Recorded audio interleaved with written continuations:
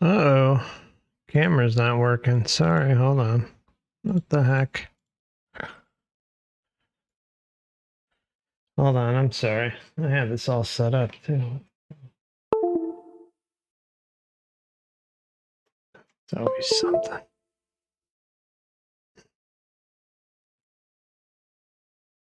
What the heck?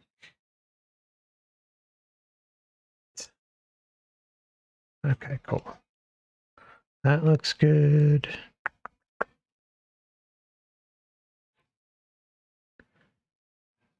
Do I have it activated twice? Oops. Oh man, I'm really messing things up here.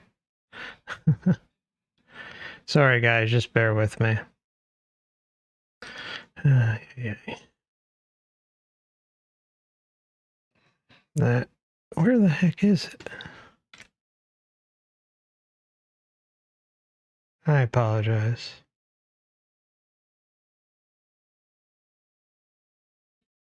Where's my camera? Where's that? Oh wow, it's way down there. Okay. Get rid of that. Okay.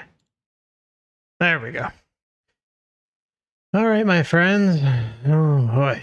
Okay.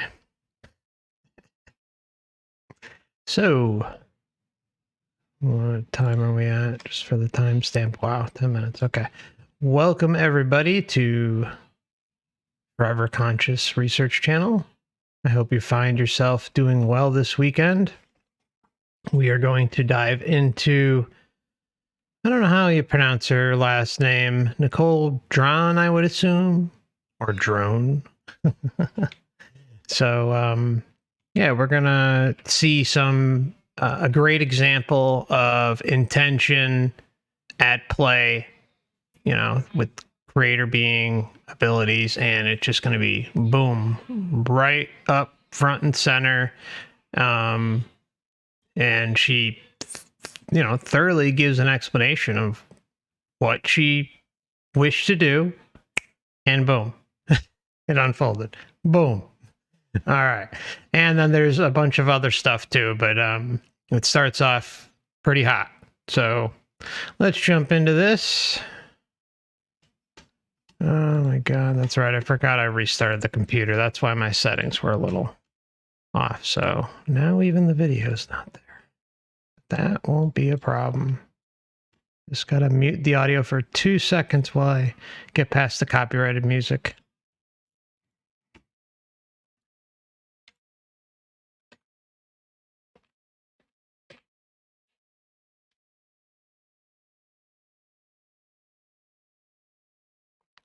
Okay, sorry about that, guys. I am really...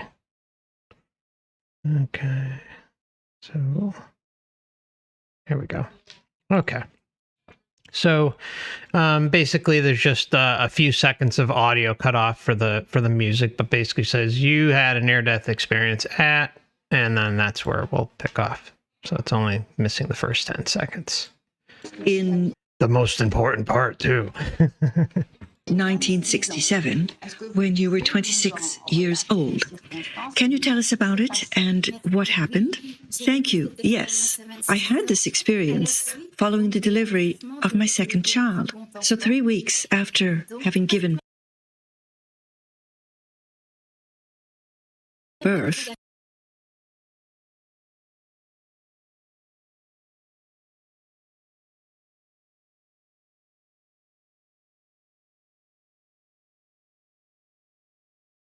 I had a... You were 26 years old. Can you tell us about it and what happened? Thank you. Yes, I had this experience following the delivery of my second child. So 3 weeks after having given birth, I had a very, very serious hemorrhage. And I was taken to the hospital with a blood pressure of 5. And the next day, I went into the operating room for a DNC. But finally, another hemorrhage occurred, and I had to have an emergency hysterectomy. And that's when I had this experience, because my heart stopped beating for 45 seconds with a flat electrocardiogram, and my blood pressure was down to between 2 and 3. But during this procedure, I experienced the most beautiful moment of my life. The most beautiful moment of my life. I found myself outside of my body. Everything that was me, that is, my true being, was on the ceiling.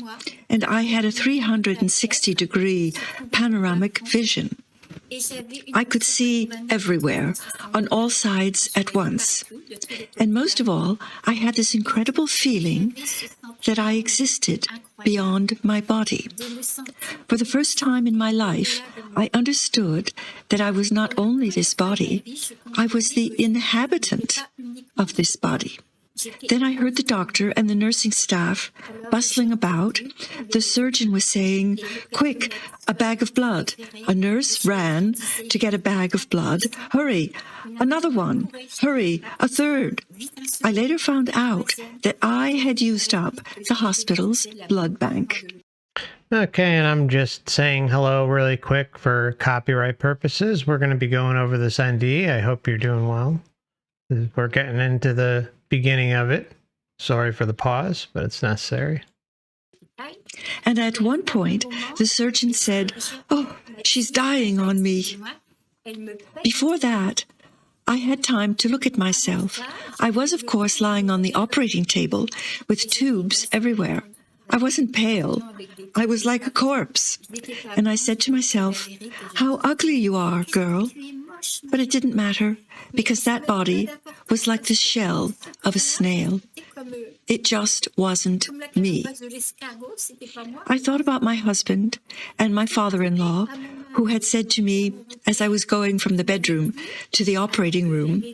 My husband also said to me, "Don't worry, everything is going to be fine. We're waiting for you in the waiting room." Well, I thought of them, and instantly I was in the waiting room. I became aware of walking through the walls without any apprehension. Very common, walking through walls, able to do all sorts of things that obviously the human body cannot do. Because there's no time to realize anything. It just happens.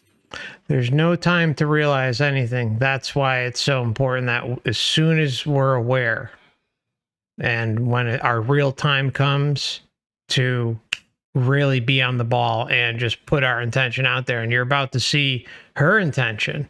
But when you hear what her intention is, replace it with your sovereign intention to get yourself out of here to your own realm, making it very clear that your intention is to leave this entire system, this entire matrix, anything linked to it, and into your own realm and that you're protected. Nothing can mess with you.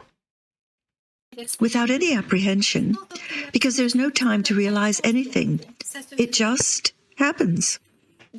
In this waiting room, I saw my husband and my father-in-law. Both of them were pacing up and down, and I realized that I could see them, but they couldn't see me. So I was waving to them. I tried by all means to show myself to them, but in vain. I must admit that I felt kind of despair, the despair of a person who wants to say, "But don't worry, I'm here."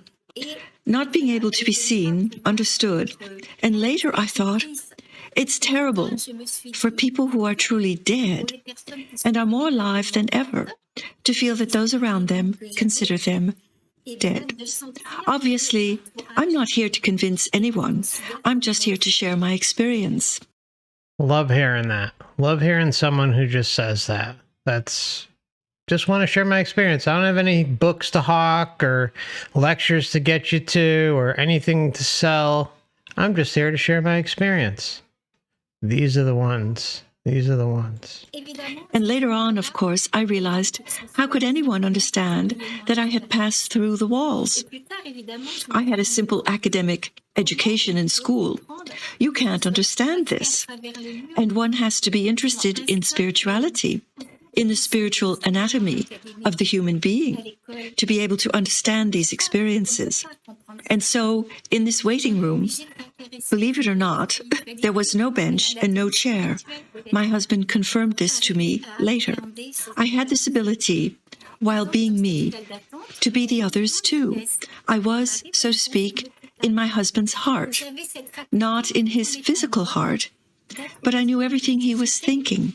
I knew everything he was as a human being. And the same for my father-in-law. So afterwards, I tried to comfort my father-in-law. Later, I said to my husband, "You weren't too worried, were you?" But no, because after all, I had come in for a D&C, and that was it. He was unafraid. And my father-in-law, he was older. He was more worried. So I wanted to reassure him. I put my hand on his shoulder, but my hand went right through his body. I said to myself, "What's wrong with you? What is happening to you?" I didn't understand. Then I found myself in an abyss of darkness, of silence. I had the impression of being in total nothingness. It lasted maybe, I don't know, a second, a fraction of a second. I can't say, because time no longer exists in this experience. And then I was aware that I was dead. And I said to myself, "That's it, my girl, you are dead." But no, I was more alive than ever. Boom. And if anything, more alive than ever. I mean, how many times we hear this in NDEs, you know, that they felt more alive than they could possibly compare to being on Earth. It felt, she even mentioned her true self, I think, earlier in the interview. It's just a very common thing. So, you know, again, these meat suits that we're all in, they're not our organic self, and our real true self is the spirit, true spirit essence. I was aware that I was dead. And I said to myself, "That's it, my girl, you are dead." But no, I was more alive than ever. And if anything, I was 1,000 times smarter than I am now. And I remembered what I was taught when I was younger, in Sunday school. 1,000 times smarter than she was on Earth. Taught when I was younger, in Sunday school. I was raised Roman Catholic, and we were told that we lived until the end of time, until the final resurrection. But in that dimension, what is the end of time? 1,000 years? 10,000 years? 1,000,000 years? 1,000,000,000 years? It didn't make sense anymore.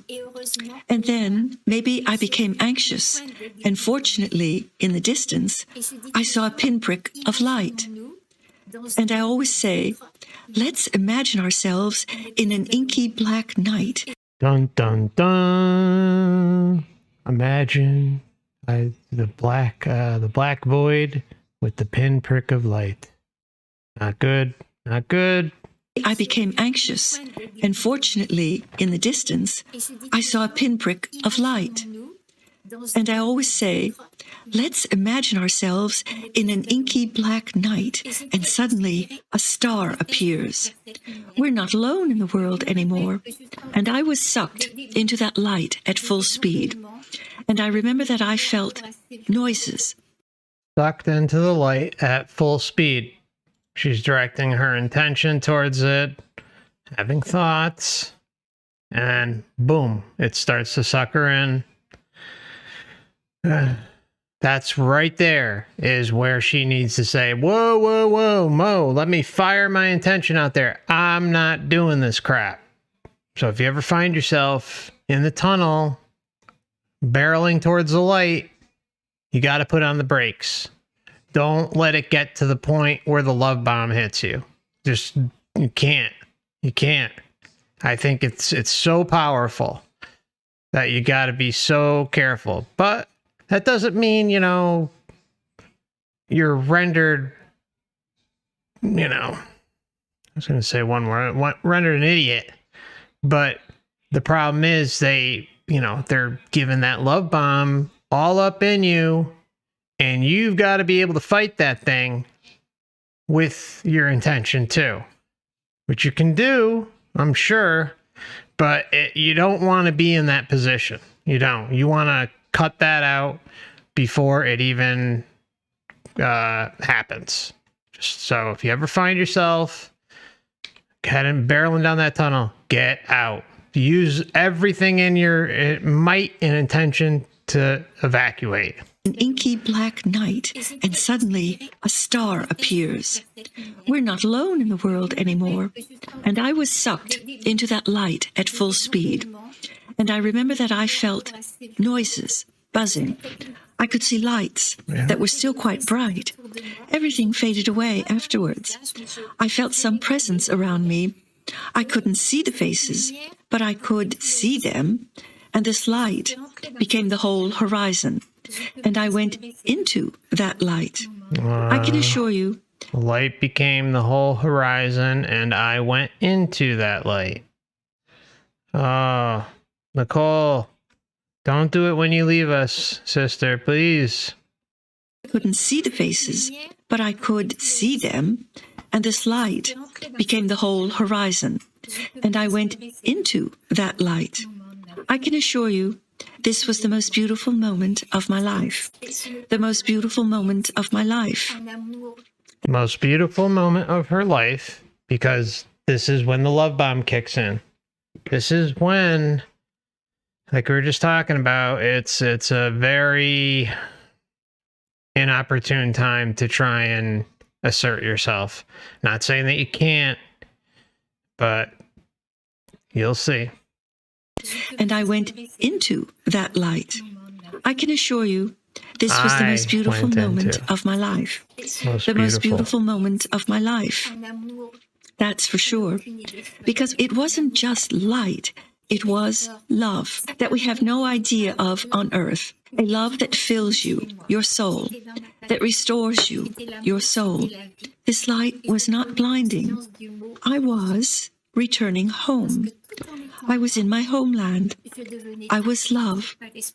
Okay, I was in my home. I was headed home. I was in my homeland. I was love. All very common. Loads and loads of NDEs, they will say when they're there, they feel at home. They feel that they're finally home. And then, of course, the love. It's unfortunate. Your soul that restores you, your soul. This light was not blinding. And I'm sorry to cut it off again, but you said soul restores you, things like that. I mean, that's another thing that we hear where there's like this rehabilitation, healing type moment that can occur. Excuse me. And that's obviously part of the love bomb to, just give you this onslaught of love to make you feel better. Like, hey, here's the gift we're going to give you, this big love bomb, because you just left Earth. You just went through all that shit back there. So here, we're going to make you feel better. It's such an obvious, to me, a manipulation tactic to keep the whole thing running, keep this matrix running. It wasn't just light. It was love that we have no idea of on earth. A love that fills you, your soul, that restores you, your soul. This light was not blinding. I was returning home. I was in my homeland. I was love. I was life. I understood the words, I am. Because while being me, I was becoming everything. I do not know how to explain it. Everything was in me. I was everything, and everything was in me. And this notion of being one, yet everything at the same time, is something extraordinary. And this love, I have never found anything like it on earth. Never found anything like it on earth. Again, I bring up the example all the time of mothers who will say it's more love they felt than the birth of their own children. Hear that a lot, okay? From mothers, obviously. And this notion of being one, yet everything at the same time, or marriage, is something extraordinary. People and get this married. love, I have never found anything like it on earth, even though I have been very lucky. I had loving parents. I have a husband who loves me. I have children and grandchildren who love me. But it was nothing compared to all this love that was waiting for me. Nothing compares to the love that was waiting for her. Doesn't that kind of like cheapen love? I don't know. I kind of get that vibe that it kind of cheapens love down here. Doesn't mean you shouldn't love. It just means that, you know, it's kind of undervalued when you hear this, that there's this amazing love thing going on outside of our body. Well, not outside of our body, because we're not going to be dealing with it, but you know what I'm saying. Who loves me. I have children and grandchildren who love me. But it was nothing compared to all this love that was waiting for me. It was nothing. I found myself in a beautiful garden. You can find that on earth too. But if I looked at a blade of grass, I saw the light in it, the molecules of life. I saw other colors, pastel colors, that we don't have here on earth. I mean, she just nailed two very common NDE data points that researchers discuss. You know, I mean, the grass or the meadows or the flowers, they're common in NDEs. Even seem to be a little more common at times over in Europe. And not to say that, you know, America or other countries don't have it, because they certainly do. It just, there seems to be a little bit more on their end with these types of things. And I forgot what the next point was. An important one. 1 minute, I'm going to just rewind it like I usually do anyways. For me, it was nothing. I found myself in a beautiful garden. Garden, You can yeah. find that on earth too. But if I looked at a blade of grass, I saw the light in it, the molecules of life. I saw other colors, pastel colors, that we don't have here on earth. Okay, so yeah, the you know, the light of the grass that's alive, and then colors that cannot be described in human terms because they don't exist in our visual spectrum of colors that we can see as human beings. Very, very common. You can find that on earth too. But if I looked at a blade of grass, I saw the light in it, the molecules of life. I saw other colors, pastel colors, that we don't have here on earth. I sat by a stream. It was water light. I can't explain it. And the sounds became colors, and vice versa. And I felt like I was no more important than a musical note, a blade of grass, a drop of water, because I had simply become life itself. And I thought we were doing the opposite of what we should be doing when we lose a loved one. We feel despair. You think you'll probably never see them again. I thought, if we knew they were just living on, or that they've just returned to this other part of life, if we knew that they were in fact on the route to life with a capital L, or that they had already entered into this life, then I remember seeing beings that I have never seen on earth, but I recognized them. I saw a being who came to me. Wait to hear some of the beings she sees. Incredible. Them. Well, not incredible. It's just we've seen it in other NDEs, but still, it's cool to hear her NDE really covers a lot of area. It's awesome. I saw a being who came to me. My heart, of course, skipped a beat. It was my little brother. My parents had lost a 7-month-old baby when I was 11 years old. I was his little mother, in a way. It had been terrible for me, yet there he was. He was a teenager, radiating light. Of course, one might say But how can you be sure, Mrs. Dron, that this was your brother? There is a big difference between what a baby looks like and a teenager. So I say, I have no proof to give anyone. I just know. Good for you. I know. That's all. Even if the whole world was against me, I assure you, it wouldn't matter. I think it's a soul-to-soul recognition. Yeah. There's no other way to explain it. Yeah. I found myself in his arms. He was solid, and so was I. Whereas in the waiting room of the hospital, my hand had gone through my father-in-law's shoulder. I think that we were in the same dimension, and that what made his reality was also mine. And I said to my brother, just different forms. It's just different forms. That's all. You're sharing, you know, she was sharing a reality with her family in, I think, the waiting room.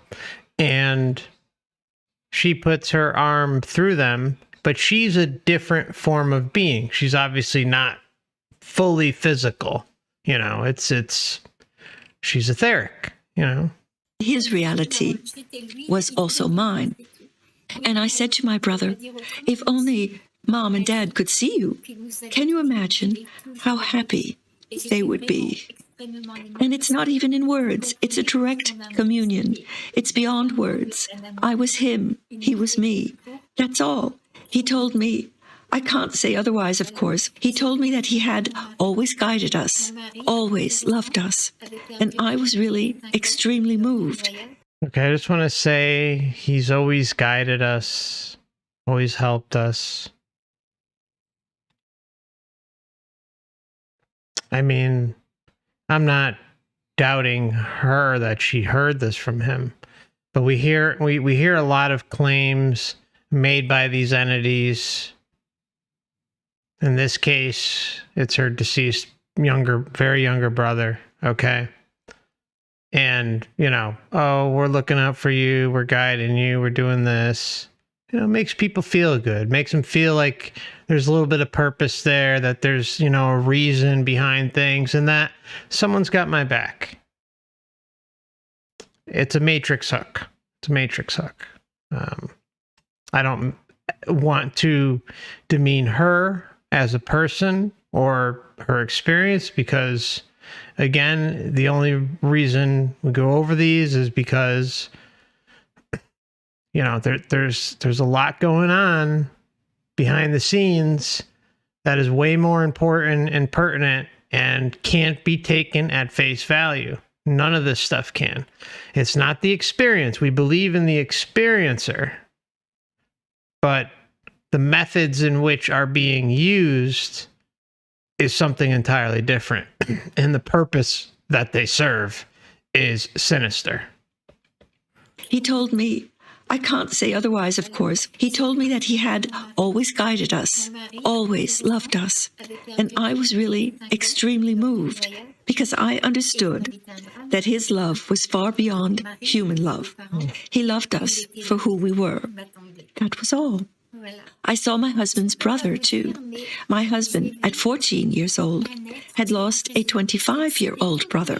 He had drowned, and that was a tragedy in the life of my husband and my in-laws.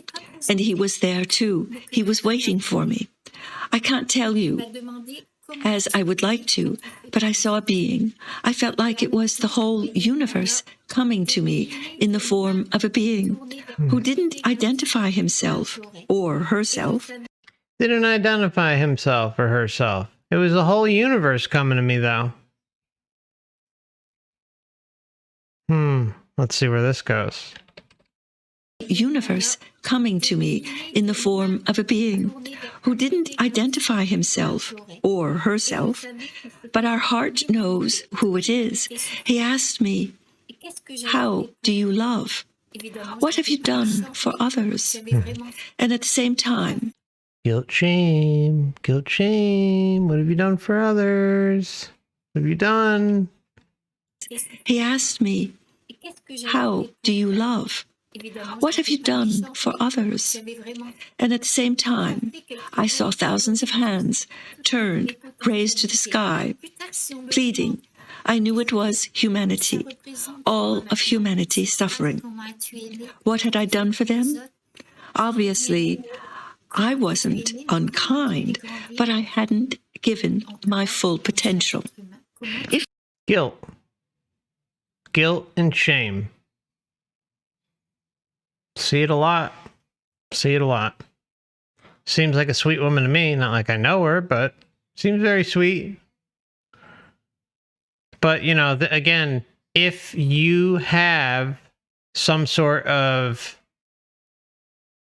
plan when you come down here, or you're supposed to do something, and, you know, we all do things out of the kindness of our own heart throughout periods of our life. But we also kind of get stuck in the matrix and try to still help others when we can, if, you know, financially, or with, you know, homeless with the food, or all sorts of different things, you know, helping an old lady cross the street. I mean, all that stuff, you know, it's, we all try to do our best when we can, but there's also a lot of pressure here, and sometimes you can't do it given the scenario or situation that you're in. You can't put that in there. But because there's no life script, no anything when you come down here. But remember, everything's supposedly for spiritual growth, and you know, you're working on this, you're working on that. But when you come here, there's nothing. So if there's nothing, how does she know how to improve herself? How does anyone know how to improve themselves? How can you grow within a system so flawed, so messed up, and on top of it, not have an idea of your life script or the things that you're supposed to improve upon from your past incarnations? It's nuts. Is memory wiped, the veil of forgetfulness? Total madness. All of humanity suffering. What had I done for them? Obviously, I wasn't unkind, but I hadn't given my full potential. If I'm asked, what does this phrase mean to me now? How did you love? What have you done for others? I would say, have you loved yourself? How did you let life grow in yourself and in every human being? How did you set it free? And in the presence of that being, I was shown my whole life. I was able to review my life with the good things, with the bad things. You see how, you know, at that point, I was able to review my life, heading into Life Review City. Okay. But right before that, there was a little entity interruption going on where she was consumed with the guilt and the shame. Maybe fear. I don't think so, though. It didn't seem like there was fear, but at least guilt and shame for not living up to the expectations that the entities have, not her. She's interpreting it within, but it's being pushed by the system. Those are key moments. And we see them all the time. In yourself and in every human being. How did you set it free? And in the presence of that being, I was shown my whole life. Oh. I was able to review my life Isn't that with the sweet, good things, with the bad things. When I had done something good, I was in the heart of the person to whom I had done good, and I was receiving what I had given.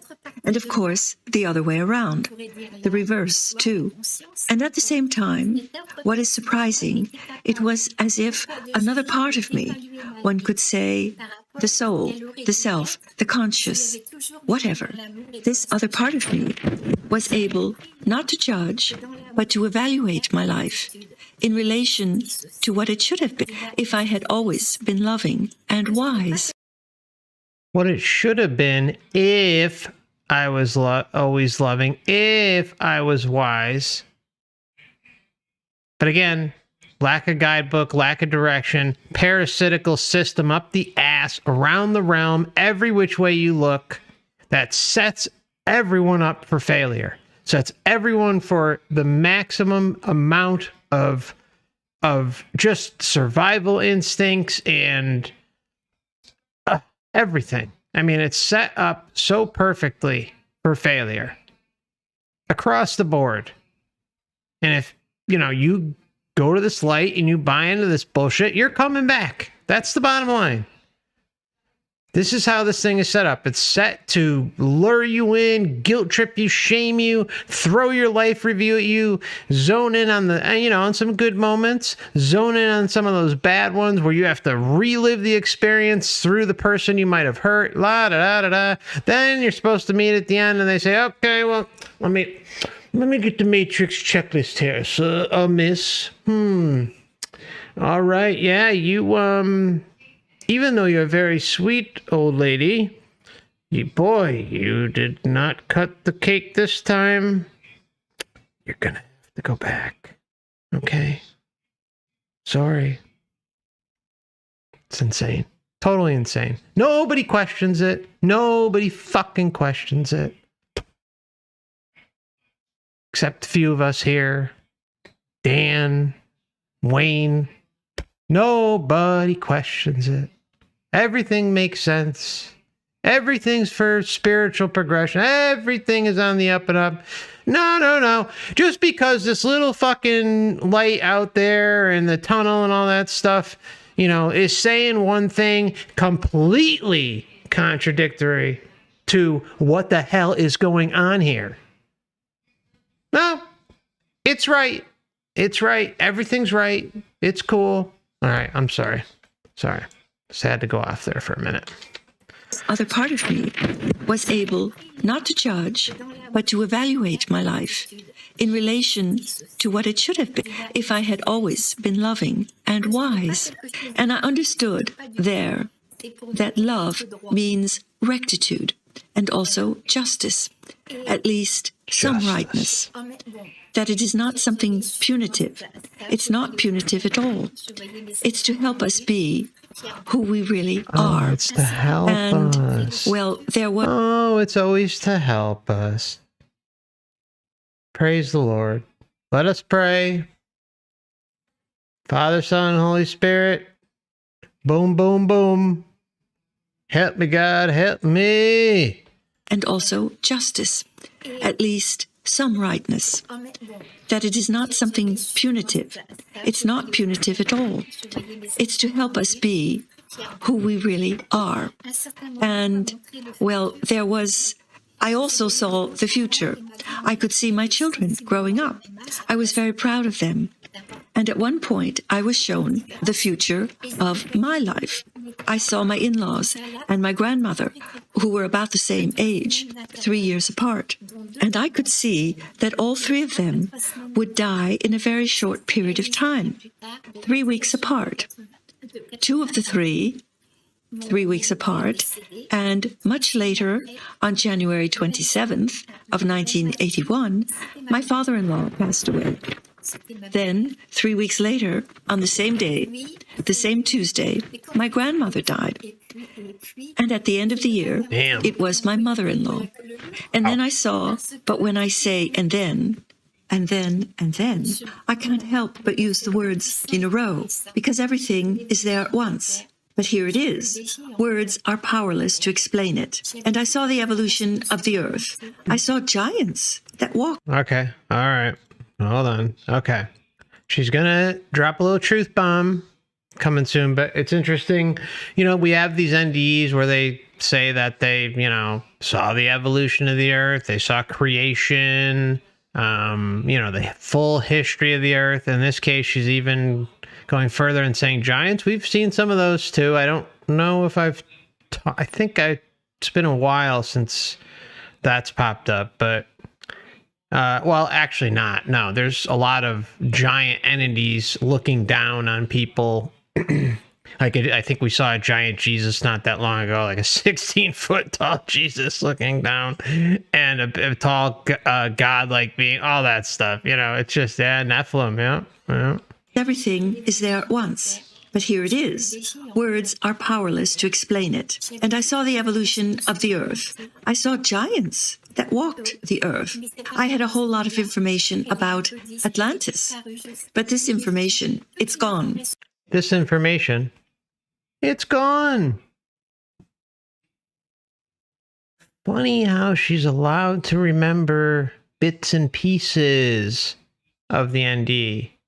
But someone like the things that, you know, you and I would all kind of want to hear, nope. Matrix zaps those. I swear, I've seen NDEs where they are trolling the experiencer. Trolling the damn experiencer.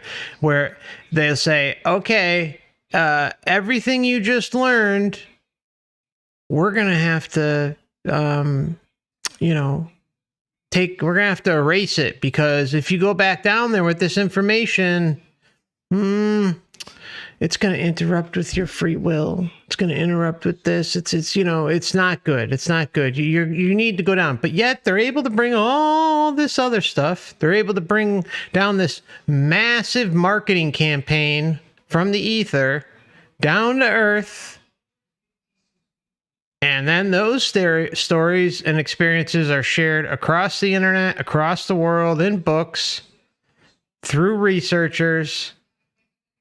And that's okay. And we have all these data points to reference from. But, you know, somehow, you know, certain things are not allowed to come back. And that's for a reason, I believe. I truly, truly believe that. It's the memory wipe in NDEs. It's happening. Powerless to explain it. And I saw the evolution of the earth. I saw giants that walked the earth. I had a whole lot of information about Atlantis. But this information, it's gone. I only know that I knew. I had quite a bit of information about the creation of the earth.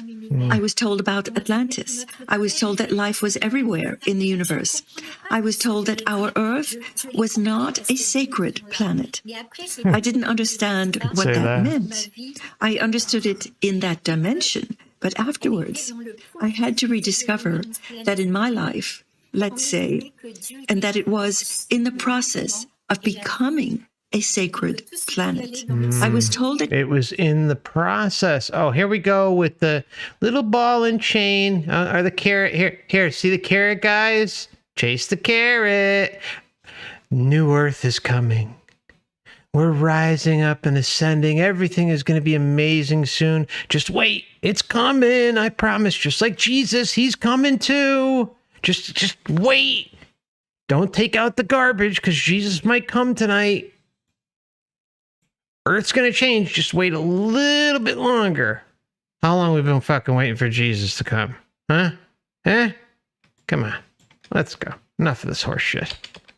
Afterwards, I had to rediscover that in my life, let's say, and that it was in the process of becoming a sacred planet. In the process of becoming a sacred planet. Oh yeah, it's really sacred down here. We could see the progression. I was told that God was force itself, movement itself, and life itself, and that anything that went toward oneness was good.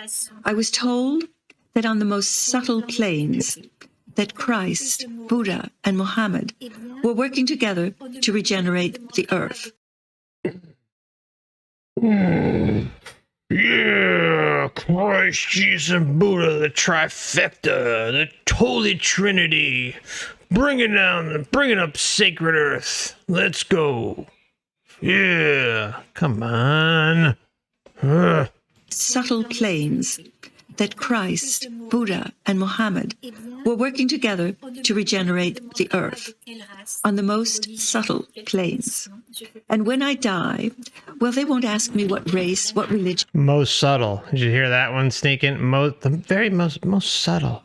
Most subtle. They're working their magic, guys. Just hang on a little bit longer.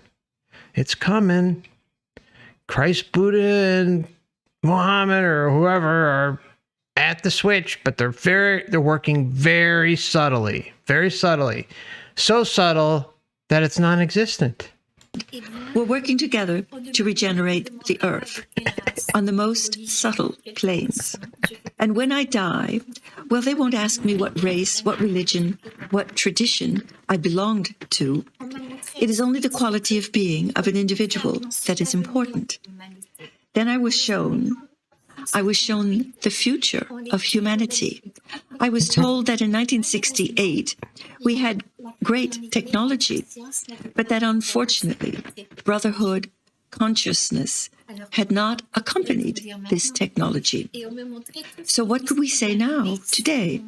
And they showed me all the things that could happen if we didn't change. If we didn't change. If. Well.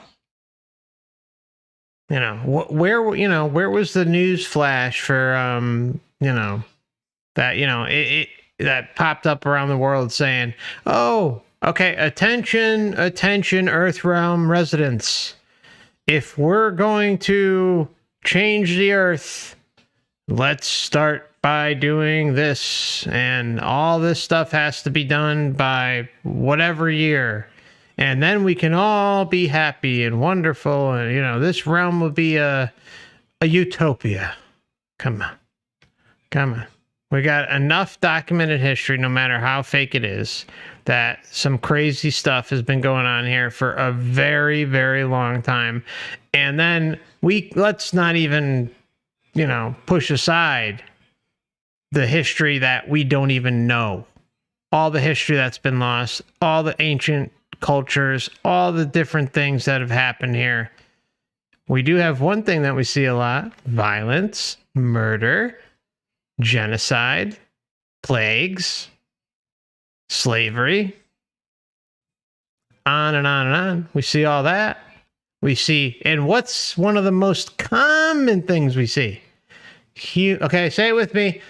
Human sacrifice. I mean, it's,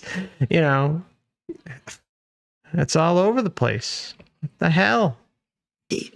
I was told that in 1968, we had great technology, but that unfortunately, brotherhood, consciousness had not accompanied this technology. So what could we say now, today? And they showed me all the things that could happen if we didn't change. And for me, the if is crucial.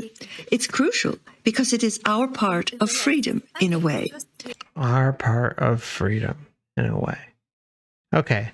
I'm sorry to have to pause this a little early, but I am going to take a quick break. Nature calls sometimes, so I will see you all in about 5 minutes. Thank you for your patience, and we will continue on with our NDE. I apologize for having to do this. Thank you.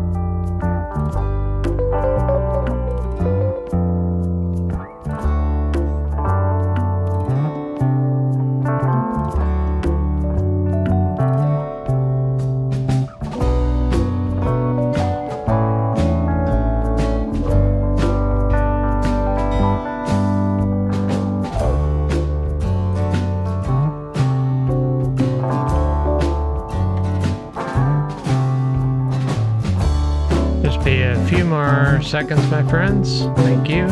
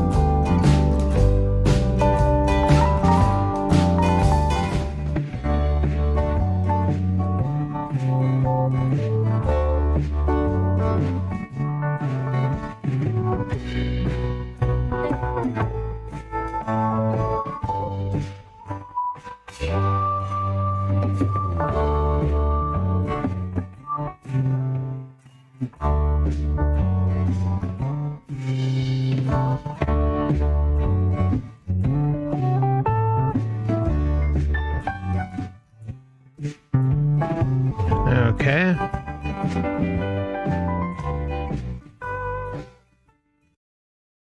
Alrighty. So, thank you for your patience.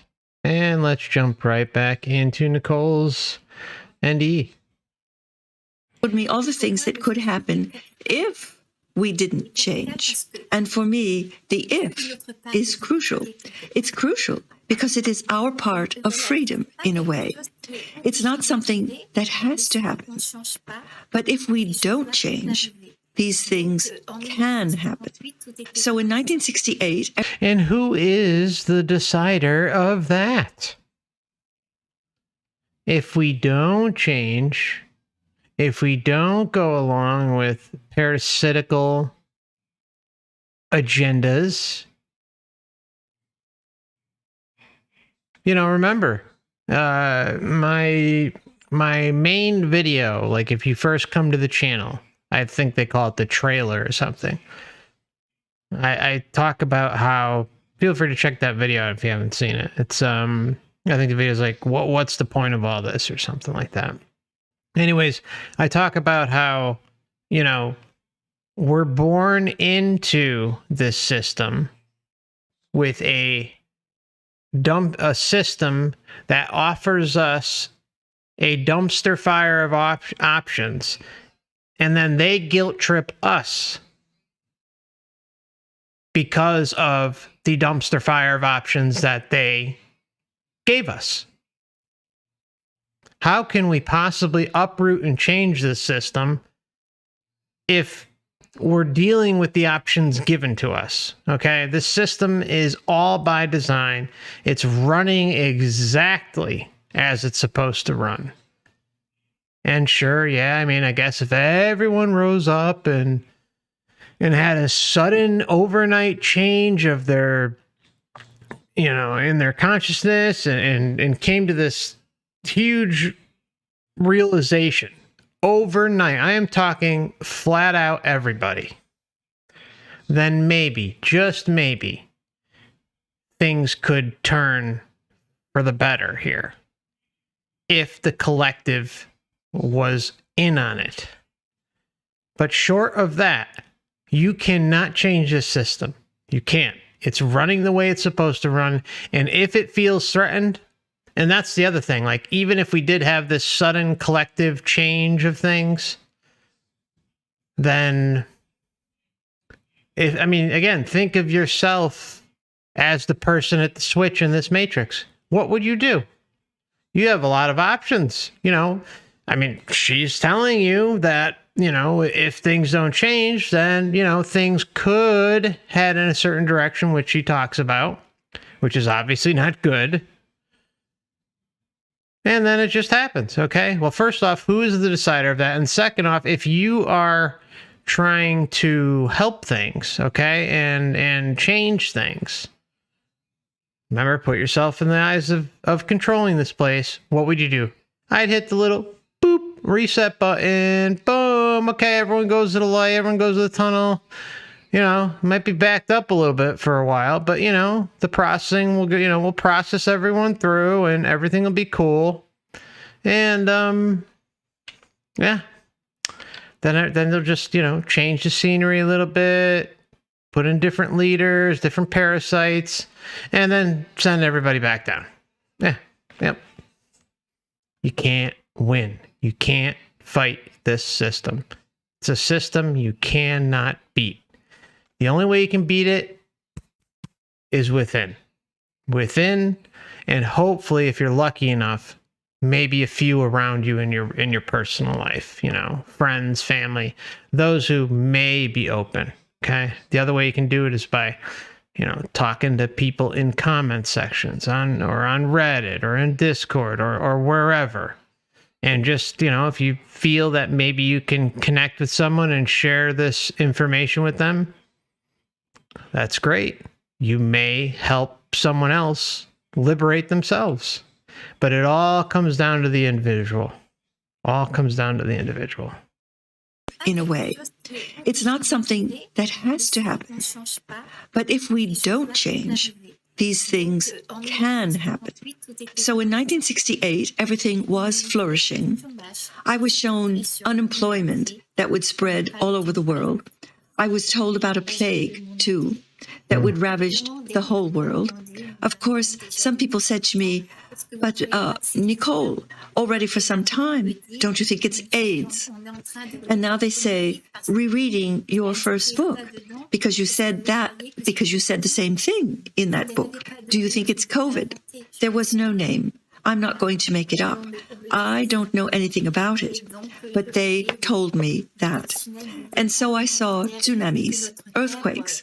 I know that our Earth will experience great upheavals. Okay. And another thing. We've heard this in other NDEs, but you know where you really see this is with you know, alien abductions, okay? Not extraterrestrials, just they're part of the parasitic makeup of what's going on here. Most alien abductions are very crazy astral projection experiences, but like NDEs, there's a common set of elements that present themselves, and NDEs are very similar.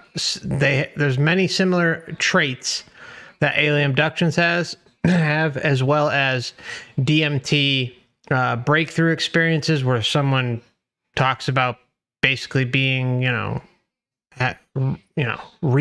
through a rebirth phase and all sorts of things like that. But, in alien abductions, you hear all the time, Earth has nukes. We got to get rid of those nukes. And Earth has this problem. Earth has that problem. And if things don't change, well, guess what? All these apocalyptic events are going to unfold. And it's all your fault. Shame on you. See what I mean? It's just, it's crazy how these little things can intersect with one another, but then you kind of boil it down to their core, and all of a sudden, poof, you have a data point. You have a data point that shows up time and time and time again across multiple subjects. Why is that? Interesting, isn't it? Earth will experience great upheavals. And above all, one thing that affected me a lot was that I saw great violence that was rising. Great violence was rising.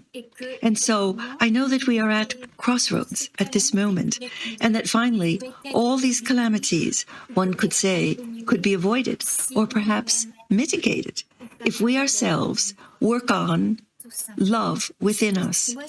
Quite simply, but I see my experience at the heart of each religion, at its heart, but yet beyond religion at the same time, beyond the institutions, because Christ as I was told about him, as I understood him on the other side. And mind you, I don't pretend to have understood everything that it represented, but he was far beyond all religions. He, Christ, he represented the fullness of God in every human being. That was it. I cried when I understood that, because I understood that we each have in our hearts a little piece of this Christ, and we are asked to make it live. That's it. That's it. To the extent that we are able to, well, to grow in love, in wisdom. But we no longer need all these calamities. Grow in wisdom. That's what this channel is all about. It's to help not just you, but myself, and encourage you to please, please, please do your own research. If you start seeing these things and consuming these NDEs, consume all that, all these pre-birth. I'm not going to go down the list. You know the list, okay? You start plowing through these things. Might take a few years. You will be able to see all of this. You'll be able to see it. It'll be instant. It'll just so easy, and that's the key. I always say that, I love each and every one of you out there, but nobody needs my channel. I think everybody out there should be doing their own independent research. Shouldn't trust anybody who tells you anything. Okay, I put out many examples to try and, present my case so every person that comes along can see it. But it's just such a small portion. I mean, I could spend the rest of my life going through this and put example after example, and I probably am. I'm probably going to spend the rest of my life showing all sorts of examples crossing many different topics and subtopics, which link into this monstrosity that is the Matrix Reincarnation Soul Trap. And I may swear sometimes, I may get a little heated sometimes and rant sometimes and interrupt the videos. Well, it's my channel. I want to interrupt the damn video and talk. I'm going to talk. But I'm telling you, you're not going to find a shortage of information. Everything that I talk about here is important, and I throw as much out there as possible so the newest subscriber to the channel that may have not otherwise heard of this can take the bull by the horns and run with it on their own. Or, also go through some of my stuff. It's all out there. I'm not special. I'm not some guru. All I am is just a regular guy with a high school diploma sharing my findings that I feel can easily be seen by anyone with an open mind. That's it. That's it. To the extent that we are able to, well, to grow in love, in wisdom. But we no longer need all these calamities that we cause, in a way. I found myself in a city of gold, of light, and of precious stones. It was beautiful. I saw my life again there. I was shown certain details. I was asked if I wanted to stay on the other side or if I wanted to return. So it may seem monstrous to some people, but all I wanted to do was stay on the other side, even though I had a husband and children. I felt I would not have been separated from them, that they would have been inside me. See? I mean, here's another boom data point right in our face. The people have these NDEs. They don't worry about their family. They don't worry about their husband. They don't worry about their wife. They don't worry about their children. Go down the whole list. But something always happens to get them back here, which is usually in the form of some sort of attachment or down here that, initially, I've seen NDEs, we've talked about this before, where the entities will go down the list. Oh, well, son, daughter, husband, and then boom, the parents, sick and dying, and they feel this guilt trip and head on down back to help them in their time of need. Or they're given this, crazy line that you have a mission. You have a mission. You must fulfill it, and it's not fulfilled yet. Gotta go back. Gotta go back. I mean, it's endless. It's all the same stuff popping over and over and over again. Nobody questions it. To some people, but all I wanted to do was stay on the other side, even though I had a husband and children. I felt I would not have been separated from them, that they would have been inside me on the other side. But when I thought about it, when I came back down a little bit in human consciousness, well, I didn't want my children to be orphans. I didn't want them to suffer. And I didn't want them to reach out to another mother other than myself. I wanted my husband to be happy, but definitely not in the arms of another woman. So there it is. And I was told that I would come back and forget a lot of things because I had to. And I mischievously thought. Okay, so a little jealousy going on there. She doesn't want to come back because she basically is contemplating going back because she doesn't want her husband with another woman. And she had to forget certain things. So let's just listen to that segment again. That's a really, really important statement she just made. I didn't want them to suffer inside me on the other side. But when I thought about it, when I came back down a little bit in human consciousness, well, I didn't want my children to be orphans. I didn't want them to suffer. And I didn't want them to reach out to another mother. Yeah, so another mother doesn't want her kids to be orphans. I mean, makes sense, but, where is this broadcasting in? Who's got a little, ear, or who's chirping in her ear? I didn't want them to suffer, and I didn't want them to reach out to another mother other than myself. I wanted my husband to be happy, but definitely not in the arms of another woman. So there it is. And I was told that I would come back and forget a lot of things because I had to.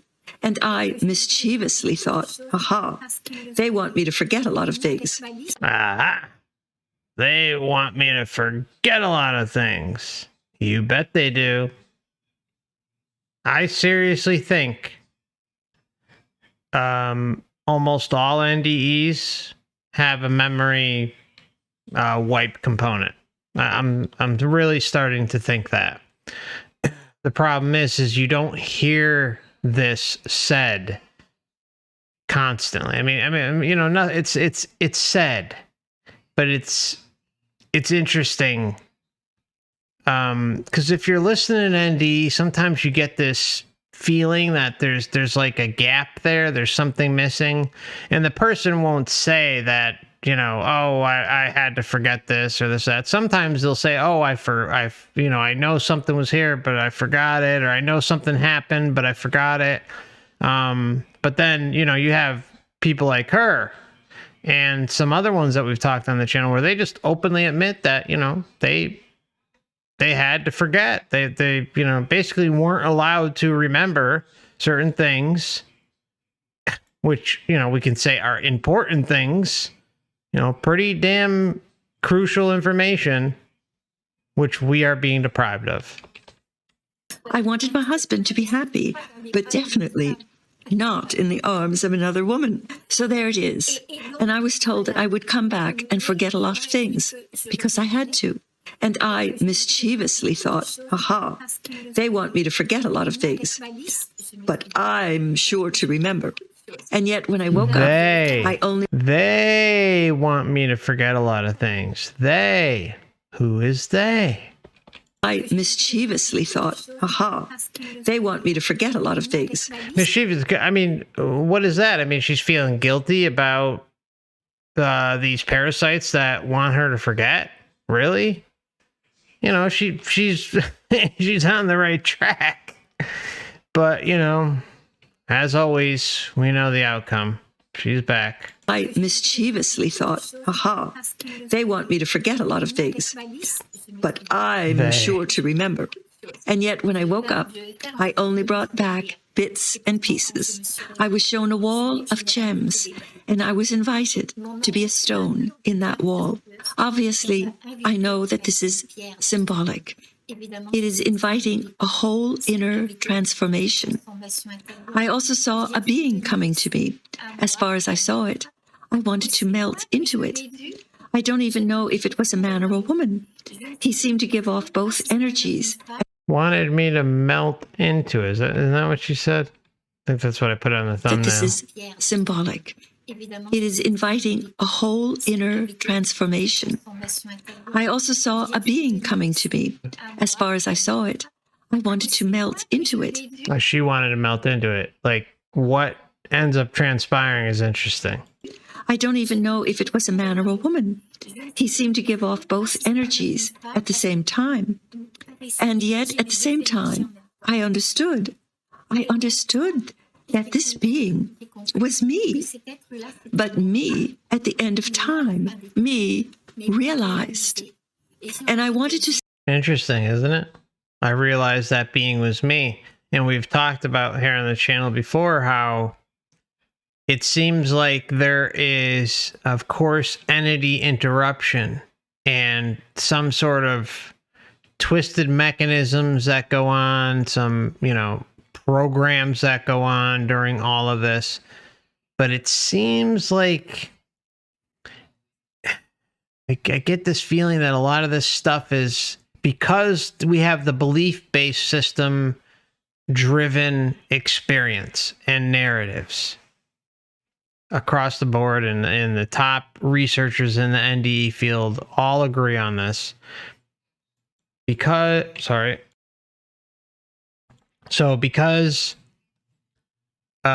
we have those belief systems and everything else, it seems like maybe there's like the of course entities, but even just like a program that takes your belief system, takes whatever you're thinking, and throws it back on you. Now, if that's like the whole makeup of what's going on, and we're just only getting little bits and glimpses of it, well, guess what that does? It makes you consent with yourself. You connect with it, and you're consenting with yourself. And then, boom, it's just you're on autopilot. I mean, really, it's some really deep things to think about. I'm not saying that that's what's happening, but it's possible. It's possible. That this being was me. But me, at the end of time, me realized. And I wanted to say, if you only knew how beautiful we are on the other side, each one of us. And we should tell the children, instead of talking about mortal sin and so on. I respect all that, of course, but we should say, hold on to your star. Don't forget who you are, because on the highest planes of your being, you are beautiful. You have the strength for everything. You have the strength to go through even the hardest of trials. You can get through. You have that strength within you. And so, at the same time, it's quite humbling, because I could see how far I still had to go on Earth to be who I already am. I could see how far I had to go on Earth. Baby. Sad. So, at the same time, it's quite humbling, because I could see how far I still had to go on Earth to be who I already am on the other plane, in a way. It's very difficult to explain, very difficult. Afterwards, my brother, who, let's say, said goodbye to us, he said, you tell Mom and Dad to be very forgiving of my maternal grandmother when she leaves. And my maternal grandmother loved her daughter, my mother, but also her son-in-law. She would say to him, you are more than a son to me. And I could see that there would be not a fight, but like a misunderstanding at the end of her life. When I woke up afterwards, I thought, this can't be. This isn't going to happen. But it did, because my grandmother became senile. We would today say Alzheimer's. And so there were little things like that that hurt my parents. And of course, we didn't hold it against her because it really wasn't her fault, if you will, but even that was true. So I don't remember leaving my body, but I do remember coming back into my body through my head. It's not poetic, what I'm going to say, but it... You know, we've heard that before with NDEs too. You know, that people return, you know, like kind of in their head. Like they're like, boop, just plopped right in there. Sometimes it's very disturbing and alarming, or it can be loud, very, you know, sensory overload. So a lot of interesting NDEs talk about this. Some even talk about entering through the chest, like the heart and brain combo type thing. So it's an interesting one. Was true. So I don't remember leaving my body, but I do remember coming back into my body through my head. It's not poetic, what I'm going to say, but it felt like being stuffed into a sock. On the other side, for me, it was the tragedy of existence. On the other side, I was me, and I was everything at the same time. And then I returned, as if in a coffin, and this feeling of being everything had disappeared. The other became someone else, and that's how we then sometimes quarrel. Whereas on the other plane, we are one. They had to slap me to wake me up, and when I did, I had such a beautiful piece of music in my ears, so beautiful it would make you cry, of incredible beauty. I'm still looking for something in classical music or in sacred music that would sound like what I heard, but in vain. It's just in vain. And above all, I came back with the feeling of having brought back a moment of eternity. But it's very, very minimal compared to everything I experienced. I only brought back bits and pieces, and it's also very... Only brought back bits and pieces, and... frustrating. And it's frustrating. Frustrating. Boy, I'd be frustrated too. If I had, you know, I had the creation story, I had Atlantis, I had, you know, information about me deprived. All because I came back here. Ooh, what a prize. Yay, let's continue the mission. Cry of incredible beauty. I'm still looking for something in classical music or in sacred music that would sound like what I heard. Yeah, with the music, that's another thing. Like people talk about in NDEs that they, you know, heard the most beautiful, amazing music they've ever heard, and you know, they feel it, they live it, stuff like that. Dean says, I know what music she's talking about.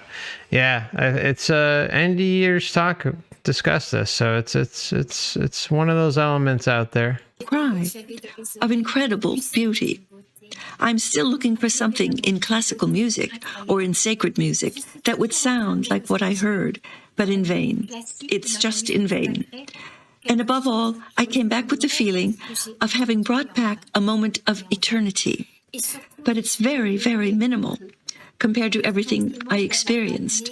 I only brought back bits and pieces, and it's also very frustrating because behind this music there is plenitude.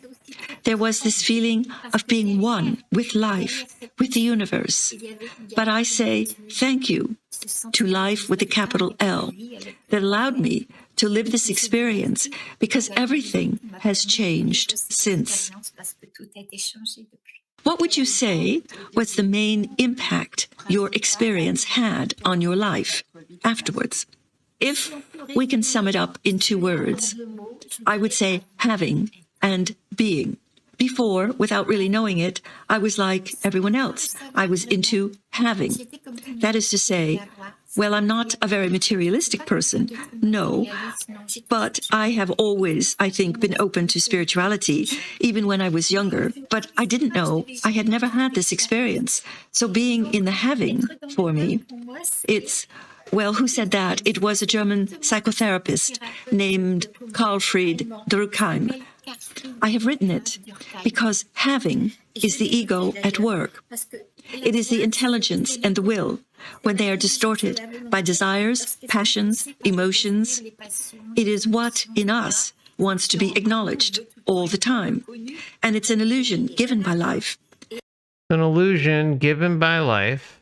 Sure, 100% agree with that. But guess what? They try and use those things, all of those things, as attachments against you when you're crossing over. So you deny access. You say, hell no, I ain't going there. I'm doing my own thing. Peace, I'm out. All the time. And it's an illusion given by life. And I would say that before, I was right in the middle of it. And after having lived this experience, well, all these human troubles, shall we say, I would say that they are human troubles. These illusions pass, go away. We are beyond all that then. And I knew plenitude, total freedom, which for me is being in its true sense.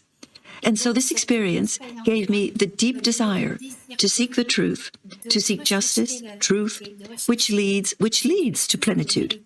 And I know that the only way to get there is love. What else is new? I mean, how often do we hear this? I mean, I could plow through all these things, and I would say upwards of 95, probably even higher. No, I think that's actually underestimating it. It's probably close to 99%. We'll say it's all about love. We're all one. We're all connected, and it's all about love. Yeah, okay. Truth, which leads to plenitude. And I know that the only way to get there is... And you know what? I'm sorry to interrupt again, but you know, she's talking about ego and attachments and all these things. Well, what the heck what would love be? Is love not part of ego or attachment? Is that magically not in the cards? That everything is based around love in the afterlife and happy, joy. Come on. And so this experience gave me the deep desire to seek the truth, to seek justice, truth, which leads to plenitude. And I know that the only way to get there is love. I know that. That's it. Your way of understanding death has undoubtedly been modified by your experience. I'm no longer afraid of death, in the sense that often when we are afraid of death, it's because we're afraid of no longer existing. Now I undoubtedly know that there is only life, and that when I close my two eyes, life will continue. I know this without any doubt. On the other hand, like everyone else, I am only a human being, and I am afraid of the suffering that we may go through before death, or senility, and so forth. Yes, of course, but I'm no longer afraid of death, because, and this is precisely where life has all its importance. When you know that you don't die, life becomes precious, because you know that you have come to grow in a way. Regarding religion, you said you were raised Catholic. Did your way of considering beliefs or religion change afterwards? Of course. I would say that when I was young, well, my parents were deeply Christian without going to church, but they wanted us to have Christian values. And so I was brought up with those values, and I will never deny my religion, because I know that within it, there are many sacred treasures. As certainly within all true religions, which preach love. But following this experience, I am no longer, that is, I no longer feel, shall I say, like a prisoner. Okay, so she says she's still down with religion, but she's not going to feel like a prisoner. Let's just rewind that a little bit. Were deeply Christian. Of course, I would say that when I was young, well, my parents were deeply Christian without going to church, but they wanted us to have Christian values. And so I was brought up with those values, and I will never deny my religion because I know that within it, there are many sacred treasures, as certainly within all true religions, which preach love. But following this experience, I am no longer, that is, I no longer feel, shall I say, like a prisoner of not a religion, but of religious institutions. Not for religion, not a prisoner of religion, religious institutions, but a prisoner of the matrix, a prisoner of love, a prisoner of the white light in the tunnel, and the matrix reincarnation soul trap. When people say, for example, outside the church, there is no salvation, for me, this no longer makes sense, because I have experienced the great religion of love. For me, there is only one religion, and that is love. And in this great religion, all religions are included. It's as simple as that. And for me, the real religion is not about history. It's already a good thing to be given tools to understand beliefs and so forth. In progress. But now I have faith. And it is not a faith. It is not a faith that is imposed upon us. It is the faith of experience. And for me, true religion... Oh, sorry about that. I think that came through. I apologize. It's already a good thing to be given tools to understand beliefs and so forth. But now I have faith. And it is not a faith. It is not a faith that is imposed upon us. It is the faith of experience. And for me, true religion is the path that leads from the caterpillar to the butterfly. It's the path of transformation. It's not just believing, it's becoming what you believe. It's embodying those truths. And I know that we will not be judged. I don't like that word, but that we will be evaluated according to what we have done with these qualities, if we have incarnated them or not. That, for me, is true religion. Thank you so very much, Nicole. Thank you so much for this interview. And I thank you.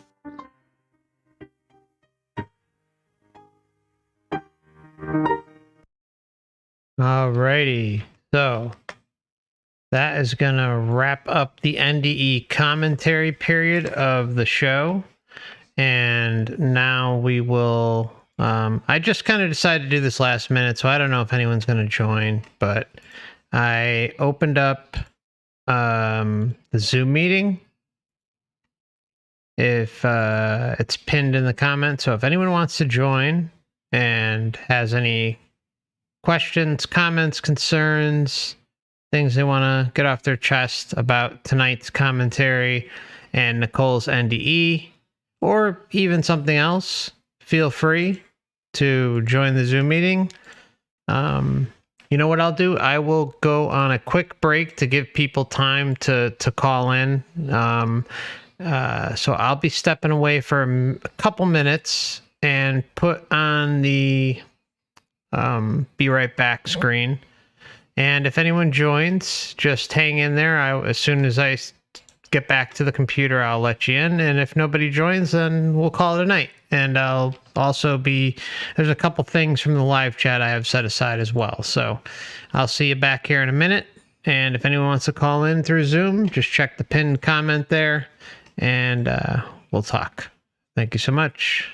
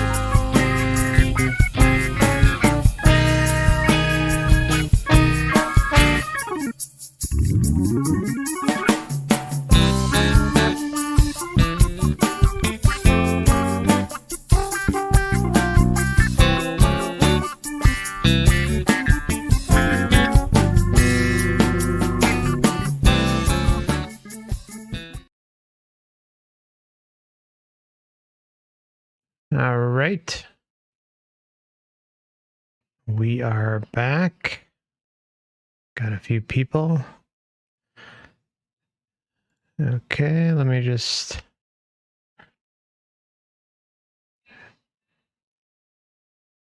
Okay, bring it in.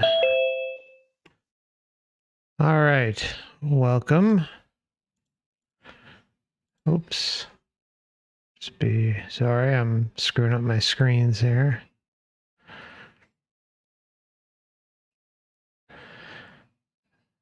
Okay.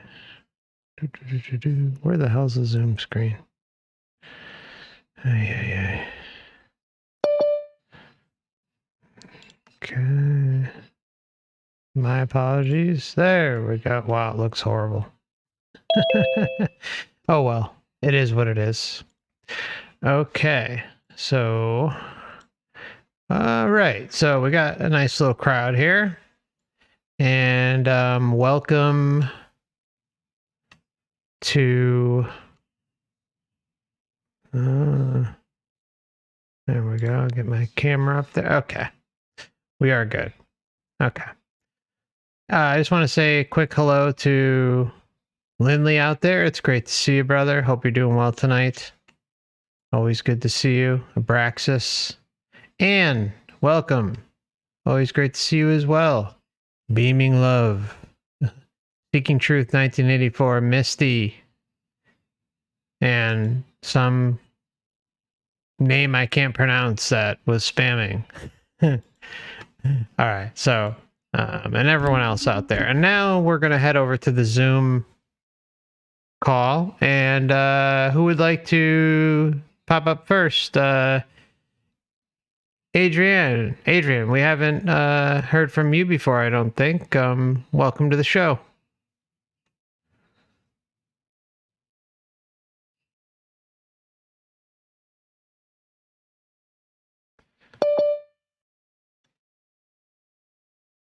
Adrienne, hello.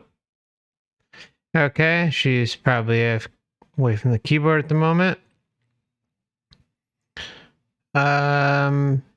D, how are you? D Beam, welcome. Good to have you on tonight. How are you? Thank you. I'm doing good. Thanks. I'm Great. kind of new to you, but Deanna introduced me. Oh, nice. And enjoying your videos. Thank you. So, how long have you been watching? Or how long have you been aware of the Soul Trap possibility? Well, for a number of years, kind of in and out with that. Okay. The possibility. And then you kind of hear kind of some bits about it, but probably more recently within the year. What would you say, Deanna? Oh, yeah. We've been talking about this. Well, shoot, I've probably been talking about this as long as you've known me. Yeah. Right? Because we were in the Afterlife Topics. That's where we met. And I remember... So that could go back 2 years then. Yeah. Maybe. Yeah. I'm like herpes in your life. You're not getting rid of me. Yeah, because I remember that topic coming up there, and it wasn't something that it's just not something people want to touch, because I remember in that group, he was like, no. Is that, what's his name? I think I know who you're talking about. Kirkpatrick? Yes. Okay. I'm not even going to say anything. Yeah. Not even going to say anything. Yeah. Yeah. I'm not, I have a lot I can say, but I'm going to shut my mouth. Yeah. Yeah. Dropped out. Recording in progress. Obviously, just so you guys know, this is a recorded line. Yeah, I mean, it's yeah. I learned to him. I'm not even gonna get into it. Just leave it at that. But yeah, it's great to have you on, D, and Dana, thank you for referring her over. And yeah, I mean, it's a tough pill to swallow looking into this thing, and even wanting to acknowledge that it could possibly be happening. But like we were talking about earlier, Deanna, the truth doesn't care about our feelings. It is what it is. And, it's not like there's one little piece of evidence to go off. There's mountains of it, mountains upon mountains. And it just, nobody's putting these entities to the test. Nobody's questioning anything. Everyone comes back in unison. Even the hell-like NDEs will come back and they'll talk about, still some message of positivity was there, even though they had a really rough time, and still come out the other end that the experience helped them. I mean, there's a few out there who will, they're scared or stuff like that, but most of the time they come out the other end just fine, and it was a learning experience, blah blah blah blah. I know.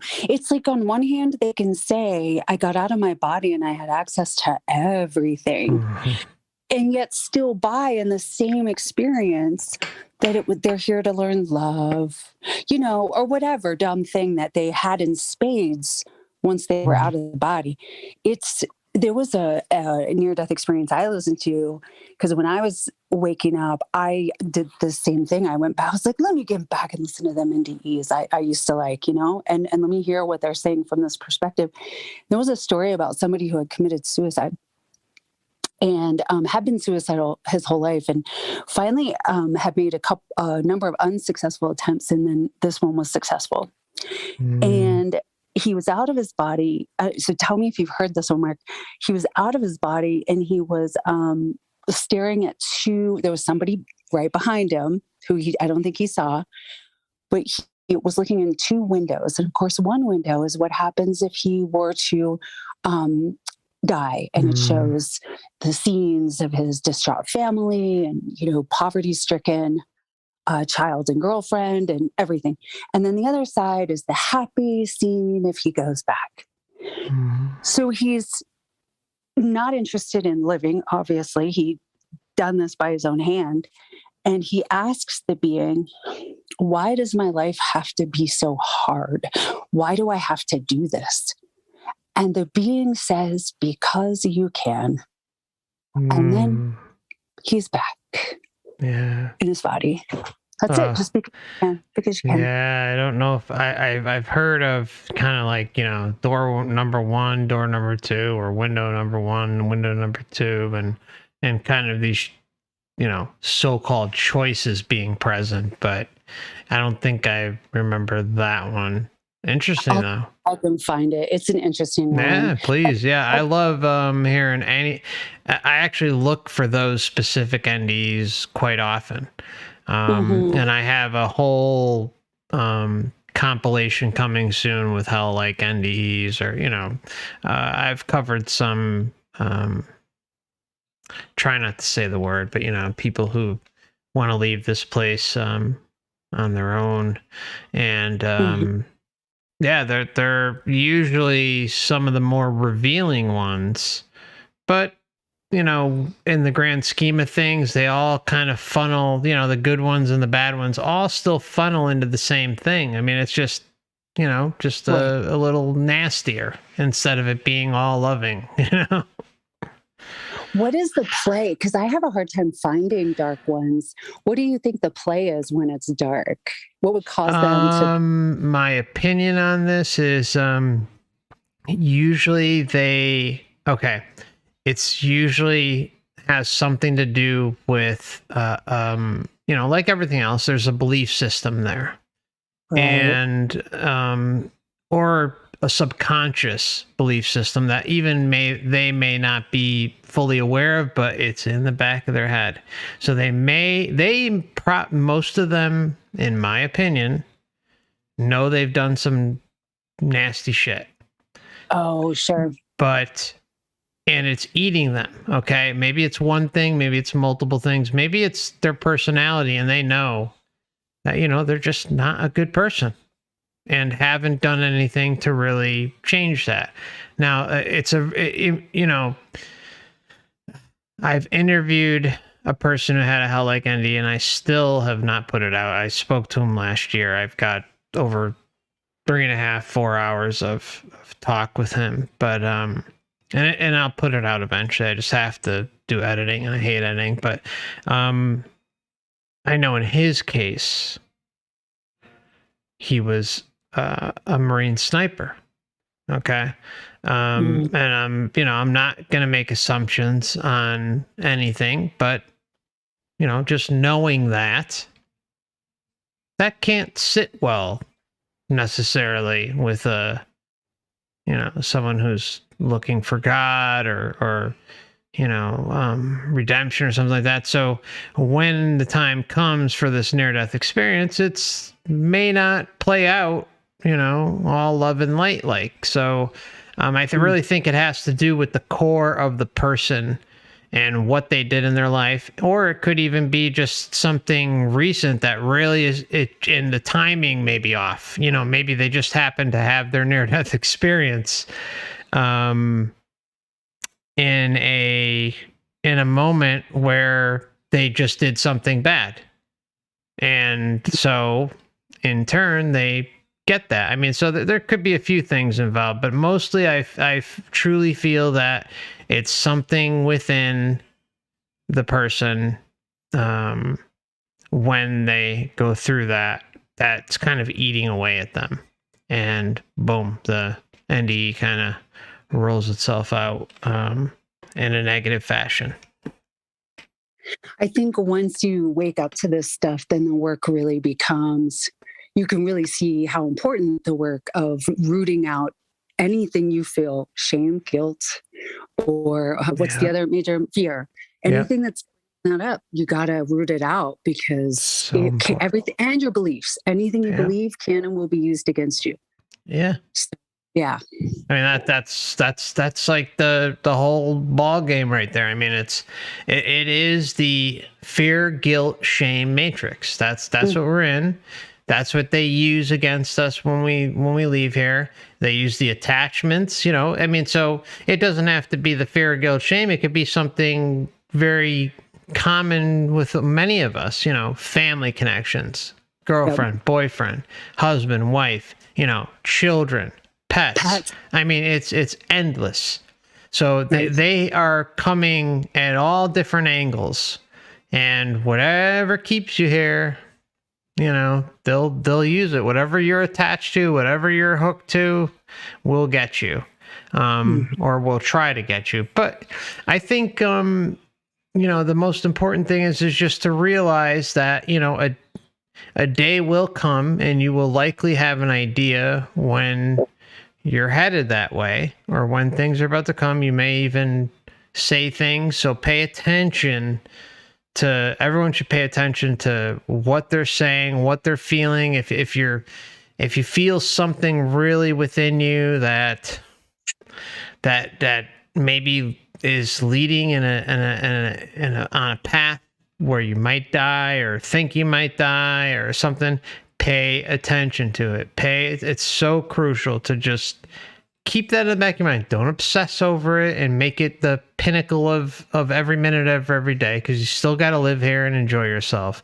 But just keep an eye on yourself. Keep, you know, just check in with yourself every once in a while, and make sure you're not just slipping this stuff out for someone else to maybe pick up and let it just go over your head at that time. Because but, you know, just practicing on the attachments too. Like, you know, I you know, my dog's a big one for me, my girlfriend's a big one for me, but, you know, my girlfriend also understands how I feel. She is, you know, sees everything that I have, and, you know, we're both on the same page. So, you know, we've both agreed that, you know, if any of us are on our deathbed, we're not going to be bothering each other. We're going to say our goodbyes before, and that's it. You know, it's not going to be this lovey-dovey parade and kumbaya, you know, to the last minute. It's just not going to be that way. And, you know, it sounds harsh. It sucks that it really sucks that it has to be that way. But that's for me. I'm not saying that everyone out there has to do that, but, you know, that's the time of that's the most important moment. And I am not going to be rolling the dice in any way, shape, or form in that moment. You know, I wish, you know, if whoever goes first, or maybe gets some sort of diagnosis, could be there at the very end for each other, but we both agreed that we're not going to do that. And yeah, I mean, it sucks to even talk like this, but I'm not putting anything up to chance. Nothing. Well, it sucks to talk like this, but most people won't. Yeah. And so they won't get a plan together. They don't think it.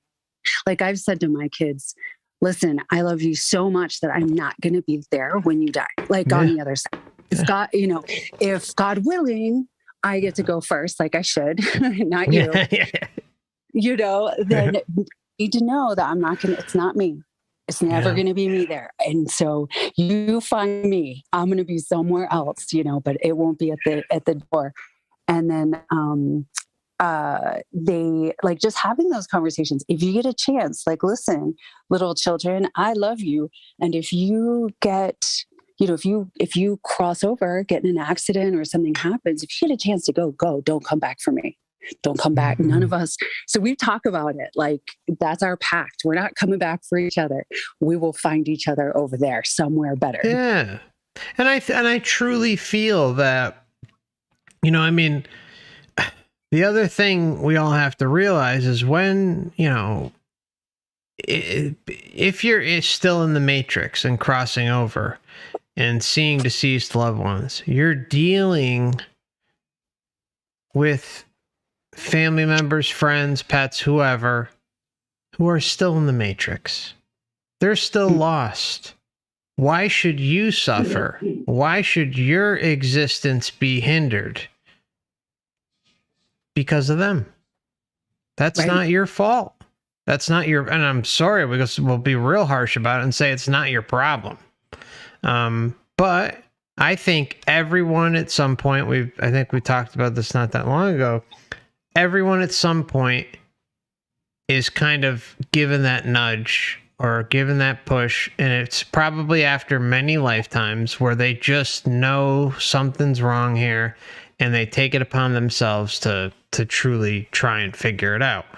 But why should we be, have our existence and possible future hindered and sent to back here or still in the matrix? Screw all that. Screw all of it. Yeah, really. Now you say, passing over and declaring sovereign and envisioning the place that you want to go, your place where it's just your place of safety, or that kind of what you guys are saying. I mean, maybe that place would have loved ones there who are not in the matrix.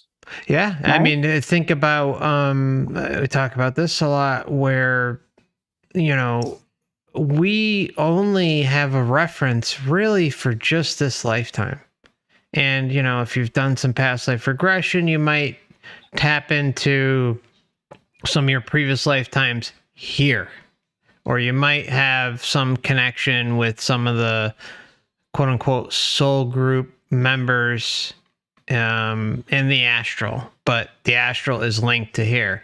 So what about all the stuff before that? What about all of the relationships and explorations and all the things that we did before we even entered this realm and the astral sub-realms of control? It's what about just got to be so many, right? So, as long as there is, I think we will just have this complete onslaught of memories, and we'll know of, relationships we've had and where we've traversed in the multiverse and all the realms we've visited and all the things we've done.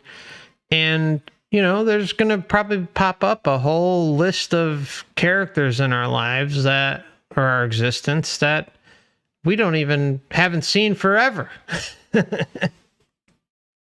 Yeah, it's overwhelming to think of. I mean, I've read about a lot of NDEs, or, heard videos like you guys, I'm sure, have too, like Damian Brinkley. And did you listen to him at all? I listen to him. Yeah. Yeah. He's kind of funny guy. Yeah. But nothing on what we're talking about. No. It's a very small corner of the internet. Do you ever wonder, like Sloan says, Dee, that we're probably on milk cartons somewhere? Oh, I like that. Right? Yeah. They don't know what happened to us, but we're, I just think about that. There've got to be people there wondering where the heck we are. Yeah. And you know what else I think? I seriously no one's rescuing either. Yeah. Well, I don't know if they can, I mean, I feel like there's like this, they'd get sucked in too, right? Well, if they don't get sucked in, I just feel like, we're in a human form. They're in their true state of being in a timeless state too. So time doesn't exist. So for us, we're experiencing time. They aren't even in the same, they're not just nowhere near the same experience that we're having. So how would you distinguish time outside of there to your friend or friends that are here who are experiencing time? I mean, you can't even really make any sense of it because we don't true. know. That's right. That's right. I mean, it's I'm sorry, Session of the Nile. Welcome. I'm sorry for the delay in getting to you. Great to have you with us. How you doing today? I'm doing pretty good. Is that how you pronounce it? Session? Yeah, it's actually the ancient like Egyptian word for lotus or lily. Okay. So that's what that is. Yep. Cool. How you doing today?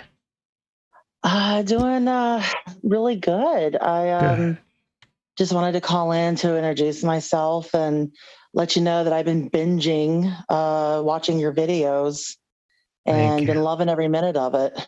Thank you. I'm glad you're finding some of the information helpful. Yeah. That's awesome. So when did you start kind of looking into this topic?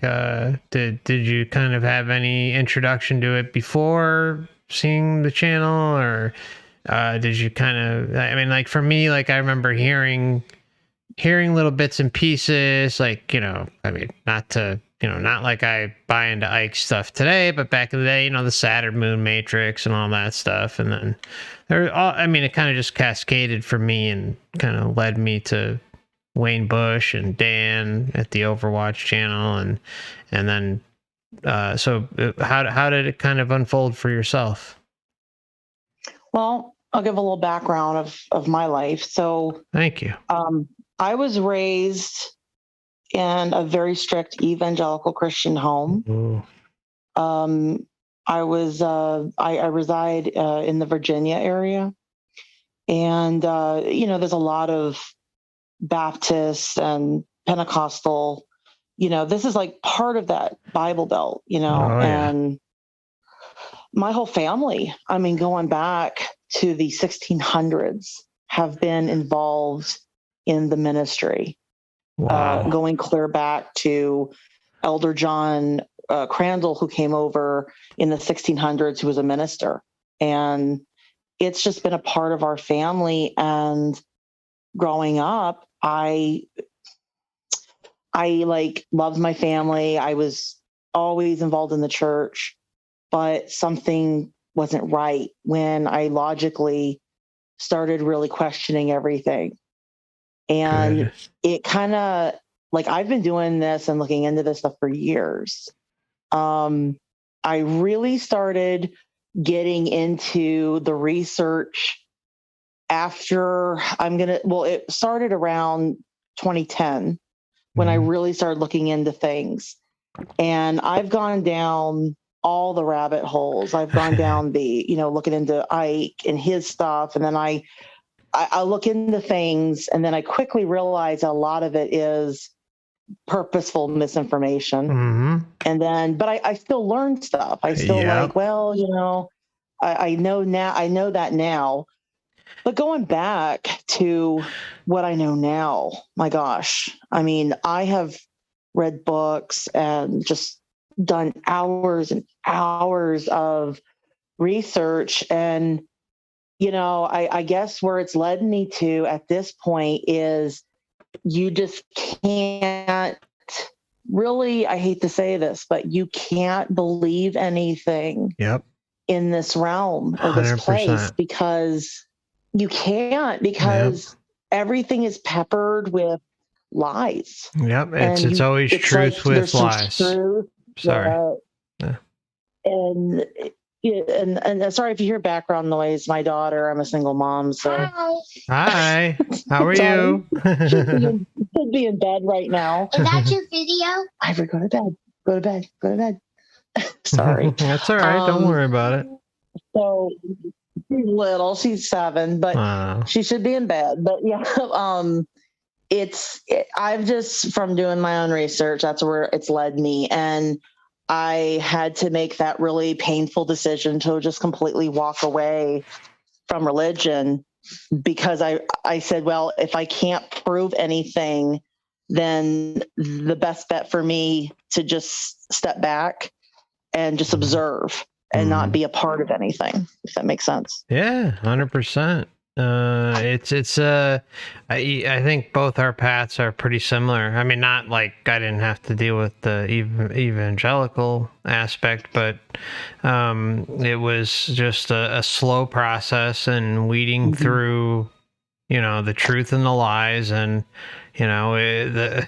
as much as I despise the whole shill thing going on, and it is massive, more extensive than almost anyone can believe. It is huge, but they also share truth. If you find a good shill out there, you'll get about 80% truth and 20% bullshit. But I'm sorry, I shouldn't swear with your daughter. I'm sorry.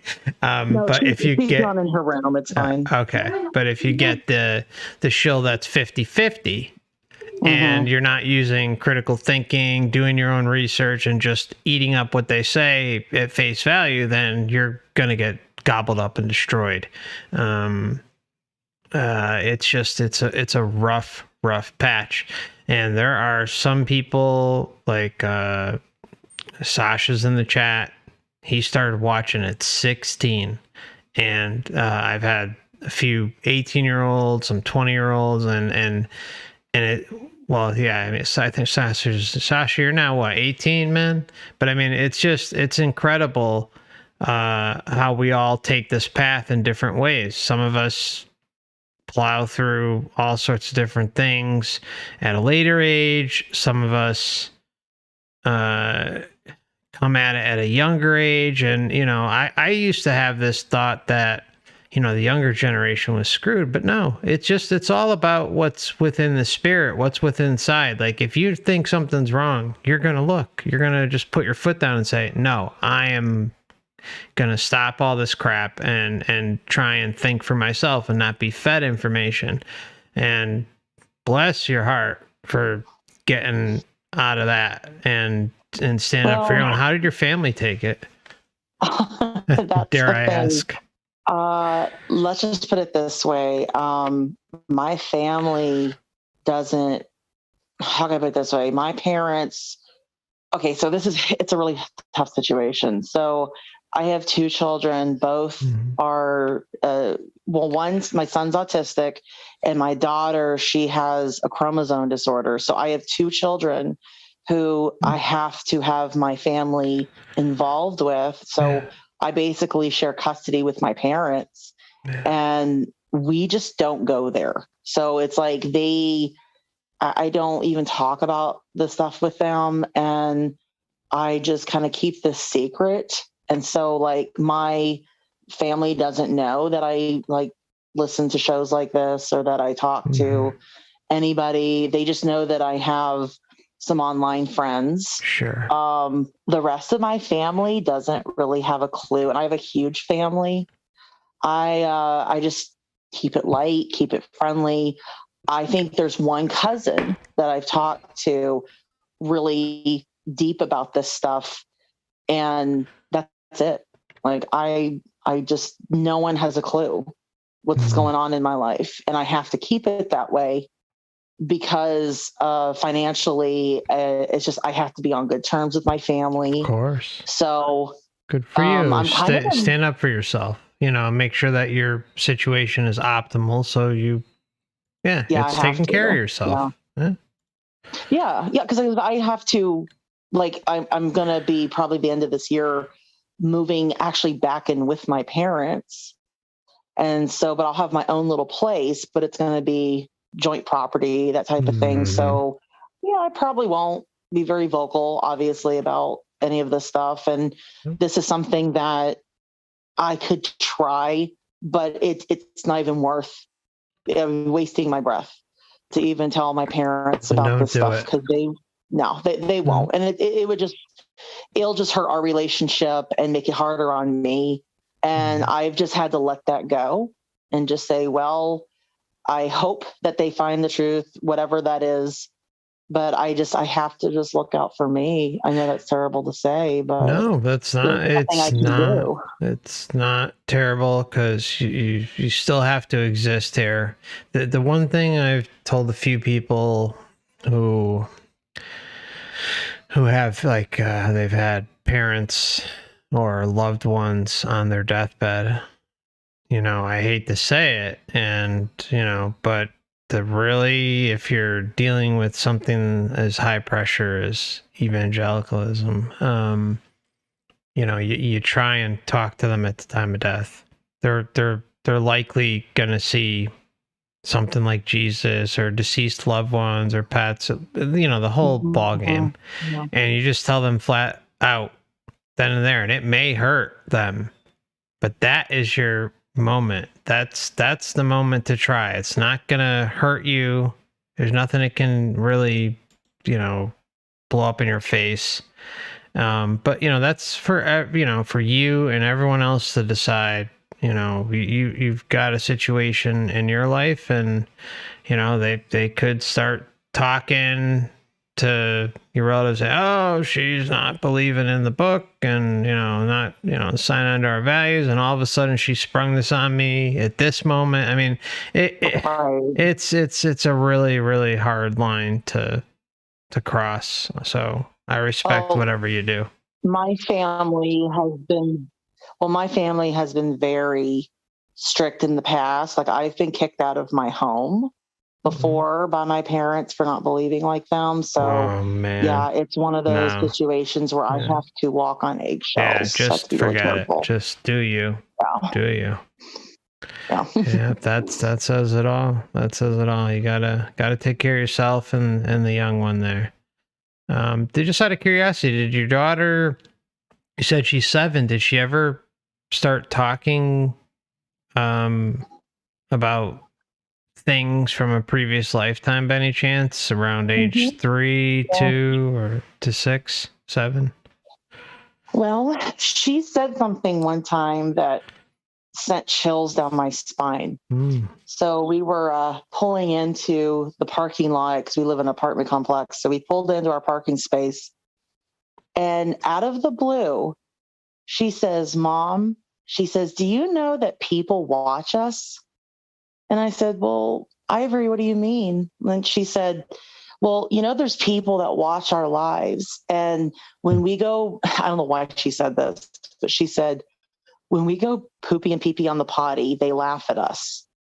And I said, what? I said, well, like they're watching us, like they can see us. She said, yeah.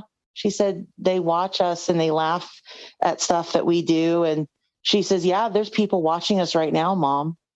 And that was like, I didn't know what to think about that when she said that. I was like, well, wow, okay.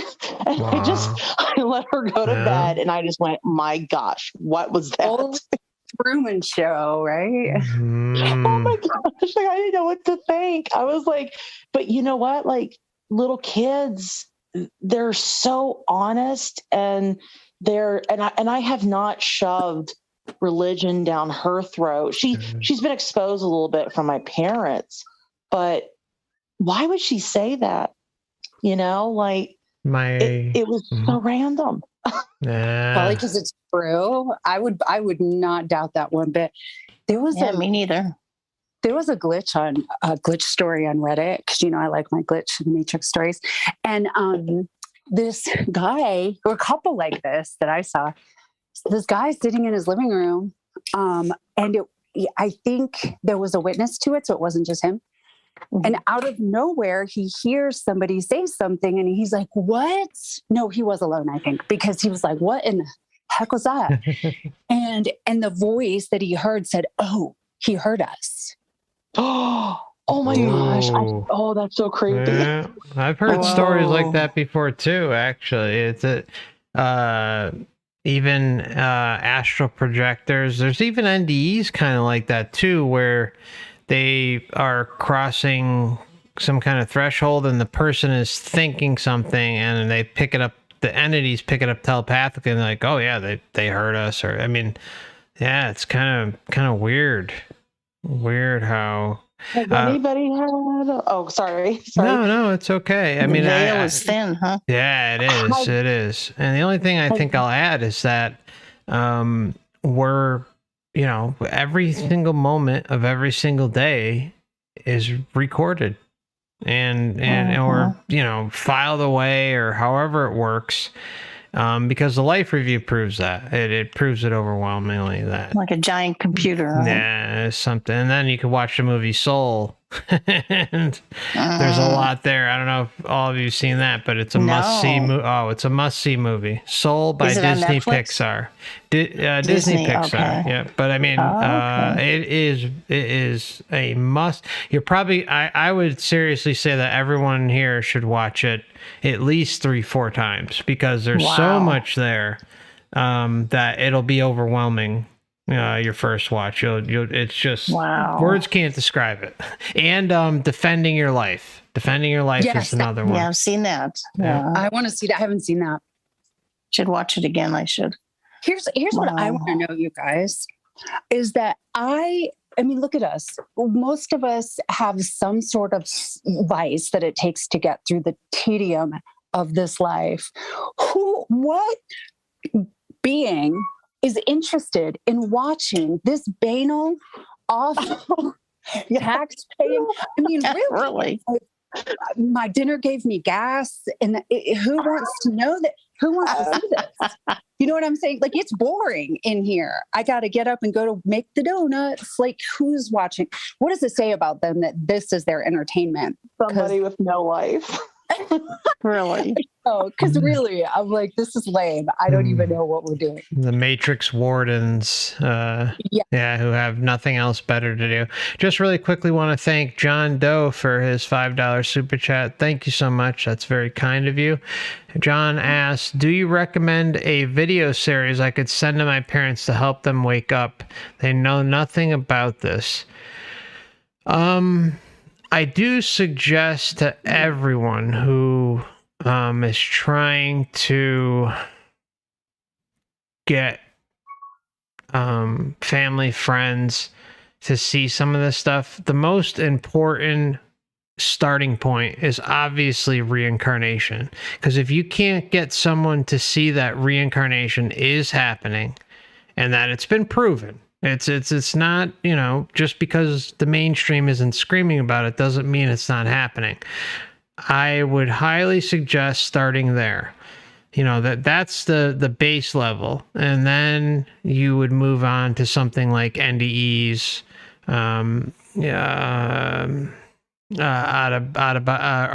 past life regressions, pre-birth memories. So I would start, John, with helping them see reincarnation and that it's happening. I would suggest going to the University of Virginia Division of Perceptual Studies, checking out Ian Stevenson's books, Dr. Tucker's books, and then you can go to, for NDEs, Raymond Moody's books on how he kind of shows some of the the patterns. I also suggest, I'll pop this book up really quick. Luckily I had it right by me. I can find my camera. There it is. Okay. This is an amazing book. If anyone needs reassurance with reincarnation, it's called Reincarnation in East-West Anthology, compiled and edited by Joseph Head and S.L. Cranston. This is the book right here. This is amazing. It's got loads and loads of information. It's endless. And just buy the book. I highly, highly recommend it. And then, John, as far as the soul trap goes, I mean, I think it's really best for everyone John and anyone out there who's trying to help their family, always start with reincarnation. Because if you can't get them to see that, you're never going to get them to see the soul trap. You got to start at the very, very base level. It is called the Matrix Reincarnation Soul Trap for a reason. So yeah, Carol Bowman's a good one.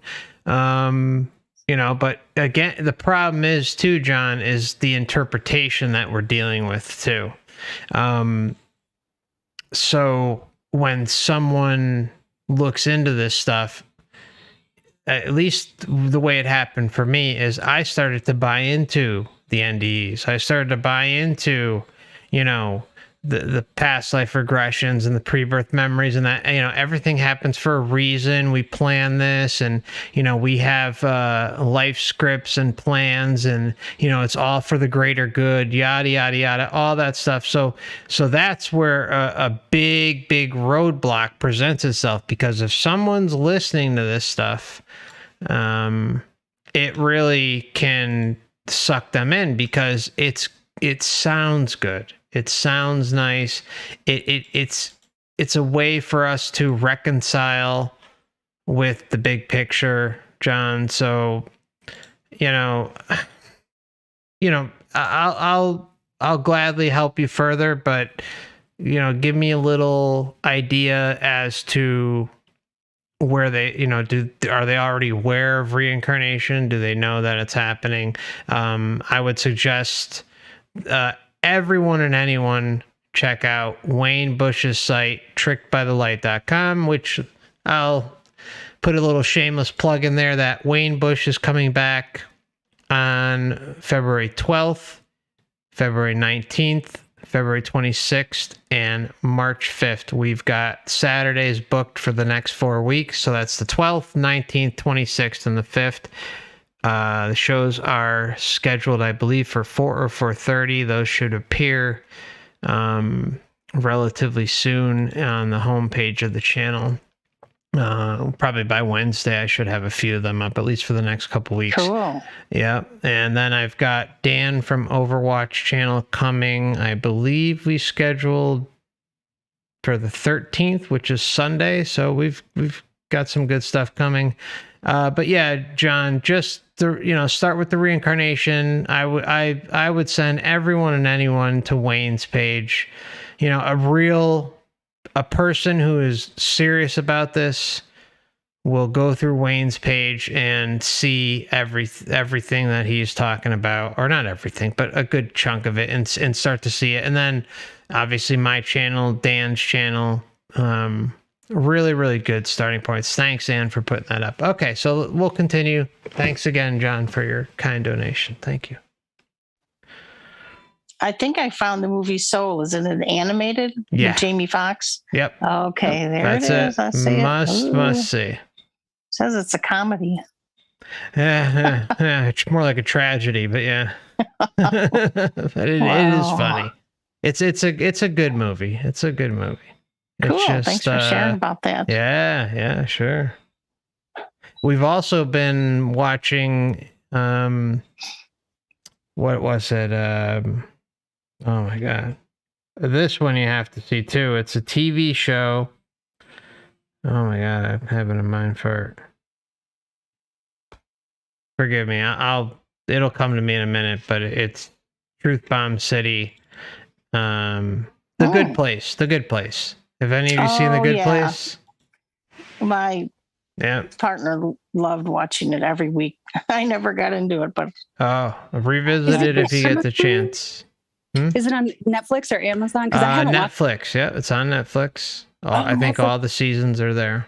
Has it Lil Blonde in it? And yep. And Ted Danson. Ted Danson. Yeah, he's one of the leads. Ed also mentions They Live, The Truman Show, Matrix, Westworld. Yeah, Westworld is another one. Oh boy, Westworld's really filled with it. That's an HBO show. They Live is an older film that it reveals how basically the part of the NPC world that we live in, and how someone's waking up. And The Truman Show is just ridiculous. It just so much there too. I mean, but yeah. Those are really good starting points. I wanted to look back when we were talking about the voice, and they were saying like how sometimes you hear a voice saying like, "Oh, they can see us," or this one can see. Yeah, like I actually had another woman that I was friends with through a truth community Facebook page mention that as well. That and I've had this happen too, but mostly it's like in dreams, or it's like I'll be dreaming something and I will hear or see someone or somebody's like talking, and they'll be like she can see us, or it'll be like we're gonna leave her now. Like I've had that happen, and it's always like that in between sleep and dream, where you're waking up but you're still like your mind's still like almost dreaming. And it's the weirdest thing, and I've never could understand what that was. But it's not just me, but I've had other people also say that they've experienced that. Mm-hmm.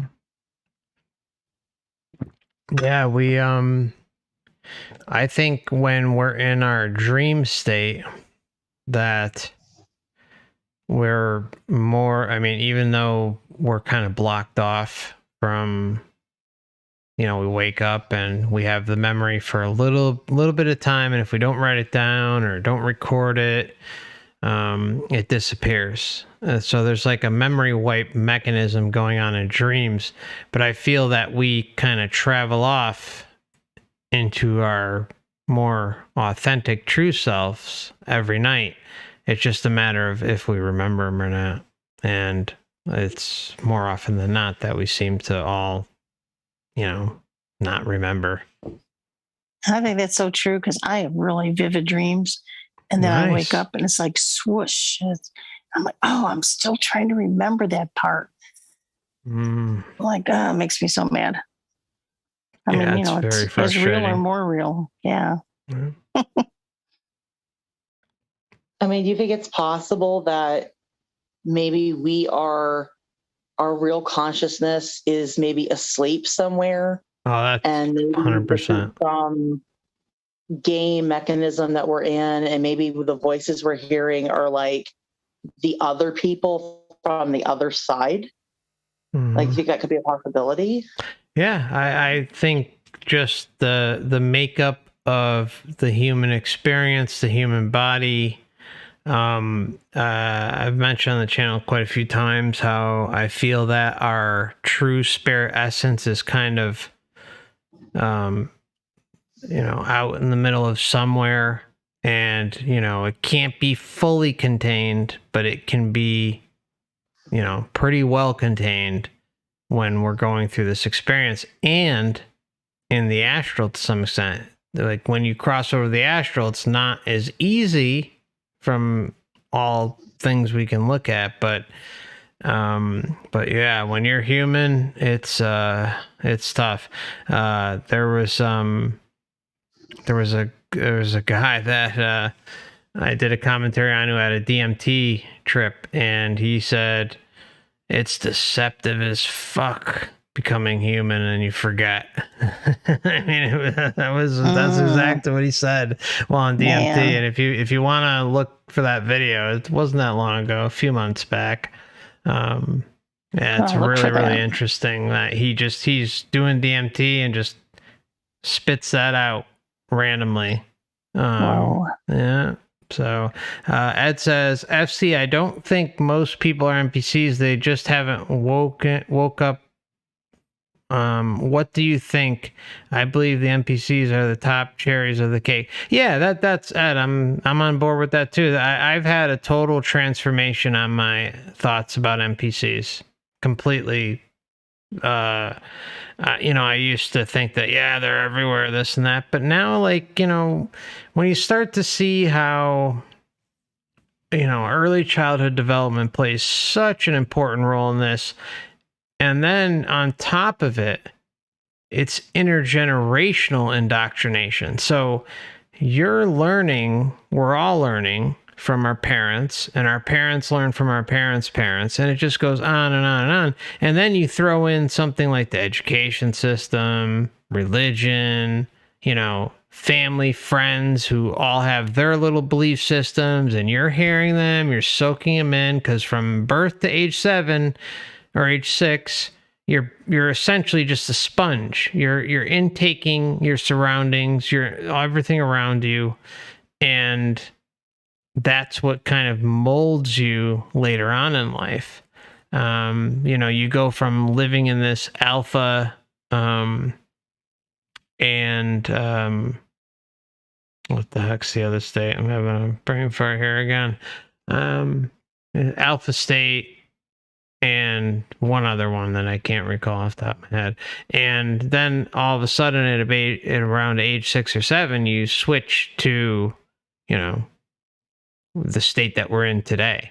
And the state you are as a child between birth and age 7 is literally a hypnotic state.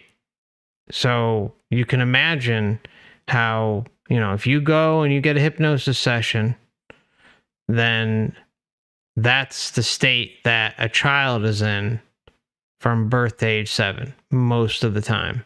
Yeah, delta state. Thank you, Anne. Yeah, so it's the delta state too. So it's really, really it's so designed, so thought out, and so purposeful that it takes breaking that intergenerational connection, that intergenerational indoctrination cycle to truly bust through it. And even then, there's so many other avenues that you can fall into and easily get sucked up by the matrix. It's very, very difficult to truly figure this place out. The design is sick.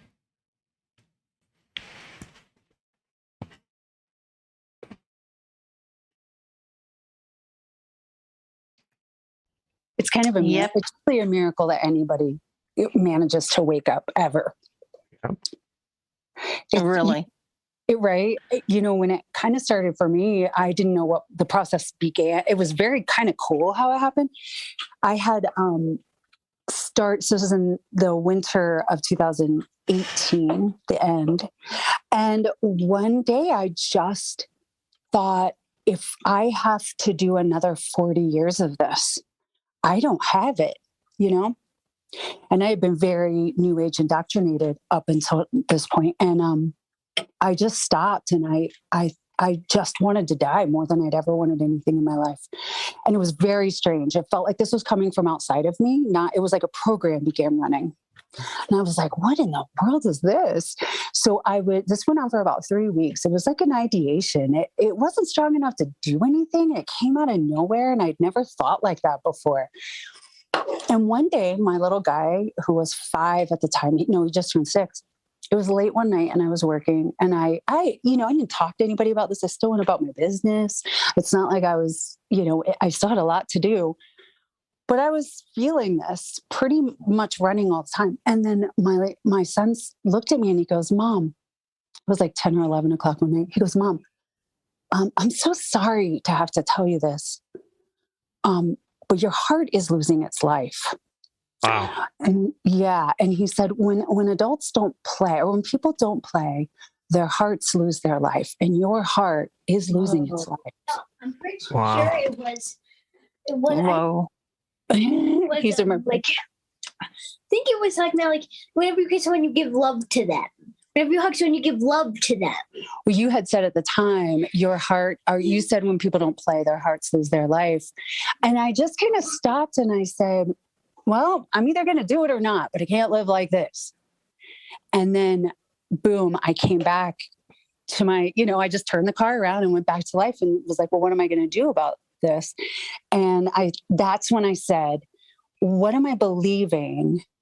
If it's true that so many people would really rather not be doing this, if they had the choice, if they could, you know what I mean? If we could just go off and do something different, we would, right? We would travel off to other galaxies and do something better.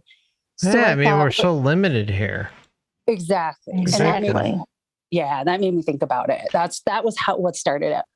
That's where I kind of had a really tough time with free will. But then I started to rethink it, because I was thinking, okay, if free will truly existed, then we should theoretically be able to, fly or do whatever, and just, do whatever the heck we want because we have free will. But then you kind of start to to or at least I started to rethink it and how this place functions, and that we're in someone else's realm. We came down here and there's a set of rules and guidelines that kind of come with being here. And yeah, we have free will, but it's within the confines of this meat suit. I mean, so it's just it's a crazy thing to, it's like we have free will but we don't. Oh yeah. I mean, the free will is like, are you gonna have a crap sandwich with strawberry, or are you gonna have it with Yeah. chocolate? Yeah. It's not really free will like I would think of free will. Yeah, And then crab sandwich. you're put into systems too. Mm-hmm. You know, all these systems, you know, down to your working system. Right. That there's, at least for me, you know, certain frustrations that there's just no free will. And, you know, customers call me with the job that I have, and, you know, I can hear it in them and their frustrations working through, you know, even our system, or it's medical, or, you know, providers, doctors' offices, hospitals. You know, they're just about ready to pull their hair out. And it's like layered upon layered, huh? Yeah. Mm-hmm. Right. Well, I was going to say, like, what really woke me up, like, that got me away from religion, was I started questioning the free will and the God of the Old Testament. And I said to myself, well, I'm going to see why it seems like that people are, it's like they're told they have free will, but yet everything's going to be God's will, or it's his way or the highway, pretty much. And I think what really woke me up was I had this really, really in-depth dream about who I think is the God of the Old Testament. And kind of like, because in my mind's eye, since I grew up evangelical Christian, he would be like the one ruling this place. So I guess every time I dream about whoever's running this place, it's always the God of the Old Testament. And I had this dream that really woke me up, to where I was with my family, or certain people in my family that I tend to be closest with. And it was like a hotel on the beach. And we were like, oh, we're going to go vacation in this hotel. But when we got in it, it was like, and what was weird, it was shaped like a cube, and it was ran by some really sleazy guy that in my dream we called a shady salesman. A cube, and once we huh? got in there, we couldn't get out once we got in the hotel. And I thought, well, why are we in here? And nothing worked right. And it was like everything we were told was a lie. And I remember my dad was in the dream, and I said, well, I think we were lied to. And he said, well, we were created to be in this place. And I said, no, we weren't, because the guy lied to us coming in here. So we can't believe nothing he says. And then we were supposed to be able to leave the hotel and come back and forth, but we weren't allowed to leave. It was like we were trapped inside it. And then the dream was over. And I realized, was that about this realm? Were we told something, and then we thought, hey, this is a good idea. And then once we got here, we quickly realized, like, oh, we've been deceived. And this isn't what we were under the impression it was. Yeah, I think you nailed it there. It rings true to me. Yeah. Yeah, that sounds about right. And the cube thing is just like mind blowing to me. It's because the cube is so saturated and represented in this realm that it's just I didn't symbolism know anything about behind it. any of that stuff. Oh, well, yeah. I mean, it's just it's incredible that you had that experience, and wow. Just, that's actually another one, watching the cube. There's one from the 60s, and then they did a remake. Check out the black and white one. I mean, it's showing us truth in plain sight. And What's it's called that the called? cube. Yeah, I think it's called just the cube. And cube. there's two of them. There was one in the late 60s or early 70s, and then there was a remake, I think, again in the 80s or 90s. Yeah, it seems like the Oh. cube is a big part of, like, I think it's associated with Saturn. Mm-hmm. Yeah, And Saturn a time lot cube. of religions worship the cube. Mhm. So I think, yeah, there's something to that for sure. Yeah, like at Mecca, they walk around a cube, and the people are the rings. So it represents Saturn. That makes sense. Yeah. When I was a very young child, I used to have a reoccurring dream where I was in like a room. Nothing was in there, but it was like the shape of a cube.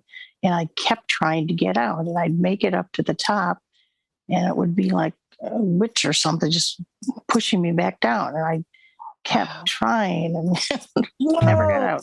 A terrible dream. You had that as a kid. I know. Thankfully, I don't have it anymore. That was something showing you the controllers that was keeping you there. Yeah. I want to welcome Rodrigo. How are you today? Welcome. Hello, everybody. Hello. Good to have you on tonight. Hello. Great. Thanks for having me. Sure. I'm calling all the way from Mexico. Great to have you. What do you want to share tonight with us? Cool. Well, this is my first time actually joining like a live call with you guys and actually catching a live of your channel. So thank you very much for having me. Thank you. And yeah, I'm just like listening to all of your stories and trying to actually grasp this idea behind the soul traps and stuff, you know?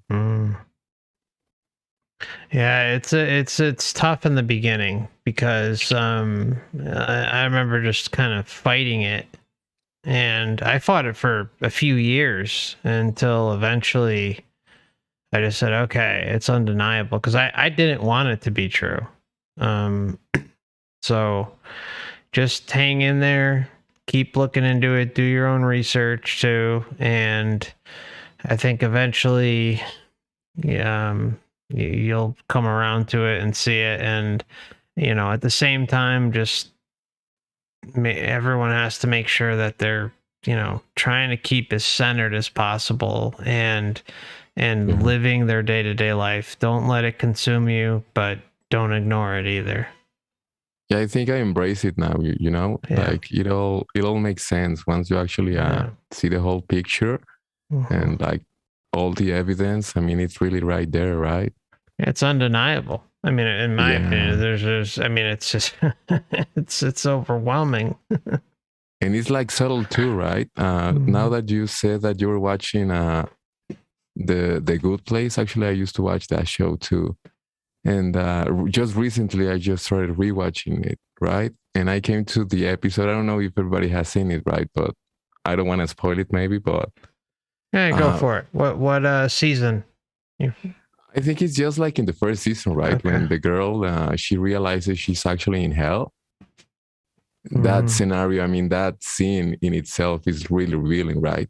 Because everything's like eye candy, right? In the Good Place, and everybody thinks they're in heaven and they can fly and they can eat whatever they want and they can still enjoy these material pleasures without dying, right? But everything's like complicated, like really subtle, and there are like 4 main characters there, and they're like always arguing, right? Because this blonde girl, she's not supposed to be there because she was like a really bad person, right? But she just went with it, and all these like crazy things start to happen, right? So there comes a time when she's like just watching how everybody is like arguing. And then she has this like aha moment, right? And then she's like, oh, I get it now. This is not the good place. This is the bad place. And then he goes to the like the old guy that he's supposed to be like an angel, right? And then he just starts laughing and he's like, oh my God, I cannot believe you figured it out, right?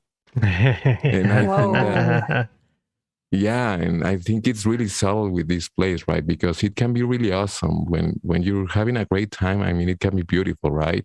I mean, you have love, you have your family, you have children, but it's like the little things that make you go like, what's going on here, right?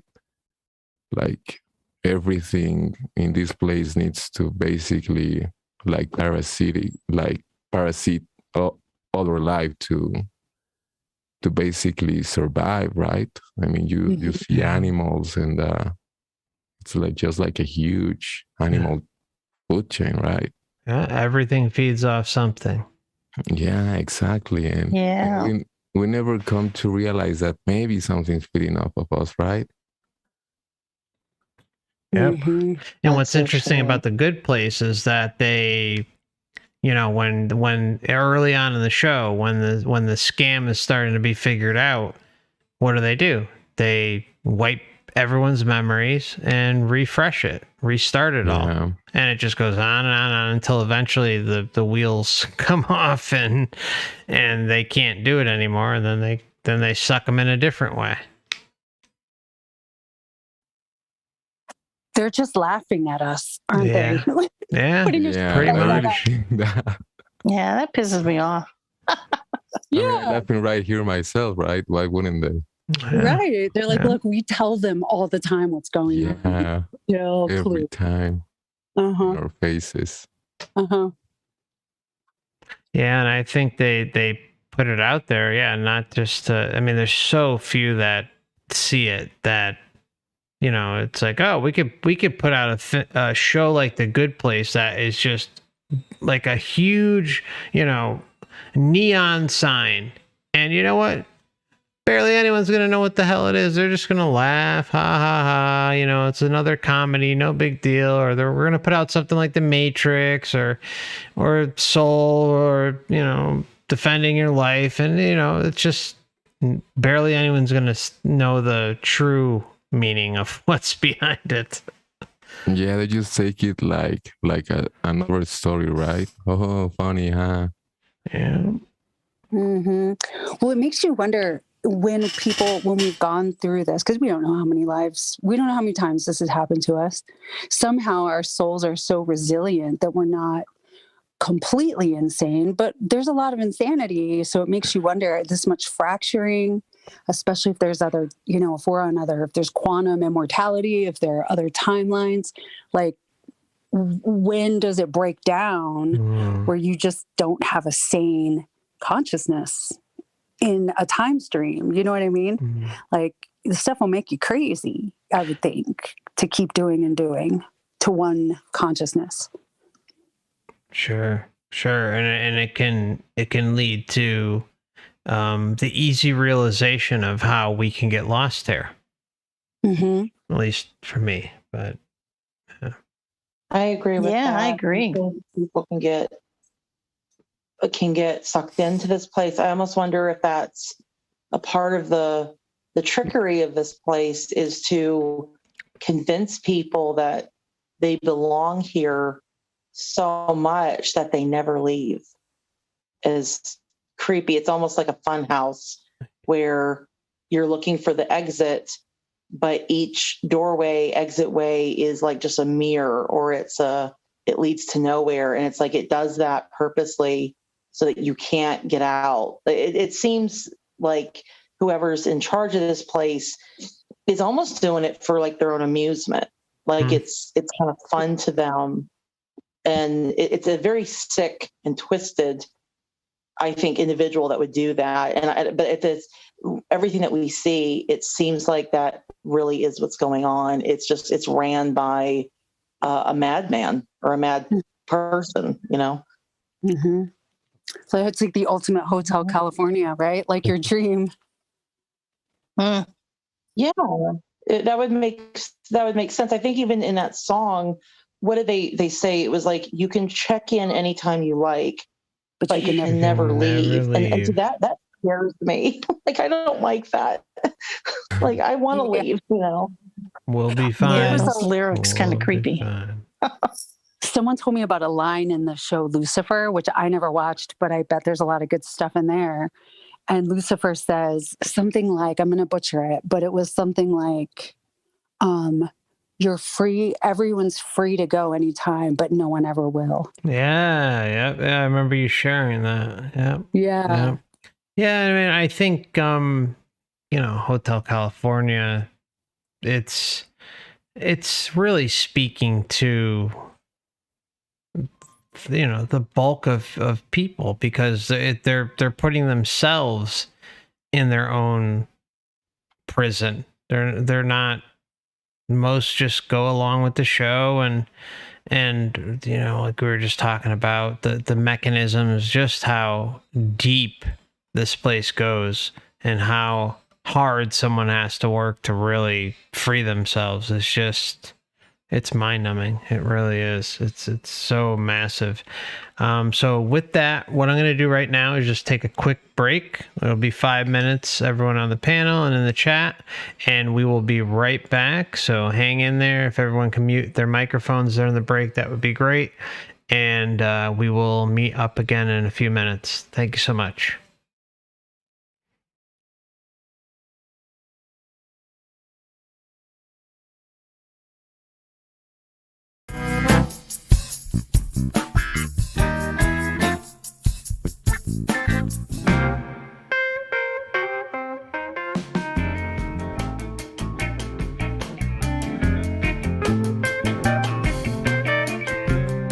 Thank you, everybody. See you in a moment.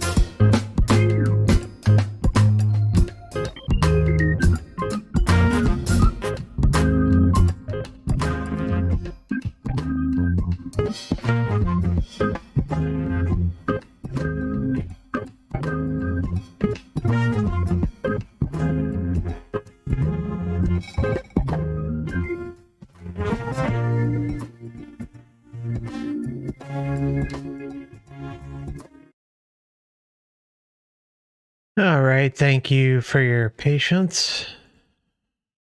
Appreciate you hanging on there for a little bit extra time. The doggo was calling.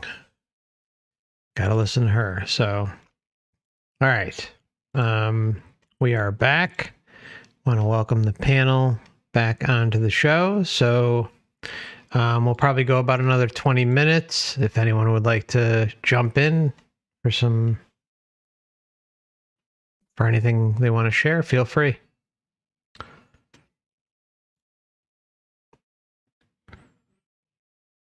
Yeah, I was gonna. Hi, can you hear me? Yeah, hear you good. Thank you, Rodrigo. Perfect. Yeah. Have you watched the Midnight Gospel in Netflix by any chance?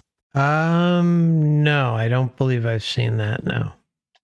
Okay, so there are these little like episodes when I think they invite someone to talk about a subject and they accompany the subject with like an animation, right? Mm-hmm.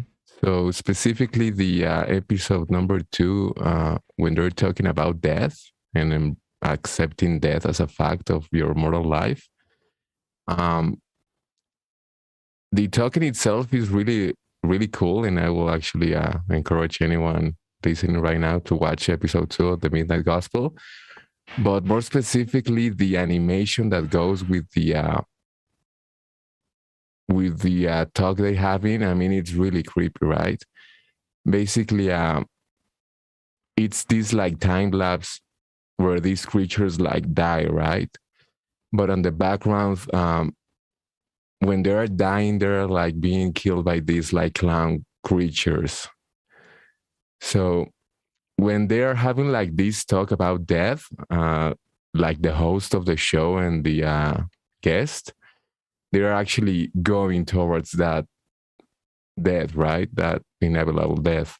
Mm-hmm. And I just think like the mix between the clowns and like the parasitic nature behind the systems that they're like inside of when facing death really like shine the light in this whole like soul trap thing that we're discussing, right?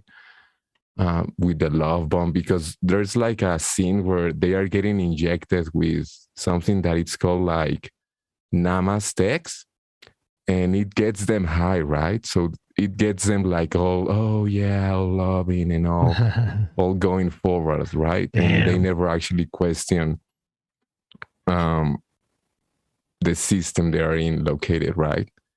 So I just think that resonates with the love bomb. Sure We've been sounds like seeing in it. this. You said episode 2 of the show, right? Yeah, and it's really creepy. I mean, I had to watch that like 3 or 4 times, right? Because I was just like wow. And you should watch that totally. Definitely will. I'm gonna take a note. You said episode. What was the name of the show? Midnight Gospel, right? Yeah, Midnight Gospel. You know, I actually think all someone episodes else are kind of cool, but Okay. that in itself, I mean, it's whoa. Gospel. And it reminded me of some post I saw on Reddit on the Escaping Prison Planet subreddit, I think, that somebody actually made a comment that we should actually try to master these things like lucid dreaming and out-of-body experiences, right? Because in that post, he actually touched a really nice subject that whenever we're in a dream, we're actually like just going with it, right?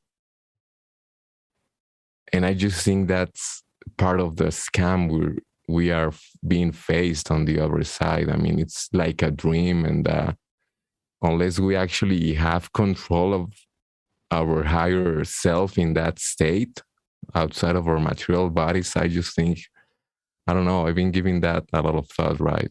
So you know what I'm saying? Yeah, for sure. I had excuse me, a good friend of the channel, Jimmy, mentioned the other day that I think he had some dreams, and he started reevaluating them. And he said that he felt that his dreams, or possibly all our dreams, or maybe not all, but large portions of them, are almost like movies being transmitted to us in our dreams. And we're kind of the participant. So that was an interesting thought. So yeah, I mean, I think the dream state, excuse me, I'm sorry, is more of our natural state not fully, but it's a little elevated more than here. But the problem is again this weird memory wipe thing going on, and interacting with entities, and sometimes you're in love, sometimes you're running for your life, sometimes you're shot at, or I mean all different types of scenarios can unfold, and then you can also even I'm sorry, go back to something like Monsters Inc., where they show this nightmare dream facility that's going on, where they're trying to scare children and freak them out. And, that kind of links into the Loosh thing. I mean, there's so many weird little clues spread out. But, yeah, I mean, who really knows exactly what's going on? But I know when I'm in a dream state and it feels real and I'm lucid, there's nothing quite like it, with the exception of astral projection. So. You know what's really scary and worse than a nightmare is dreaming about, and this has happened to me a number of times, dreaming about a realm. It's like this. The color, the lighting, or I'm sorry, the atmosphere looks different. Like it looks very white. But it's amazing. And everywhere you go, it's like everyone's your best friend. There are some crazy people there, but nobody cares. Like you don't make it mean anything. Is it kind of like hazy? It's really clear and bright. Oh, okay. And everybody, it's just like the speed is 5 times faster. Like people are busy, productive and happy. And then waking up here, that's the word. I've actually had dreams of places and people that are so positive that I grieve waking up for like half the day. Like why, what is that? I would rather have a nightmare than that. Dude, it's too perfect, I guess. Yeah, it's so good. Yeah, exactly. Yeah, Anne says Monsters Inc. has an adrenochrome undertone. Yes, it does. Yes, it does. It does. You're right. Yeah, that's another Disney Pixar, or the Pixar films seem to be more saturated than most. There's a lot of hints in Disney stuff. Yeah, I saw Coco. Pixar. I thought that of Coco. I haven't seen that yet, but I want to see it. Thank you for kind of saying that, because I'm gonna take a note. That's the one I haven't seen yet. Yeah, one of my grandsons really liked that. I'd have to watch it again, but every now and then he'll say, "Oh yeah, that's what happened to Coco," referring to it. Has anybody had where they've dreamt something and then it manifested itself in real life? Oh yeah. Because I've had this happen quite a bit, where I have actually dreamt that somebody was talking to me in the dream, and the very next day that person messaged me, and I was like, whoa. So this happens to me quite often. I'm wondering, is our dreams, are they role plays that the Matrix once played out in real life? And does lucid dreaming, or having the ability to control your dreams, basically controls that? I don't know. I'm just asking. Anybody want to jump in? That's a great question, because I've had that kind of thing too. Same. And sometimes it's really banal, like really not that consequential, but when it happens, I'm like, oh, I was just dreaming about this topic, and then 2 days later that topic is coming up in some conversation or movie or something.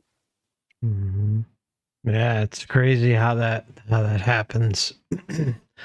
With you're dreaming it, and it pops up in your life the next day, next week, or usually it's very, in a very short amount of time. It's and sometimes it pops up in the weirdest way. Sometimes it pops up in the most blatant way. I mean, it can unfold in all sorts of different ways. Synchronicities. I never have, but has anyone, can I ask, done, what do they call it? Remote viewing? Yeah. Oh yeah. I've done some of that. Yeah. Have you? Can you, express how you felt about it or what it was like? Okay. So I had a friend of mine that actually, me and this girl went to middle school together, and we were still in contact after all these years. And she was really big into the remote viewing, and she had an app on her phone, and you can still do this, where you can compete against other people in remote viewing, where they actually give you a picture. You don't see what the picture is, and you have to basically use that part of your brain where you can just instinctively know what the picture is, and you have to draw the picture, and then you get to see the image after you're done. And there are some people that have really high scores in this app where they're really, really good. And my friend, she was really good at it. And the reason I stopped with the app was because I looked into how the CIA was using remote viewing. Yeah, and that's why I'm curious. What if they're behind this app? Like, they're trying to be like, who do we get? Who's going to be our next remote viewer for the CIA or something like that? So I was like, I think I'm just going to not do this app, because I felt not to do it. That's just my inner intuition telling me, something's not quite right to do. Yeah, it's all military linked, the whole thing. I would say that I found probably the bulk of remote viewers to be just, if they've got a YouTube channel and secret videos that you can watch on their site for money, they're almost always full of shit.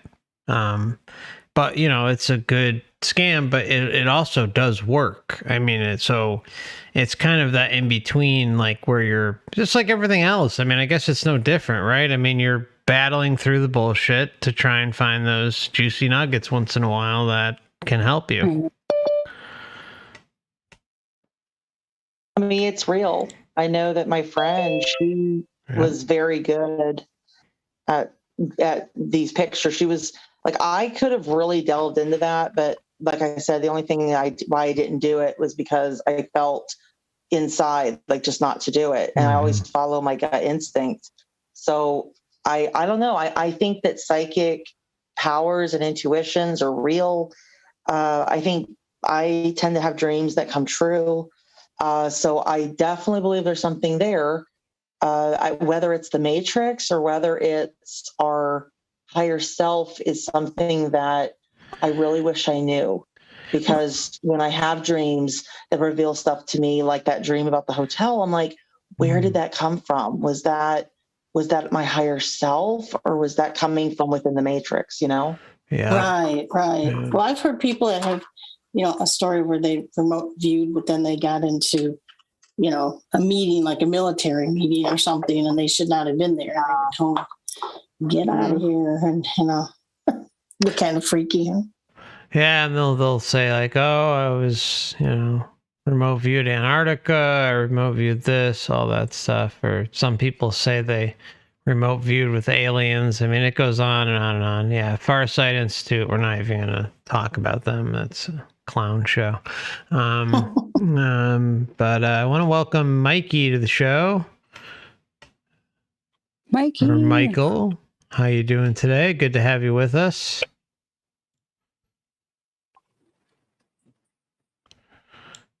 And while we're waiting for Mikey, just want to say that, yes, the astral realm is part of the Matrix. Completely agree with that. I'm sorry, Deanna, what were you going to say? I said, I think FC, what we need is, and it's going to be a much shorter list, is all of the people or organizations that are legit. There'd be like, good there'd be like luck. 5 of them on that Yeah, list. there's not many. There really isn't. I mean, it's Yeah. But you know, I mean, I don't remember who we were talking with earlier. I think it might have been.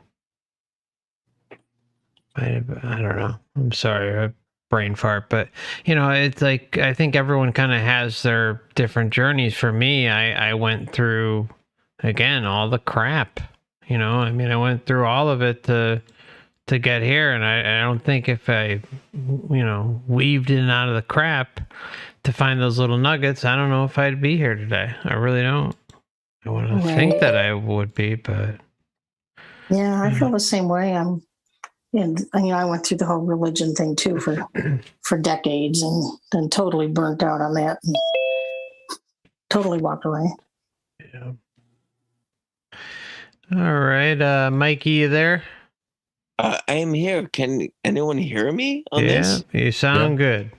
Okay. Welcome aboard. Is there okay? So this delay thing is kind of screwing me up. Yeah, I here. would just mute the YouTube video. How do I do that? Just on whatever you're watching. Oh, is there a delay on Zoom, or are you hearing a delay on YouTube? Because if you have the YouTube video up, I would just mute it and keep just the Zoom meeting up, because that can kind of mess with you. I know what you're talking about there.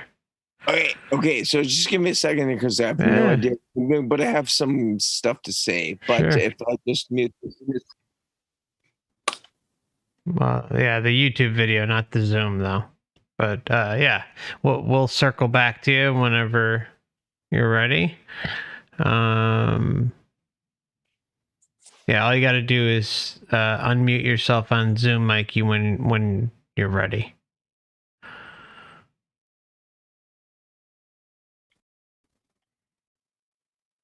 Okay, well, there you are. Well, I don't know. It would probably be better for you on your end, I would imagine. Do you still hear a delay or some? Does the audio seem off? Well, I don't know. I just clicked one thing. Is this better for you or not? Oh, you sound fine on my end. I thought you were talking about on your end. Oh yeah, my end is still really bad. Okay.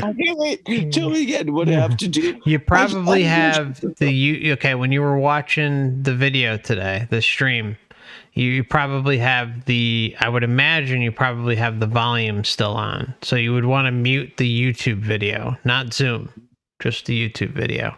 Oh, just the YouTube video. Mm-hmm. Okay. Gotcha. I have no idea where to find that. Give me a second. Okay, gotcha.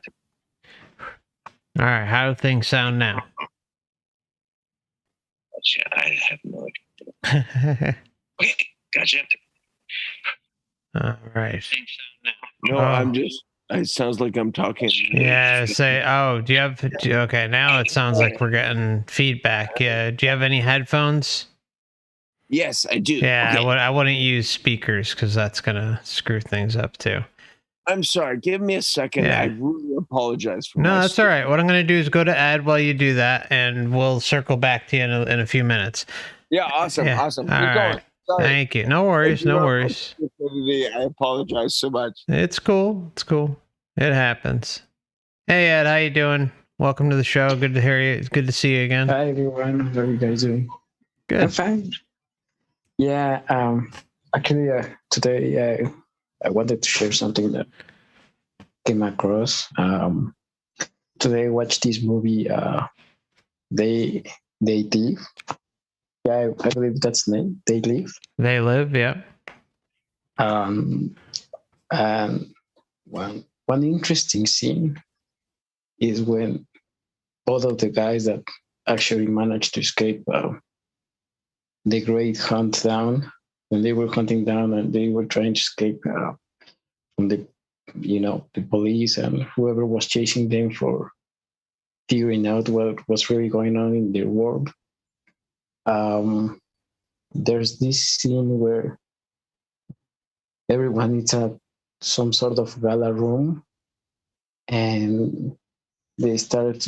Well, the speaker starts to talk about 2025, where they're going to, I don't know, trying to connect with these entities, or I don't know if if they're sending a message or something that is really or will happen in 2025. I don't know, but I'm actually figuring out that they send these subliminal messages through movies. And I mean, I don't know, what are your thoughts on that? Interesting. I haven't watched They Live in quite a few years. So I can't even recall the 2025 part, but that's interesting.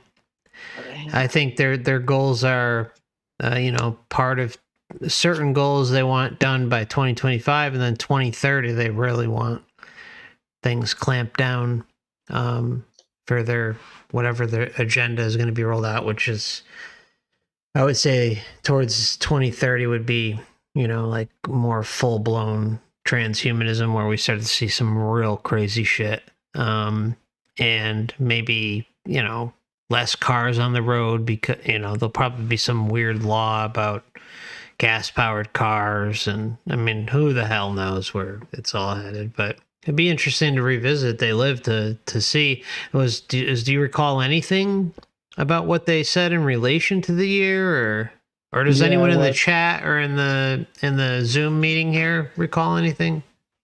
Yes, I do. Does anyone hear me? Yeah, you sound good, Mikey. Are you sure? Yeah. Okay. This is weird. Okay, wait. I just want to clarify again that we're talking about Rowdy Piper. Mm-hmm. This was basically saying that, you've been duped by people with there's subtle images with whatever you can't see unless you have these fancy glasses, but that's all about, I mean, our basic nature of, if we do not live on the same frequencies of who is screwing with us. I mean, it's a classic movie. So, sorry, am I the same person who was piping in before with the question? Is he still there? Yeah, Ed's still here. Yeah, he's got his mic muted. I mean, say again, what was confounding your issue with They Live with Roddy Piper? Yeah, there's a scene where I can't recall, but they were both escaping. They were being chased by the police, and they both escaped, and they suddenly find themselves in this gala room or meeting, where one of the leaders was talking about, to the top, I don't know, 0.01% of the world, of the top cherry of the cake. You're gonna be rich. Okay, exactly. Okay, I gotcha. So that was okay. So okay, I'm gonna just in that movie. That was basically, so they got they met a dude in the whatever trailer park or whatever, the people who were just the working class slaves, and then he had his new watch, and he had how to get into slip into the slipstream of to talk to the leaders of, well, hey, we know what's going on. They're going to make us rich. It's just always about, are we going to give in to people that they're gonna, I know something isn't right here, but if we can live to be rich, do we sell ourselves out to create a better life for ourselves, or do we realize that no, there's no way to sell ourselves? If we sell ourselves out, we are just part of the trap, everything that they've been screwing us with to begin with. That's a brilliant part of that movie. It's just to realize that second of the dude who said, oh no, I might as well just give in and make some money and hey, we can fly around the universe and we'll be fine. That's the moment you're talking about? Yeah, basically what the speaker was saying, well, thank you for complying with our plans. And as a matter of fact, right now, your actions or your wallets, basically, you're in the stock market, your actions rose like 30, your earnings rose 39%, I believe. Yeah, And, right. Exactly. And I believe exactly. I don't know, but they might actually be resetting the entire system. I believe that probably it's gonna be in the next 20 years. I don't know. It could be the next 20 years. It could be in the next 20 seconds. But I mean, I think this is, to me, I mean, I've been, let's say this, it's been just, okay, you know what? Not to make this all over the top, but this comes down to a basic, no, there's no, it's not about giving into, you either create a new system to do something that is completely beyond what we've been taught and trained in. We've lost our way in so many levels, but there's no, you cannot create a new system to embellish on a new system that already doesn't work. This is I'm sorry. This is so beyond. This is why we're stuck in this trap. That's what they've been training. It's just okay. We'll just amend the system and just maybe just find some new politicians or new. Oh no, there's a coup going on. There's a new leader coming. No, it's always the same lies over and over and over. Yeah. We have to. Yeah, sorry, go on. I'm sorry if I interrupted you.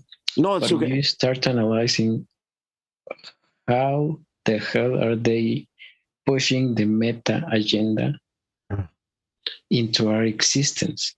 I mean, just make the numbers. I mean, it's okay. Not far away, 2025, from what these Facebook leaders trying to push in. No, I got. So can I say? Okay, here's the best way I can say this. So basically, something here like. I live in Canada right now, and I was visiting my parents when the trucker convoy was rolling through London. It's like, I said to my brother, it's like, oh, hey, Mom, let's go down. My mom was like, her dad was a trucker, so she was like, my mom is so indoctrinated in the system. It's a joke. But either way, I said, oh, hey, let's go down. Let's go up to the road and see if we can watch the truckers go by, maybe get some video or something. I fully expected to be alone in that, on that overpass. But, literally there were 500 people there. And okay, I'm watching, everyone was, it was like a party. It was like a carnival. It was like, jazz festival in Toronto, but at the same time, it's what does this do? This does nothing. If everyone, this is like a BLM movement where it's okay, you want to drive around in your trucks or whatever, but if no one is walking into their stores without their mask or without, no one is doing anything. There's well, we see people doing this, but we will still walk into our bars and show our whatever vaccine passports and careful with that one. Like it's, I'm sorry, just because of hair. That's all. If it wasn't on YouTube. I'm sorry. No, it's okay. It's I don't even want to do this, but it's just like it's one of those things. I'm just saying that it's the lie of okay. I'm sorry.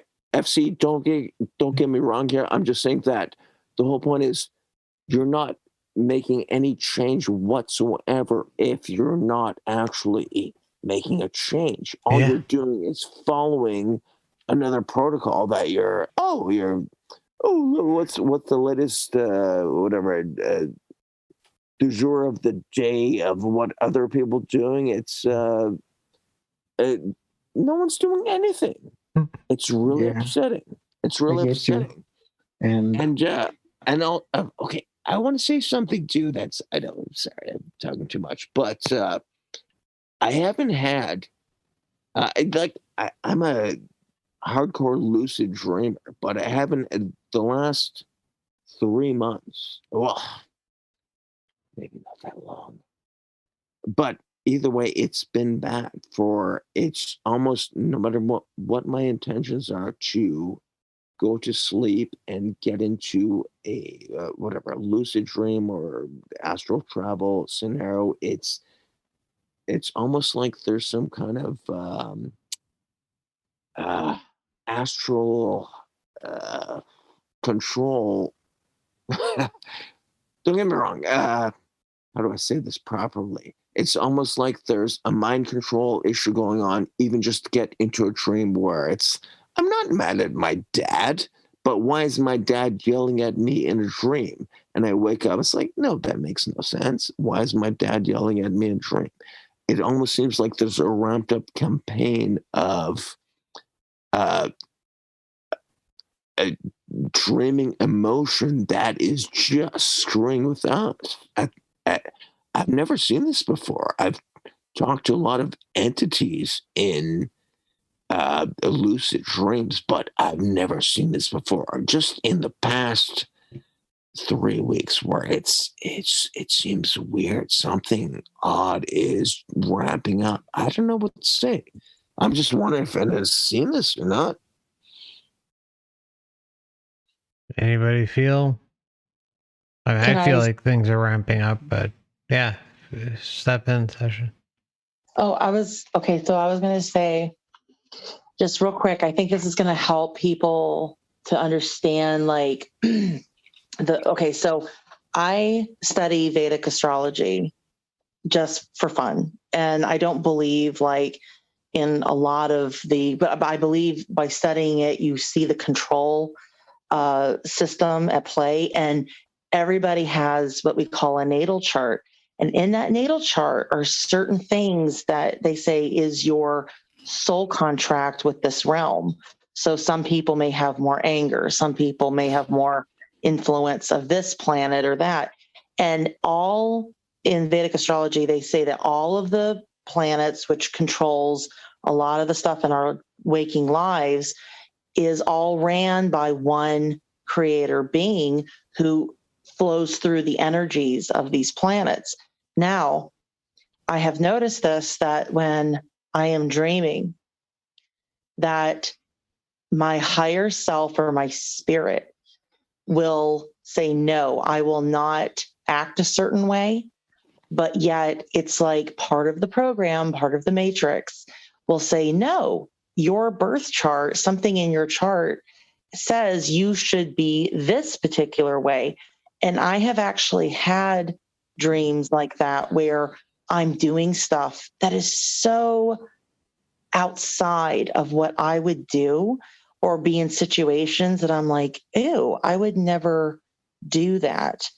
And it's like the matrix wants me to behave that way because that's what my soul contract, if you want to put it that way, says. But no, okay, but can I goes beyond that? Yeah, go ahead. Can I jump in here? Because I'm saying that it's not about that's the whole mind fuck here, where it's about our soul contract, but I'm saying that just in the past while I'm going to bed with intentions of I mean everything opposite of, and now I'm getting visions of my dad wants to fight with me, my brother wants to fight with me, my mother wants to, and I'm getting I mean basically this is this is just an like emotional, it's the opposite of what you want. Well, it's not just that, it's just it's just, no, that is not my intention at all, but it is Right. being foisted upon me as these are not my intentions. This is like, and even to the point of I'm not sure about your expertise on whatever with astral projections or just but I mean, once you get into that mind state of, you can basically be in almost two worlds at the same time, where I just realize I'm awake, I realize I'm asleep, I realize I'm awake, and this has never happened to me before, where I realize, okay, I'm awake, I'm asleep, I'm in both realms at the same time, but now I can just change this. My intention is basically, no, I can just make up whatever I want. I can say, I'm going to pretend to meet up with my ex-girlfriend, but it went back to, as soon as I fell asleep, it was just the emotional takeover of something that should not be possible. And it made me realize that everything I've done as a lucid dreamer is completely suspect, because I realized that if I'm being controlled in this one way, everything that I asked to learn for whatever. I mean, William Bowman, I mean, people, whatever, Bob Monroe asking to enlightenment now, whatever, heavy sight now. If these things are not part of the system that actually shows you anything, I've asked for things like, okay, just explain to me, like, I mean, how to be healthy. I've gotten so many contradictory messages over the years, and now it makes me realize that I thought I was too stupid to realize what those messages were, but now I'm realizing, like, is it just possible that I've been screwed over all the time, because there is the entities that are actually communicating with me are not serving my best interest. It's an upsetting moment, but it's the only reason I bring this up is because normally I can put an intention into saying, this is what I want to whatever, perceive or endure for, and it's been so dark and mean and angry lately, and there's no level of me, just they assault me. it's I know exactly what you're talking about. Like, I understand where you're coming from. I do. Okay. I have things happen to me in that in between state, and I'm like, what the heck was that? Or I wake up and I'm like, I know that I would not want that. Or it's almost like there's a battle of the wills going on. But can I ask you this? I'm sorry, I don't mean to interrupt, but there's it depends on the moment in my consciousness, where there are moments where I'm going to ask you this, like, there are moments where you're awake and you're asleep at the same time, and you can just kind of transition between both. Like, I mean, it's a duality almost, but at the same time, this is the first time I've ever had a moment where I am in both states, but now it's almost an assault on me, a negative assault from it's definitions again. I'm sorry. It's from the astral realm, where it's just they're foisting an emotional negative energy on me, even though I have no intention of. I'm not angry at my dad. I love my brother. It's like, but they're all.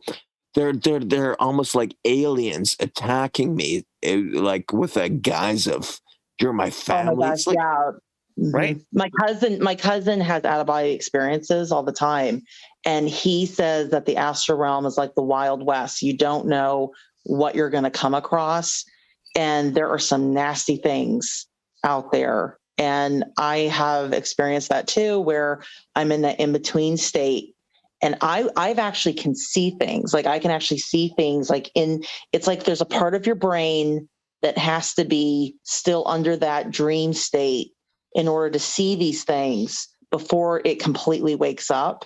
And I have actually woken up from having a nightmare, and I will see like either red eyes, or I will see something in front of me or next to my bed. And I'm like, that's the thing that I'm dreaming about. That's it. And it's in that astral realm. But then as soon as I wake completely up, it's like, it's not there anymore.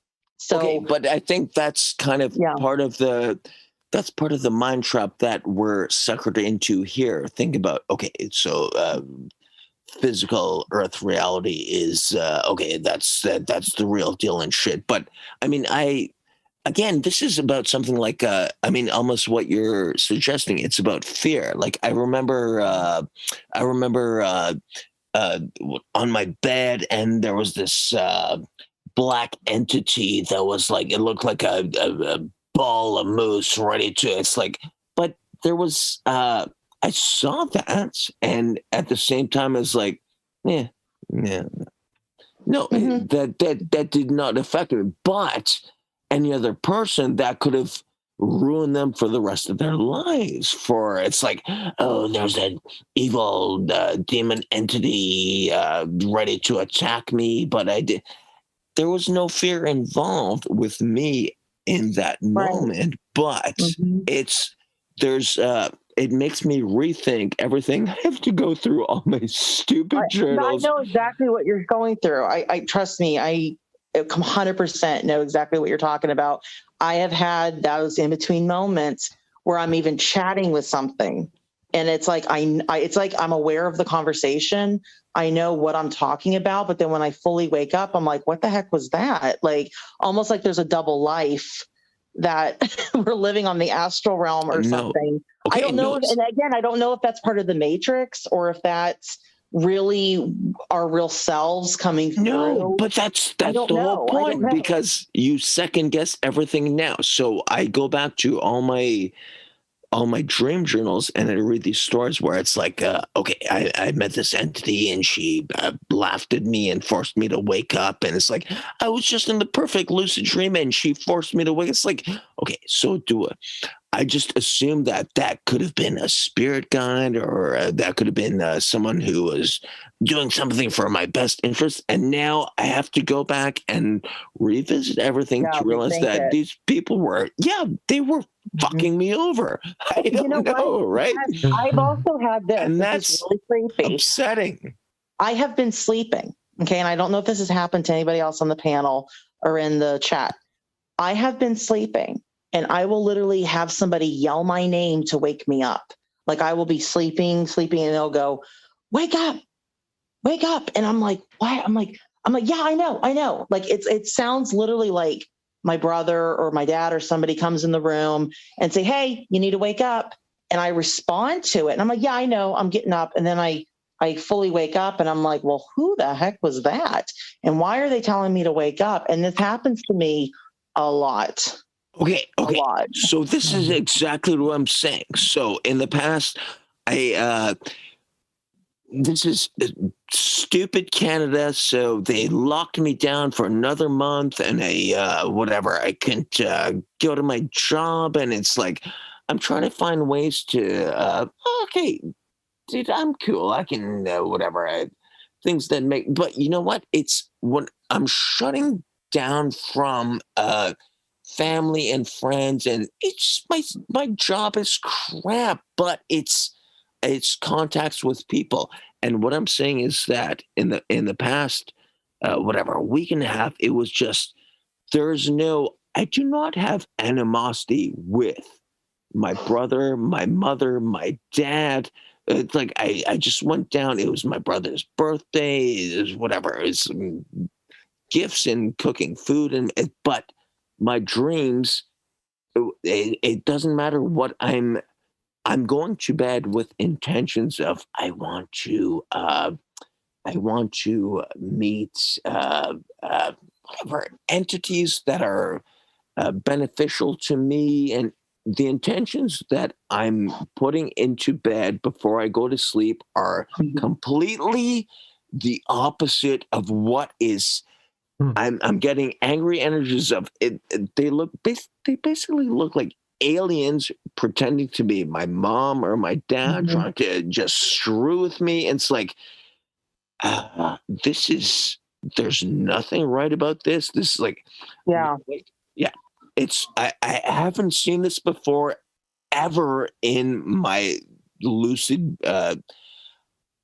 Okay, I say lucid dreams. I say astral projection is. I guess it's kind of a procedural thing, but maybe I don't know. I could be wrong on that, but if I get lucid and dream, it's mostly about just okay. If I can learn how to fly, kind of thing, then I get lucid and dream. It's not necessarily an astral projection but I've done that as well. Astral projection just from the start. I've done 12 hours going to bed at my buddy's house and just being conscious the entire time until I woke up. And basically, here's the whole story, dude. I'll tell you exactly what happened. I never lost consciousness. That's cool stuff to blow your mind. But what I'm saying is that there's no animosity over my dad, my brother, my mother, but every night I'm going to bed now, I'm being assaulted by visual images of Identity. Yeah, it's like they're everyone is attacking me, saying and I want to, I mean, and I'm not getting lucid in these moments. I'm just saying that these are the dreams I remember in journaling, but I'm saying these are not lucid moments, but they're attacking me, and it's an emotional response. It's like a loose thing where it's like all I'm doing is putting out, why are you attacking me? Why are you attacking me? It's like it's negative. I'm not lucid in these situations, but it just seems it's so beyond negative, like nothing I've seen, and this is not a Freud stuff. This is not Carl Jung or anything. It's not like me being upset at my mom or my dad. It seems so out of left field. I don't know what to say. I know. Like you don't have to explain anymore. I know exactly what you're talking about because it happens to me. I know. Yeah, it's crazy. I feel like that I get attacked sometimes or something will try to manipulate my emotions. And I'm like, no. Right, exactly. And that's what I'm talking about. So now this is really tough because I thought 5 years ago, I thought lucid dreaming was like, oh my God, this is the way to get out of this mess, this whole trap. It's because now I can access whatever higher entities or smarter entities or just like straight out. But I can again, this is one of these like pulling out the journals and going, okay, so I asked the question, it's like, what is the best diet for my life or whatever? It's like, and everything is so beyond cryptic, right? It's like I write it down. It's like what I still don't understand. Like shouldn't it just why don't we get a straight answer? It's like the spirit realm or astral realm, like when you dream, it has to come into symbol form. I don't know why, but it seems like every time I dream, it's always in symbols or archetypes. It's never just straightforward. No, don't ask me why. No, I don't know why. No. See, and now that's a great example. So I've done this on. Okay, I'll give you two stories. Okay, so first story was. It's like okay, just tell me what to do. But everything was done in artwork, right? So it was like asking something about I don't know nutrition, but C plus. It was like see those who do. It's like everything was done in symbols so you could relate to it instead of saying something like, I've done this. Okay, I'm sorry. But I've done this another time where I went into a library and it was books on the shelf, but at the same time, they started running off, oh, here's the idea. And then it would run off like, it's like, whatever, digital kind of, it would just change. It would like a scrolling thing on like Times Square or whatever. It would just scroll another new word as soon as you change whatever your intention of. Well, no, I want to know this, but then it would just throw something else at you to say that, that's not the answer. Here's another idea for you to consider. I'm sorry. It's confusing as hell, and I realized that.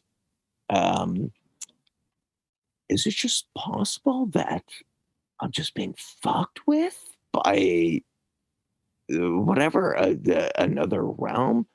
I remember this book from I read this. I wrote this to FC whatever over the live chats, but this was Ingo Swann, right? He said that he met astral guards, whatever, on the astral plane who were hired by the whatever United States to make sure that people weren't fucking with I don't know, shit they didn't want them to fuck with. He went to the moon and saw entities and buildings and structures, and it's like, okay, well, that was interesting to read, but it kind of blows my mind now to realize that what I thought was something as a practice as to get out of the physical earth realm to maybe learn some truth is actually just as badly controlled as this place. And right. So it's and that's what FC is saying all the time. It's like, okay, no, yeah, your autonomy, your decisions, your choices, your whatever basic beliefs. If we drop all the beliefs, it's I've done this as well. Where I've tried this many times to do it with going to the moon or trying to see if the Earth is round. It's like, I mean, these things are kind of almost pointless. But I hear this from the same. Oh, it's like, if they want to see that the Earth is flat, the astral projectors will say the Earth is flat. If they want to see that it's round, they'll say the Earth is round. It's I followed this dude for a long time before I found Forever Conscious Research Channel. It was just like a Rick on Astral Club, and it's like he was Rick. Yeah, Rick. And you know what? I respect him because he seemed legit. And the more I listened to him, there's this there were several stories, but the one where he manipulated some dude to come back to save his daughter because whatever. He just wanted to be left alone. And then there's another story where it's like he went in and he manipulated some chick out of hell to it's like, oh no, well, you can come back to one of three lives. You can be whatever, resourceful or gay. It's like, well, I didn't tell her what gay meant. I just thought she meant gay meant homosexual. Like, it was just, that is not what a spirit guide does. No, I did actually I did a commentary on that sick story with the trucker who had the cottage. And, the dude, just leave me the fuck alone. Leave me alone. I just want to be. I think I heard about that. Yeah, I think I went back and I saw that episode where you were talking about that, FC, and I didn't really know what to think of that. I was like, it's an interesting one. I think that's the problem we have in this place is there's too many people fucking around with other people. We just need to leave each other alone, Yeah, we don't even like. I even question whether Rick has any authenticity at all behind him. Like, I mean, I know he's if what he represented in that one video I covered, he's just a flat out parasite. There's no two ways about it. Okay, but that's what I'm saying. It's because I discovered him. We gotta make it a little quick, Mikey. I gotta get on the zone, and then I'm gonna probably call it a night. So wrap up your thought. I discovered him before I discovered you, and no, I mean, in terms like he's genuine, but he does not he's not a fraud. But he doesn't realize that he's being totally manipulated, right? Yeah, but in the same breath, he's also talked about the soul trap. So how can someone do that to another being? That's what I'm saying. That's what I'm saying. At the same trap? time, he does not stop to realize his hypocrisy. It was like, well, maybe I did lie to him, but at least I got the job done because that's what my soul, whatever my spiritual group told me to do, kind of thing. Yeah. I'm just going to say one more thing and then I'm going to be done because I know that you're trying to get off of here. But I will say one thing is that I had a friend that recently passed away about a week ago from a bad car accident. Mm-hmm. And another friend of mine is, kind of new agey. And I know she means well, but she said, well, I feel that he's with us and he's watching over us. And I stopped her right there.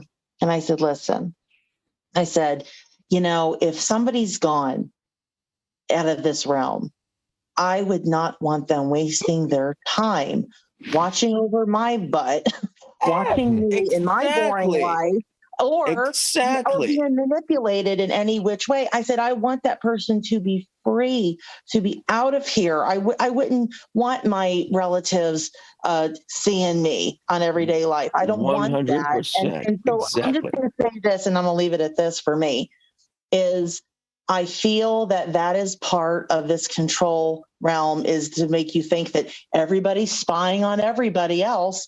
No, I don't want that. And I wouldn't want anyone else to do that to me. No, but can I say it this way? The whole thing is this is just ego stuff. It's like, we have to, I'm so entrained on our, I have to watch over my daughter if I die. The whole thing is you move on and, sorry. Yeah. True that, yeah.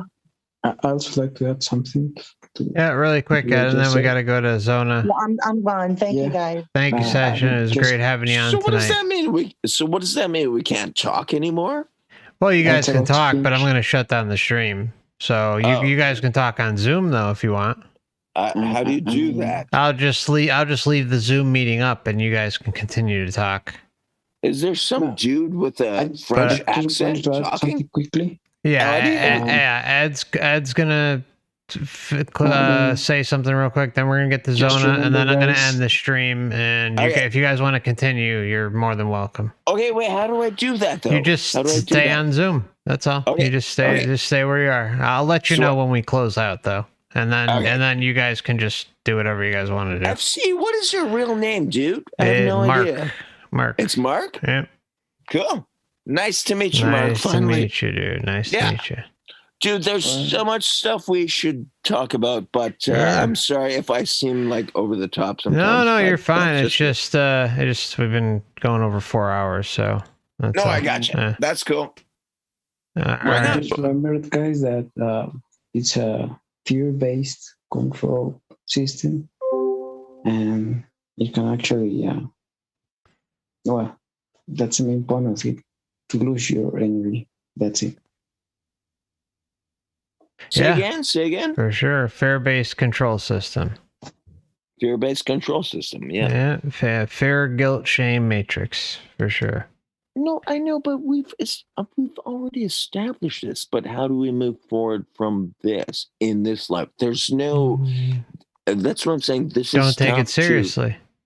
Yeah. I don't take it seriously. I mean, I'm at the point where I just laugh at it. It's pathetic. I mean, when the veil is really lifted, it's pathetic. It's a joke. It's not to be taken seriously, and you just enjoy your life the best you can while you're here. I mean, mix in. That's fair enough. Yeah. No, that's fair enough. I get that, but at the same time, I'm saying is that if you can see through the trap and the lies, then why can you not move beyond? If it's just all thoughts and energy and emotion, why are we still contractually obliged to be? I don't think it's even contract. I mean, I just think it's this, where we have this body, and maybe we can astral project out of here. That's kind of my direction where I've been going, and hoping that at some point I'll be successful. But until then, I just kind of, it is what it is. And fair enough. But I'm saying it's like, then why does it have to wait till bodily death versus it's just intention of, okay, I want to be out? What if the whole sham is just an idea or a thought where you believe that you have to, your body has to die, your corpse has to be found, like whatever. I got screwed up on heroin the other day, versus just, I want to go to bed and change my contract and go home. These are the ideas that I don't understand why there's a definite how do I say it? There's a definite negative trap involved in this, where intention is not part of escaping this trap. And that's what scares me after death. The problem, I mean, I think intention is, you know what I'm saying? It's I mean, I get what you're saying. I just think jump in? Please do. Yep. Hello. Hey, Zona. Welcome. Hello.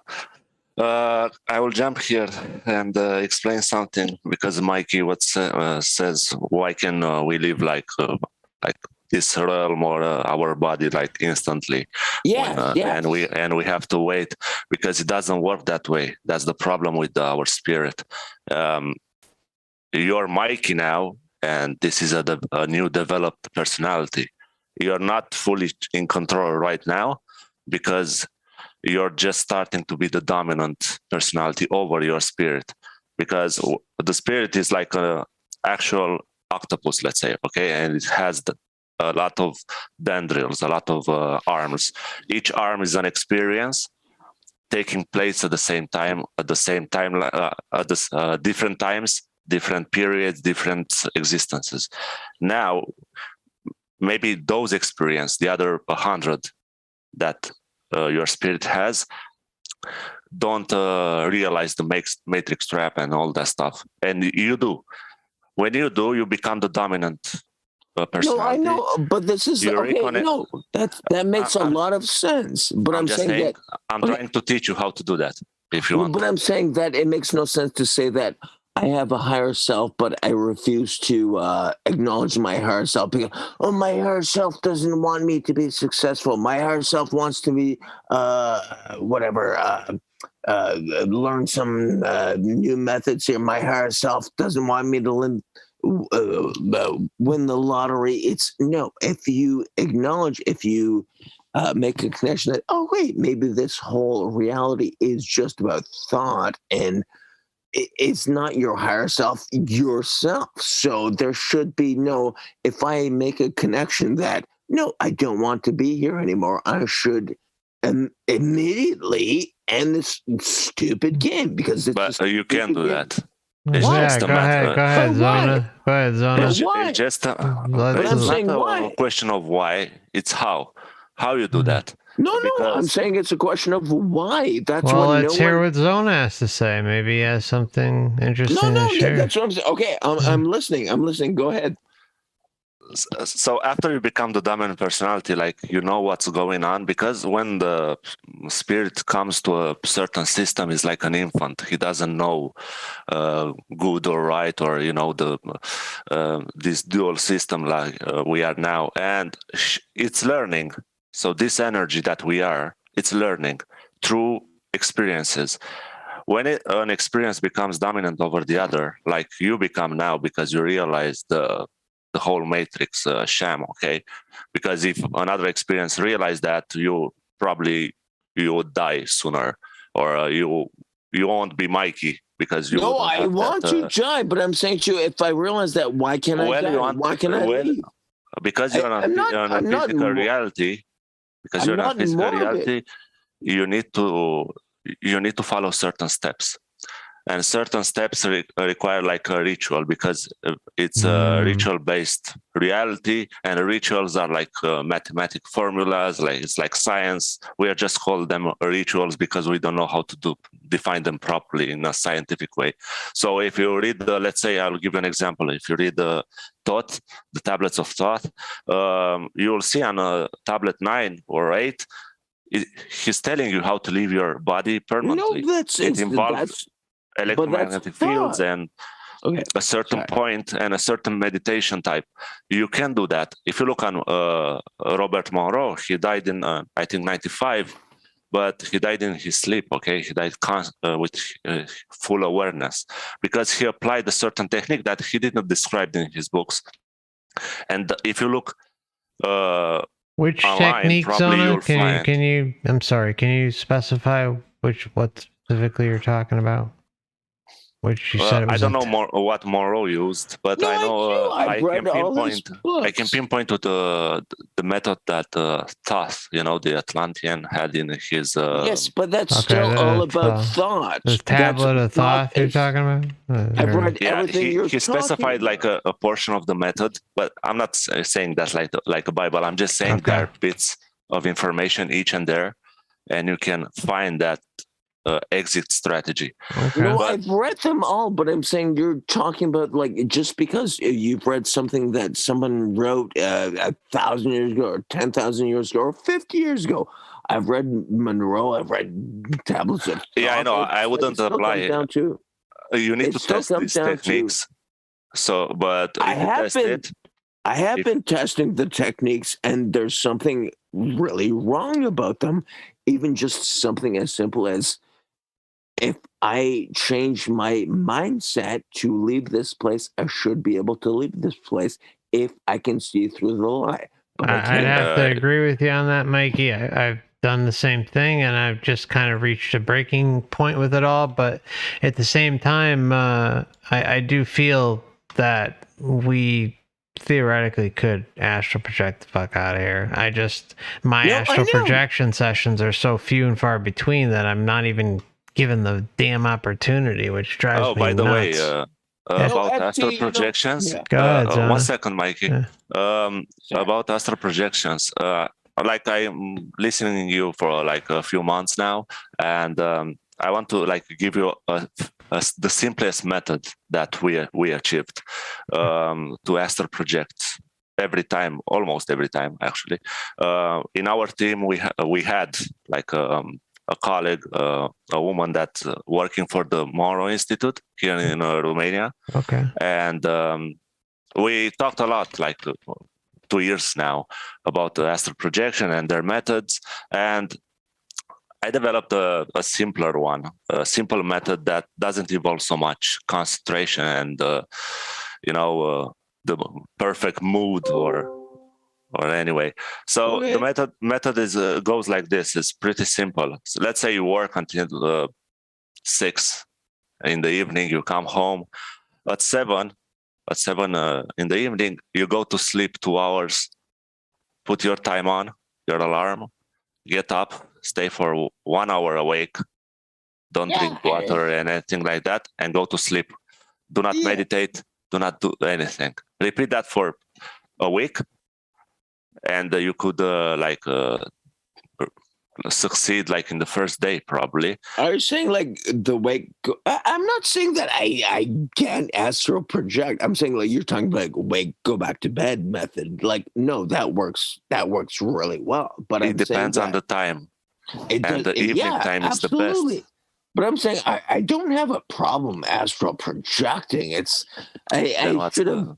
Okay, part of what I've been kind of screwing me over in the last little bit is that I realized that I cannot rely on any entity I meet in the astral realm now because there's a good chance they're part of the control system. So yeah, of course.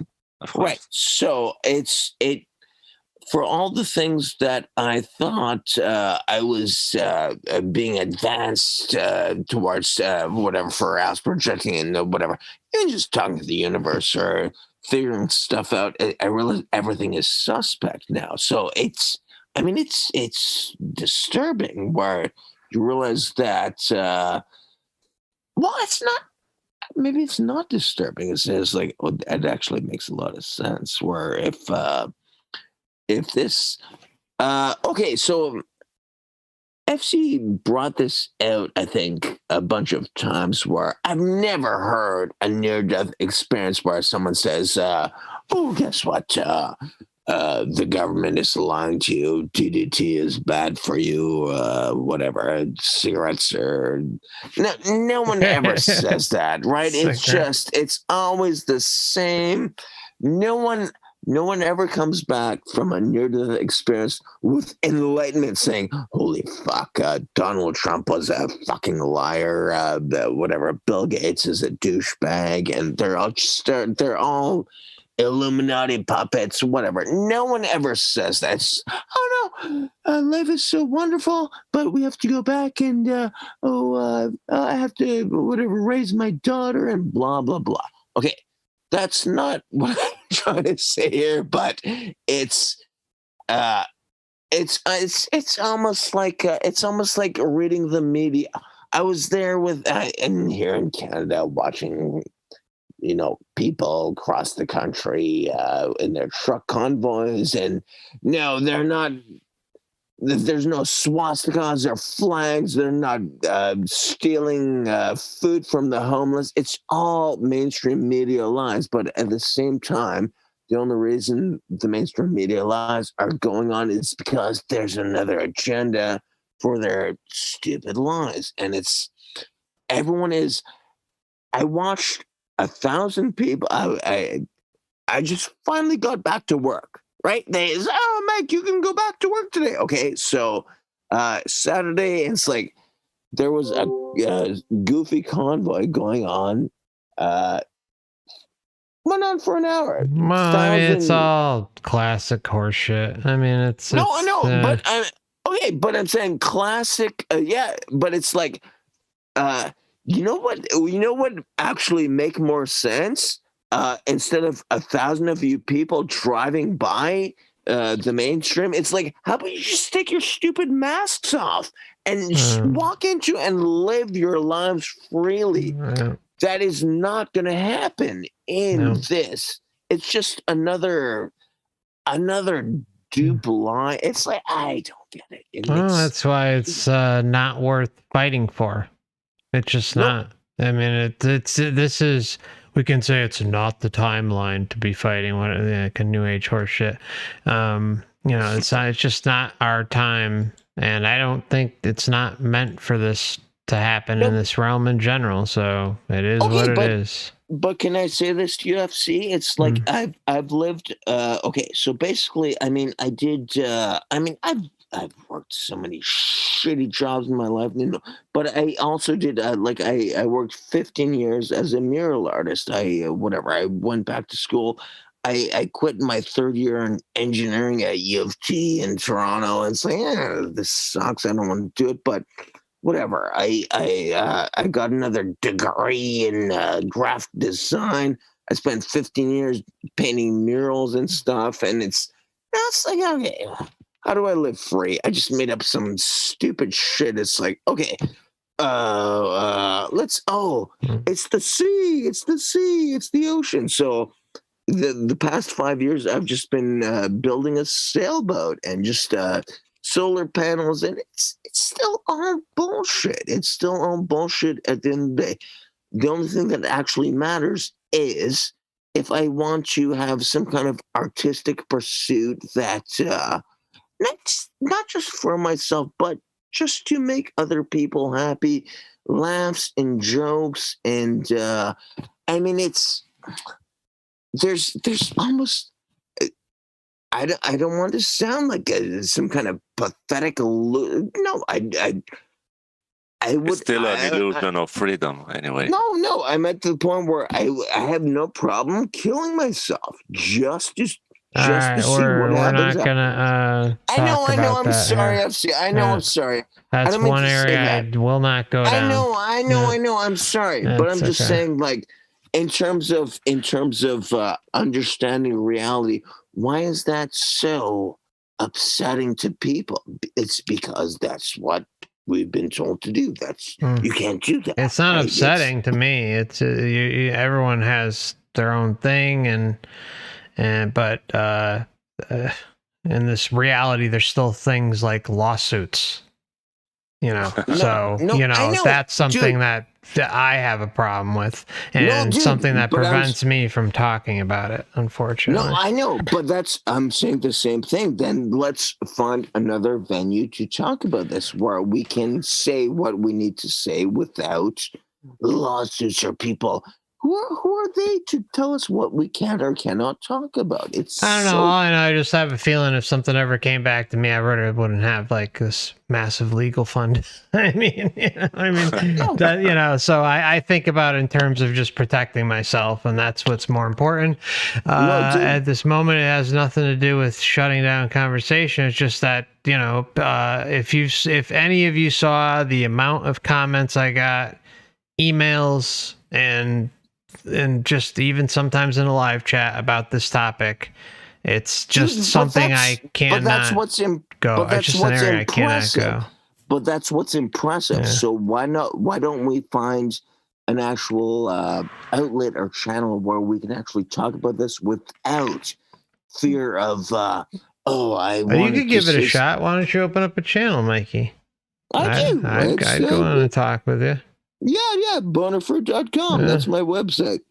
I've said this to you a bunch of times. But that's I do. I'm spending some money to try to have dialogue with people.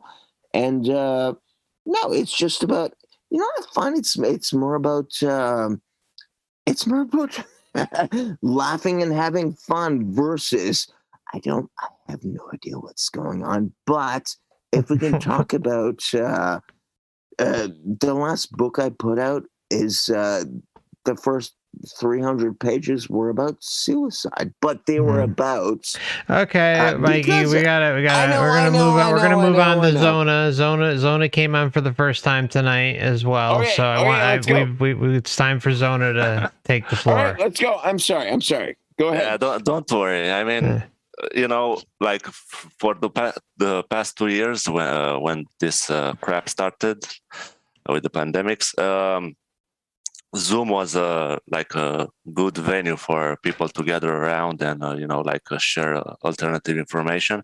Yeah. And we started like 2 years ago from let's say someone was promoting a book and gather us around, and then we said, we don't want your book because it's full of shit, and let's do our own channel. And we did, and we grew like 500 people each Friday. Nice. And talk about let's say real stuff. Okay, what that means. I mean, real everything. It's an illusion, but we talked about the spiritual matter, and it's hard to come by people that know what they are talking about, and also they are genuinely interested in the subject. Yeah. Because in our experience, we had a lot of healers, a lot of people that wrote books. We had like guests talking, and at the end, everything is about money and less practice. and everything. It's money and getting your name out there. But what if it's not about money anymore, right? Doesn't that make it so cool if it's not about money? Well, you talked sharing about ideas. You talked I know. earlier about Rick, I think FC. And, no, I thought about selling books and stuff, but I realized that the reason to the ideas for the books and everything is yeah, sure, they're on Amazon and whatever, like Kindles and everything, but it's just idea. And I realized this is the best thing. It's not about money at all. It's about sharing ideas. Well, Who cares listen, I mean, money? we got this request, wrote a book about everything that has been discussed, and we refused it because we said, okay, we have other income streams. We don't, we're not going to make or promote books or stuff like that. And I know it's hard when you have a channel like this to like pay for everything, and it's time consuming, and that's why we reduced the amount of shows that we had. Like every week we are now having monthly because it's time consuming. You need to pay stuff, and at some point you need people need to like join in and support you, and it depends on where you are, and that's helpful. And because people don't understand you are doing this like full time in your mind, maybe not physically like past 8 hours, but you're doing the research, and the information costs, you know, and people tend to not understand that because, oh, it's free energy.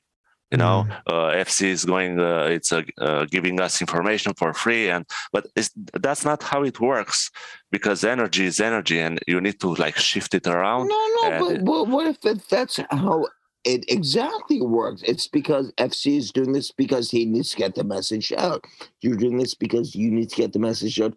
I'm just like, I'm not going to make any money selling my stupid books or my blogs or my posts, you know what's the... I'm doing, because that's what the energy is about. It's putting it out there and saying that, the saddest part is people that join in do not put anything that they are taught in practice, and that's our biggest failure, let's say, as people that know about the system, like FC, like you and people around here on YouTube, and you're trying to explain some things to other people. They listen, they are looking like you, like a movie, like a show, but when it comes to actual practice and change their lifestyle and change... No, but that's where I'm confused. It's because you're saying that it's, you know what, it's there's something beyond you know what, and this upsets me a lot of this. I don't know, I just like I put all this time into writing and books and the ideas and knowledge. It's like, no one owes me anything. It's like the whole reward comes down to, I mean, the simple thing is one person who wakes up to the scenario that is something is screwed up here. It's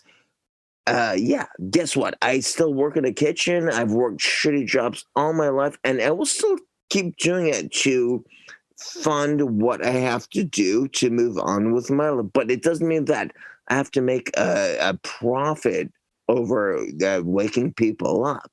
You can wake people up and it depends. It depends if you have like a channel and put so much time in. It's a lot of work. It is a lot of work. Yes, that's my point. But I'm talking about people that are doing the. Okay, let me give you an example. So we have like famous people here in Romania, and that are like internationally available in Europe, and they are doing this healing session. But when you take them as an individual, they are like nowhere near what we are talking about, or your level, or FC level, or my level. They don't have this comprehension of the total, or at least. But you're talking about charlatans. Like this is no, they are not charlatans. Okay, I'm not saying like snake oil sellers. No, I'm saying like certified healers. But in the end, it's all about the money. And if you are taking them at the individual level, they are not nowhere near what they are teaching. Okay, so what? When you come by like a genuine guy like FC, and I met some other guys. One is in Russia.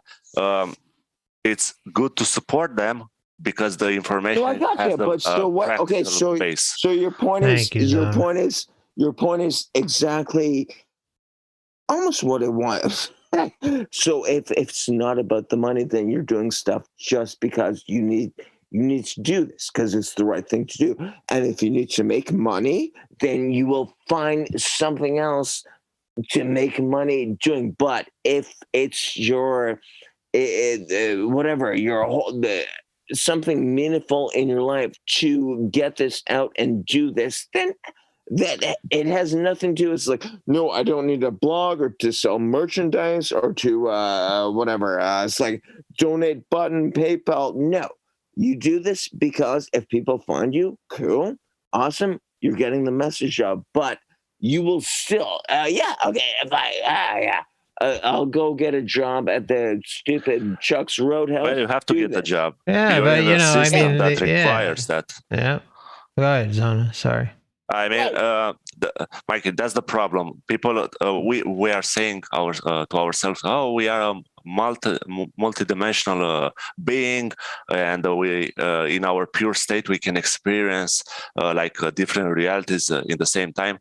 But look, we cannot experience like two realities. I'm also always telling people, look, you're in the physical, enjoy your life. Yeah.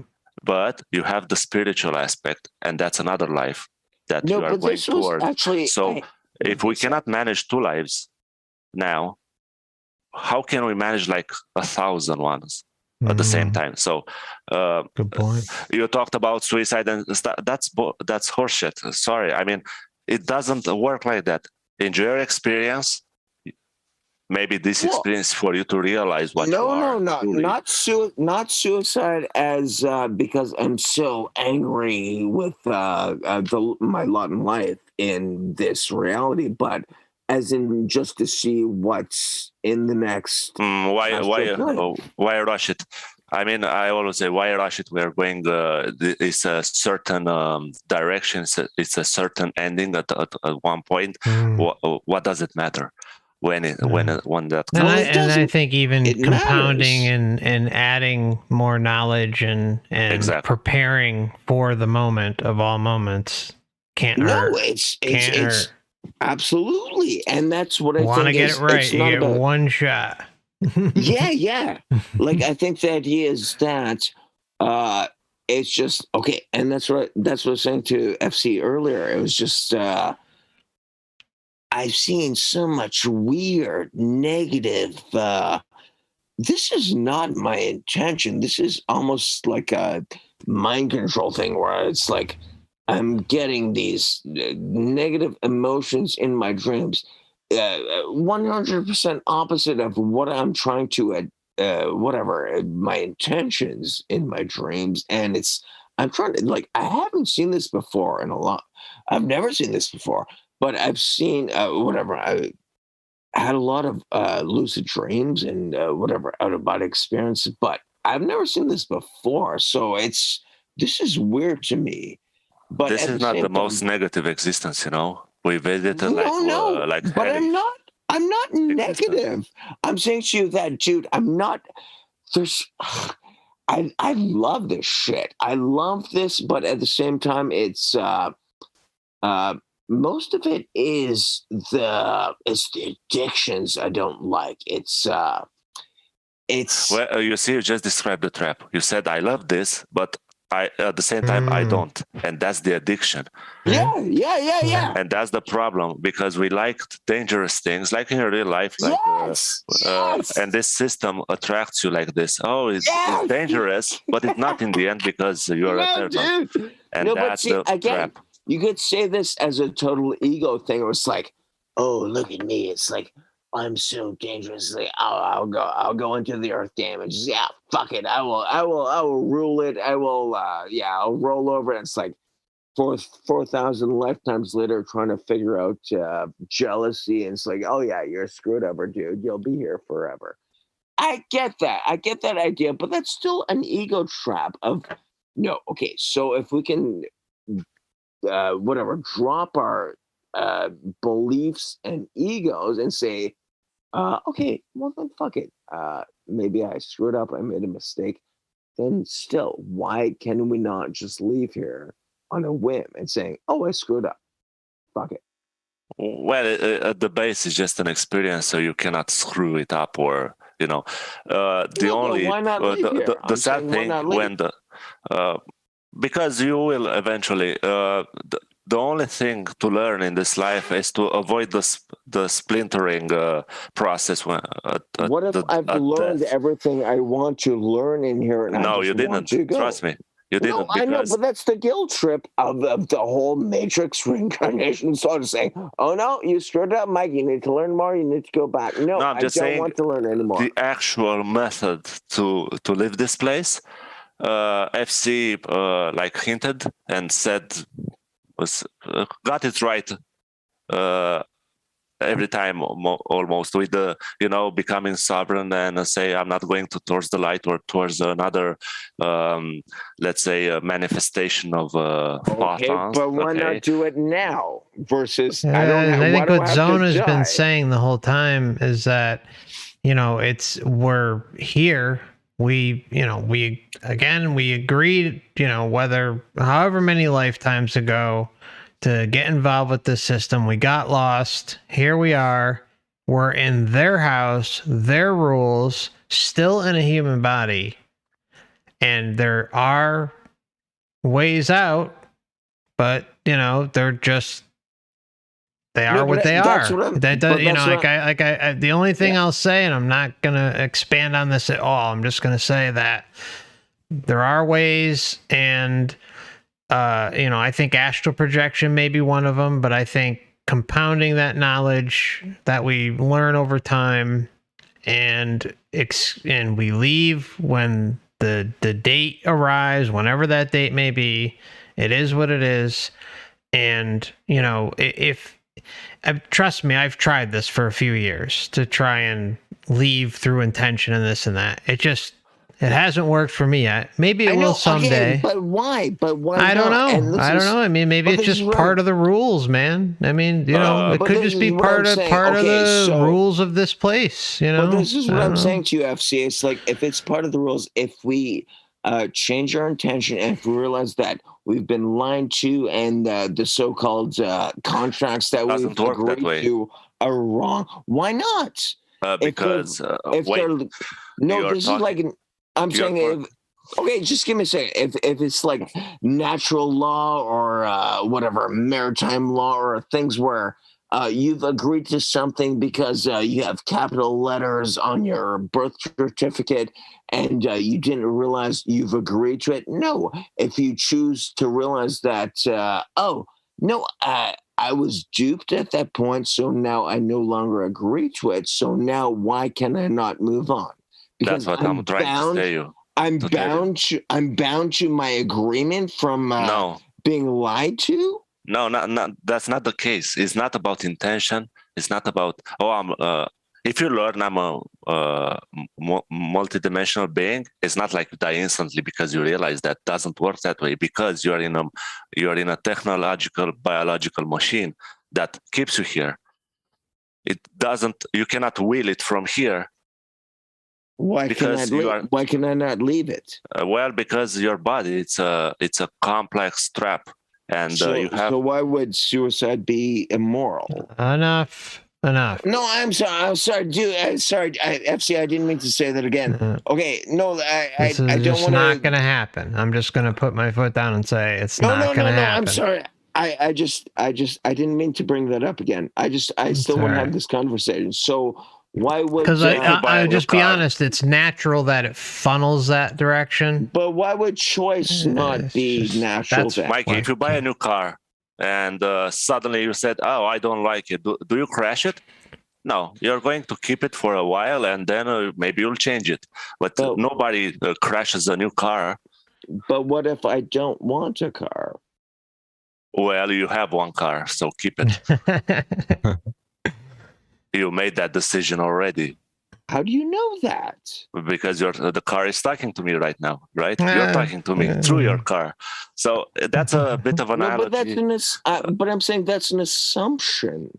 No, it's not an assumption. Also, That's is the assumption that we can just teleport the hell out of here.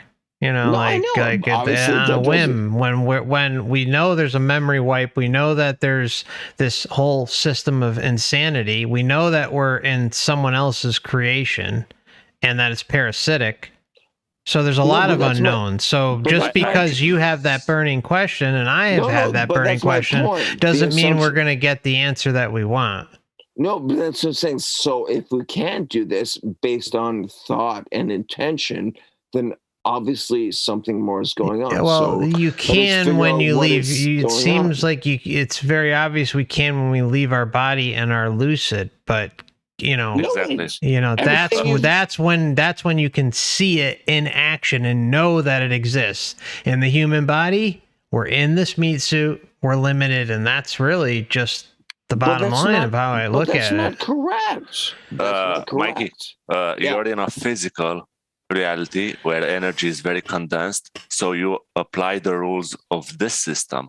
Intention and instant thought works only in your natural system. Doesn't work that way. If it work that way, then you could manifest like a cup in front of you, but you cannot do that. You need to use machinery. Why can I not? Because that's the system. That's how it works. But I'm saying if that's you're saying that that's the system, there's no way to get around. But you know what? If it's all about intention and ideas and emotion, then how can you?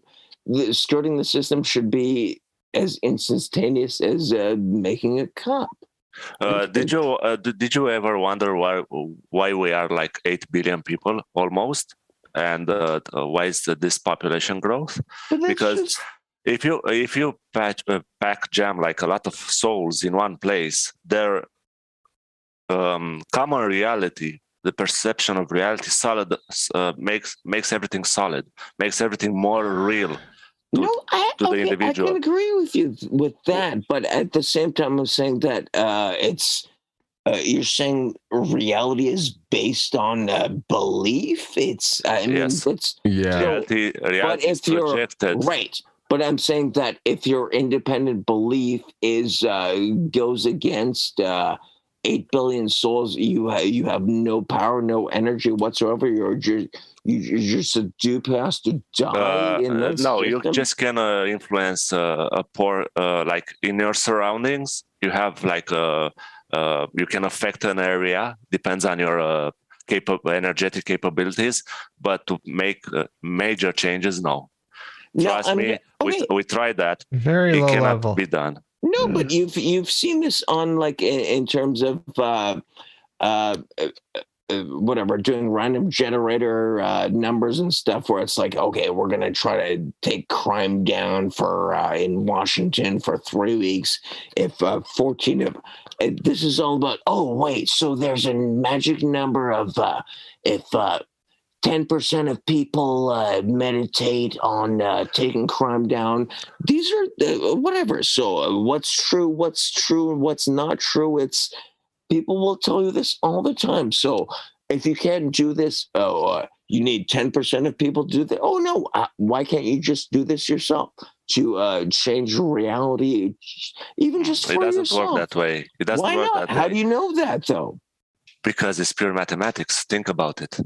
No, I know. I've spent my whole life with mathematics and engineering and science, and none of those things actually work well at all. They're actually really bad.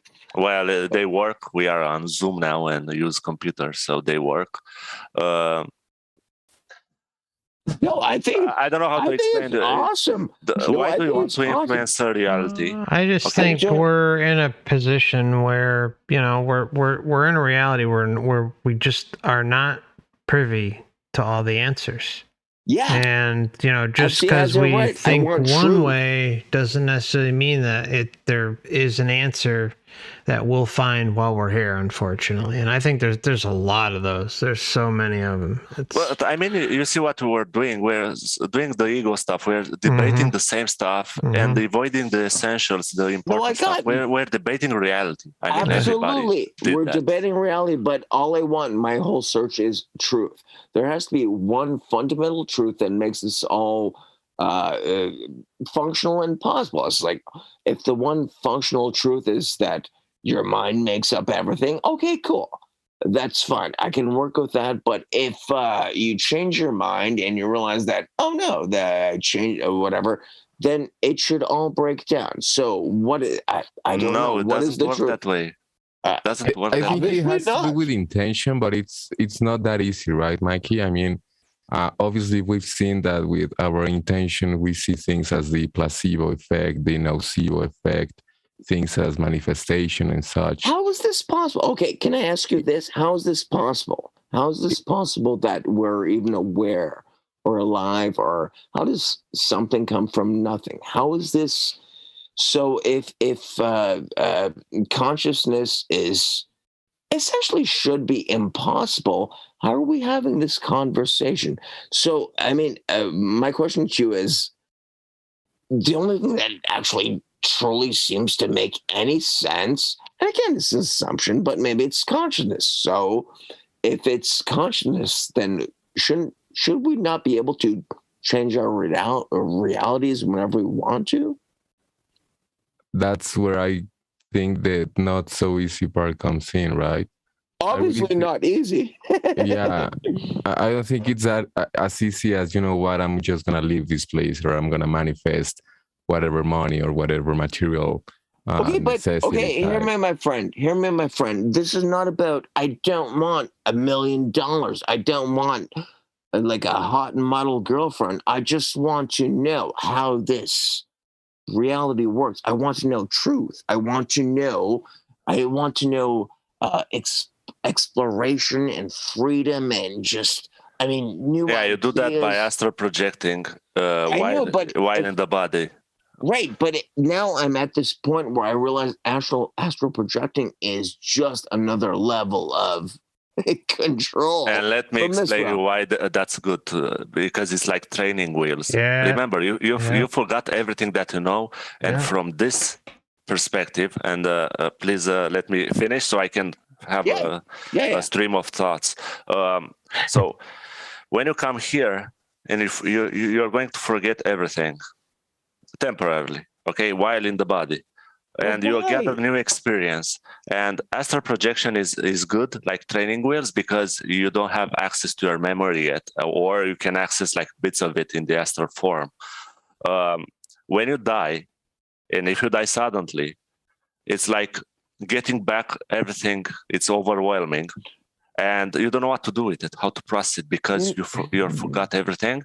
And when it comes to like manifesting something with your thought, and you are chaotic and manifesting like horror stuff, you're going in a state, oh God, help me, because but that's I'm saying that makes no sense. I went to university for engineering at University of Toronto for 4 years.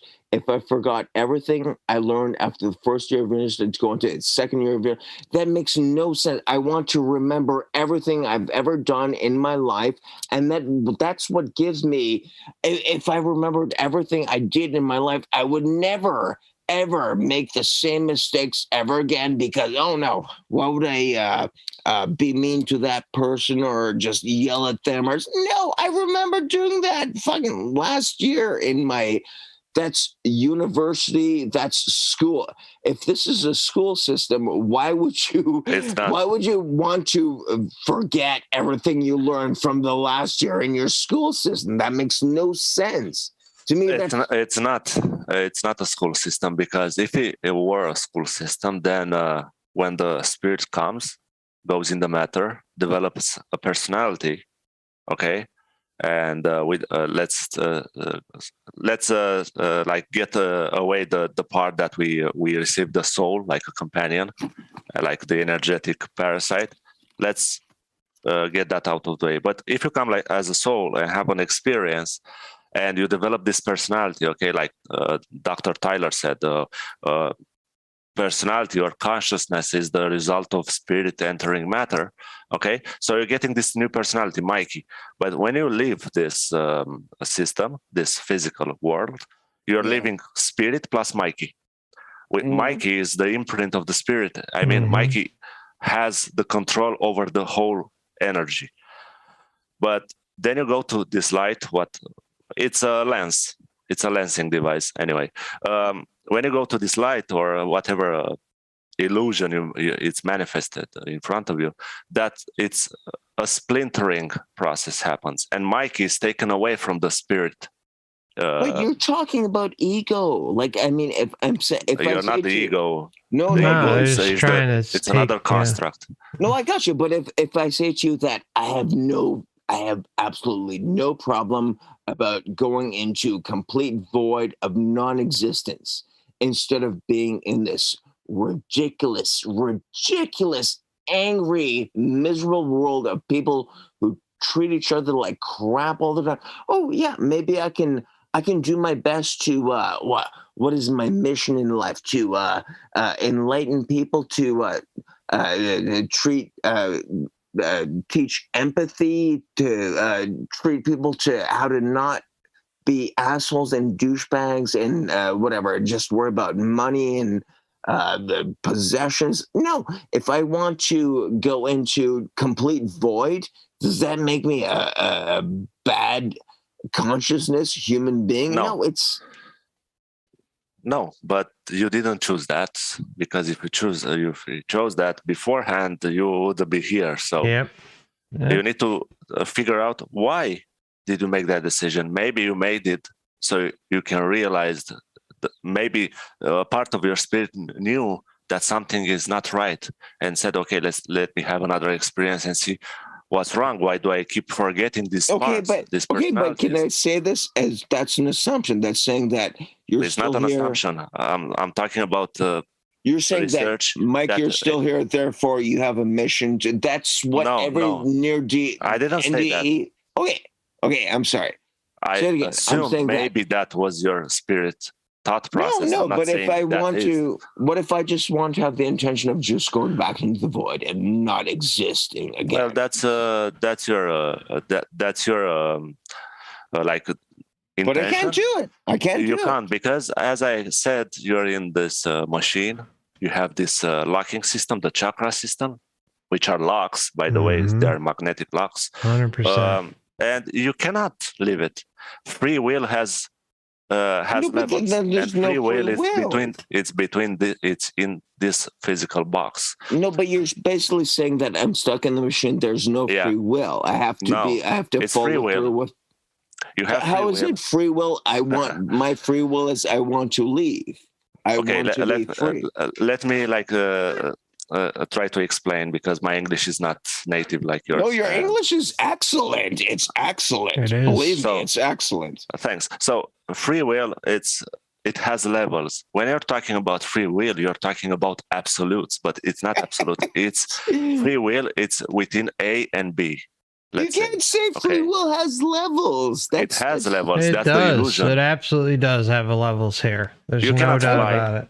Okay. You cannot fly. I'm listening. You cannot fly, and that means you don't have full free will. You don't have free will, because you cannot fly. But I can fly in the astral. So what's the difference? That's another system.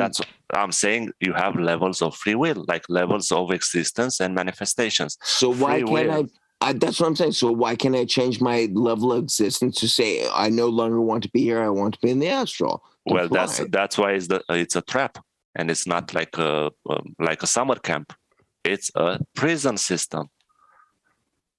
Well, I get that, but if it's about free will and intention, then I should be able to switch my intentions. It's more about free will and intention when you leave here.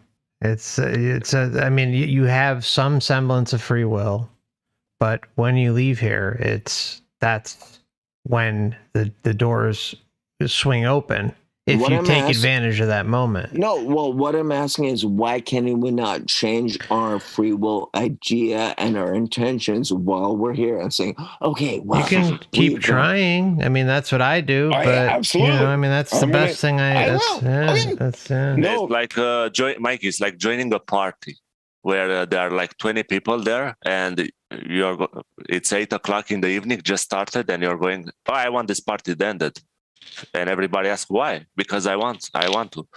You can just leave, but you cannot end the party because it doesn't work that way. It's not your house. It's not your music, That's not what I'm saying. That's not the same analogy. Good What I'm saying is comparison. that I don't want to impose my will on anyone else. I just want to make a decision for myself. It's a completely different analogy. I'm saying, well, you I have free do will. You not- can do whatever you want. yeah, well, with your apparently I mind. can't. Well, you Apparently I can can't. with you and your body. And FC said, "Oh, let's not talk about that." But and we Mhm. shouldn't, because that's someone's decision. If you want to go that route, that's your decision, and you have free will in that direction. But Right, what but- you're doing, you're just asking like permissions, and is that right to do that? No. What I'm Nobody saying cannot is that answer I that. do not want to impose my will on anyone else. I want to share ideas. I want to share thoughts. And I mean, to me, like, this is the greatest conversation I've had in a long time. But I'm saying that if it comes down to my own decisions and free will, there's still a complete block for me getting unless I make a decision that might be extreme. It's ideas and the motivations and intentions are not changing anything, and I don't want to change Changing where? anyone's mind. I don't want to change anyone's mind. Do you have change inside you? Did you change in the past years? Absolutely. I Okay. mean, every Then day is. then the free will worked. Yeah, there you Your go. intention yeah. worked. Yeah, that's what I was going to say. Your free will got you to where you are today. That's Okay, because you fair were enough. busting through that shit left and right. So did No, I you gotcha. not have control of that the whole time, or is No, that of just course. a fluke? Of course, no. Yeah. I'm saying you're both absolutely correct, but I'm saying at the same time it should So why be can't the limits be understood that this is where we are? We're limited because of this body, because we're in someone else's realm, because it's a prison system. I mean, But isn't that the worst thing to say, that I've acknowledged limits, therefore I cannot go beyond them? not Because necessarily, I've because you can keep trying, right? I mean, there's nothing to prevent you from keep no, trying. and I will. It just I will. doesn't. I will. And unfortunately, it's kind of like I'm with you. I've been trying it for a few years, but it's just, it is what it is. I'm still here. So, No, I got you, but I'm saying the same thing. So I'm saying part of what our limitations are, all about is that we have. It's like, oh yeah, I like pizza, I like beer, I like smoking. Those are cigarettes. small. These are, no, I Those got are you, but small I'm saying options. I mean, they're pathetic, small, but whatever. look, you're options. talking. Let me say this. You're talking from a human perspective, and you're talking about free will in small things. If you're going to the extreme of free will, you can do whatever you want. You can drop the car and leave. You can astral project and leave. You can do all. Free will is absolute if you really want to. It depends on, do you really want that? Do you want to end the existence now? Okay, but those can I are the ask? big questions. No, I Because know. you can do whatever you want if But can I? at the bottom line. No, but can I ask you this? So, it's like, yeah, I am talking about astral projection and lucid dreams, but if they are part of the same trap that I thought They are not. They are transitory areas. But how do you know that? How do you know that? For 14 years of astral projection and experience. nice. And, Okay, and so, not okay. me, and not only me. So look, I had. You said you're linked with Monroe, right? Yeah, Monroe? with Yeah. I can Oh, wait. give you the link of the person that works with them, like the trainer, and No, I got you, but I'm saying, can I to ask you verify all this. No, I know, but can I ask you a question? Because I tried. Okay, I'll tell you a story. It's like I tried to. I did a lucid dream. It was astral projection. So I was like, oh, I just want. Okay, who's my spirit guide, right? And so the basic story was something was coming out of the plants there. This was an absolute lucid dream. I was lucid. It's like, okay, cool. Let's see what's happening. So something was coming out of the garden, and I thought, what is that, a rodent? What's my spirit guide? Was that a lucid dream? This was a lucid dream. And then so out of the garden, and then all of a sudden it was butterflies came out instead of the rodent. It's like, okay, well, I thought the rodent was going to be my spirit guide. And then all of a sudden it was 5,000 flies were attacking me. And I ran out into the next, it was like a cave. I ran out into the next so-called cavern. And it's like, yeah, wait, I'm still loose here. And I ran back and I said, fuck you all flies. And then it's like, I woke up going, I don't understand. Yeah, but look, that's a single thing that happens. I know. Flies are my spirit guides. No. You see, you're making like from a low-level energy existence, which that's a lucid dream. Okay, a lucid dream. No, this was from. I'm saying doesn't matter how aware you are in the lucid dream. It's not even an astral projection. It's a construct made from your subconscious and your lucid mind. If you're, did you see someone in a lucid dream from the exterior? So look. Yes. How do you define how does the person look? No, I'm saying, did you go in a room? In the same dream, I met this woman who had. See, this is just weird. It was a female entity, and it was just there was. I don't even know what I'm saying about. I'm trying to say something else. Excuse my. Okay. So, your English is fine. I repeat the question. Okay. Did you see a soul separated from his body, like a spirit separated from the body, having a lucid dream from the exterior? Have you seen how it looks? Not in the wait, dream. No. Say that again. So if I'm in a room with you physically, and no, I've not seen that. I've not. Do you know? Yeah. Well, I asked many people this question that do astral projection, and just a few of them have had the answer. When you see a human, a spirit, whatever, a female, a male, having a lucid dream, you're going to see his body, his energy body, lifted up the ground or somewhere in the room. But I've done this. And around him, it's a bubble, an energy bubble that comes from the top of his head and surrounds him. And that's the reality that he perceives. No, but I've run. Okay, so let me say this to you this way. It's because I've tried to do that, but at the same time, I've actually gone into false awakening dreams of watching myself wake up from a lucid dream, even though I know I'm in a lucid dream watching this is still a belief construct of saying, you're saying that I've seen this, therefore I know it to be true forever, but that's not true. I've I'm not seen myself awaken from a lucid dream, saying that no, I was still in that dream. It's just these are still mind constructs that were. You can say that. Does that make it absolute reality because you've seen it? Okay. Absolute reality. Well, you can test it. Look, I mean, what you can test and has that's what I want to test. That's what I want to test, and has the same particularities every time. That's how you test stuff. When I'm started doing astral projection, I kept my focus to keep everything as scientifically possible.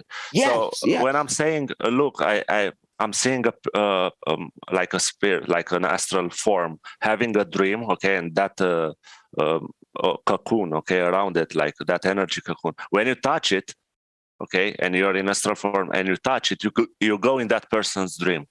You're absorbed in his bubble of projected awareness, and you can interact with him. or you can get out of it. I'm not sure how many people are here on No. But I'm saying what you were like a dead person, which get is not aware that is dead. Okay, so what I I'm saying felt is the that energy. Yeah, but hold on. Let Zona finish his talk. He's talking about. I got you. Who's felt? Yeah, people. You know, it's Mm-hmm. it's very interesting. I mean, in the last years, I'm doing this. I'm trying to see the different states of awareness when people die, when people sleep. So I'm going in people like rooms, you know, stuff. I did that a while ago, and trying to perceive how a dream looks from the exterior, how a lucid dream, how do they project that energy outwards. And sometimes you meet like dead people, like you say, but it's like the spirits or parts of them, or fragments, and they have like a stale smell. It's like an energy smell. They have like a very stingy smell. That's how I can describe it, but it's not an actual smell.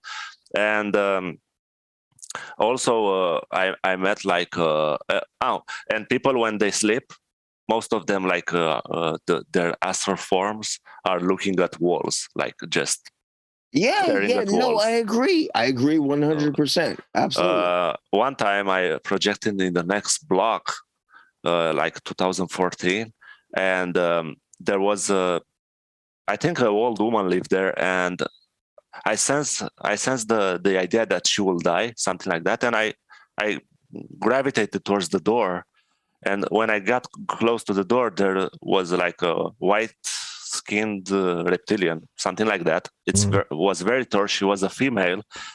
The smell was awful, like the perception of it, and she was leeching on that. That woman that was inside the apartment, and when she observed me, she turned around. She made like this freaky scream that I didn't hear, but I perceived it like chilling. And she got very, very scared because of my presence, and she flew out of there. Yeah, I've had. Okay, so I mean, I can tell you the exact same lucid dream I had, but at the same time, it was kind of a test to see that. That wasn't a lucid dream. That was an astral projection. Let me finish. I will. And the next day, I said, "Okay, let me test it out. What was with that apartment?" And I got to the block, and at the entrance, because that's the stupid tradition here, it was a cross. The woman already died.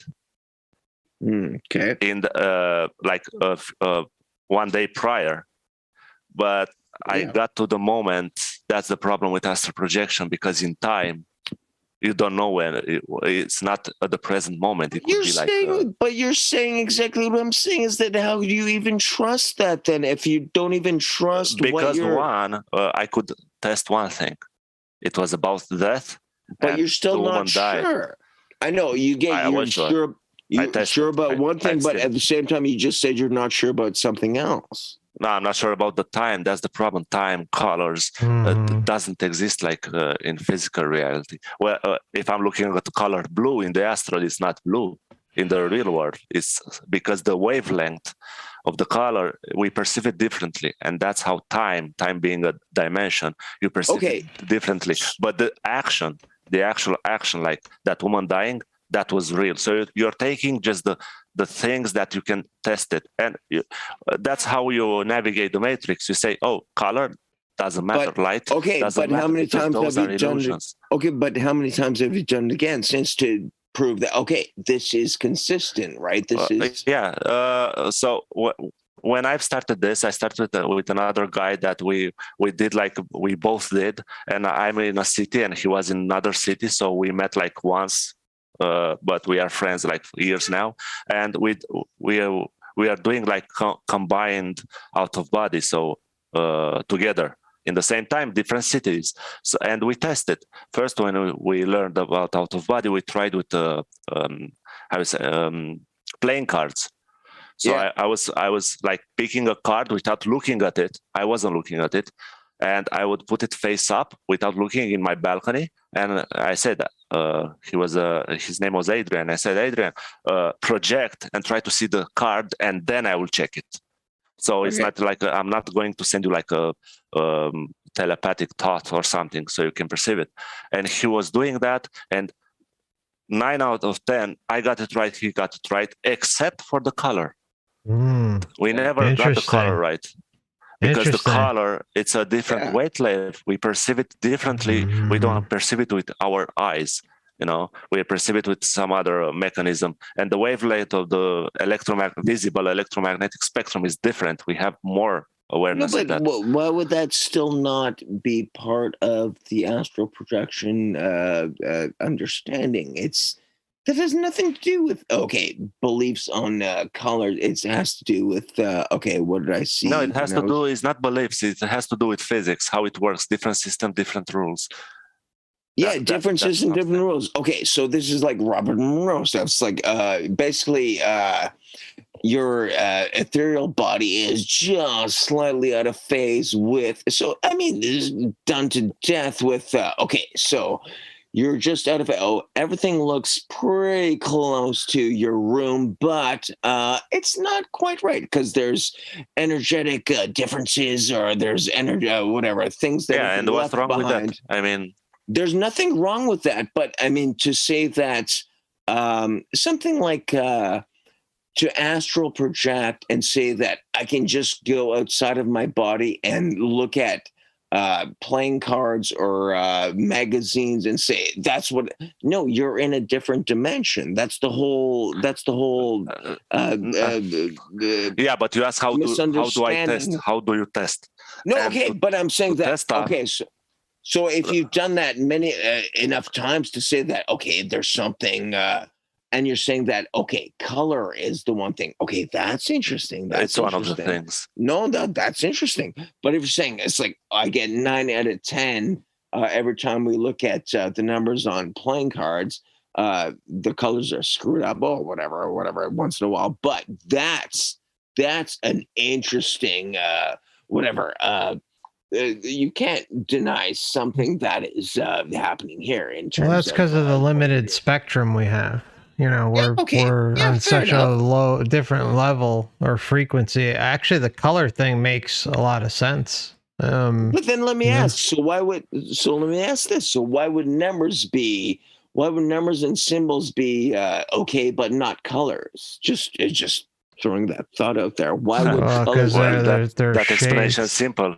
Yeah. Why? Because those are imprints of someone thought. Okay, so why can't we? Our imprints are not something we can control. Like, I mean, this is what I don't understand. You're saying that, you can find as much proof as you want, but some proofs will be irrelevant because things are out of your control.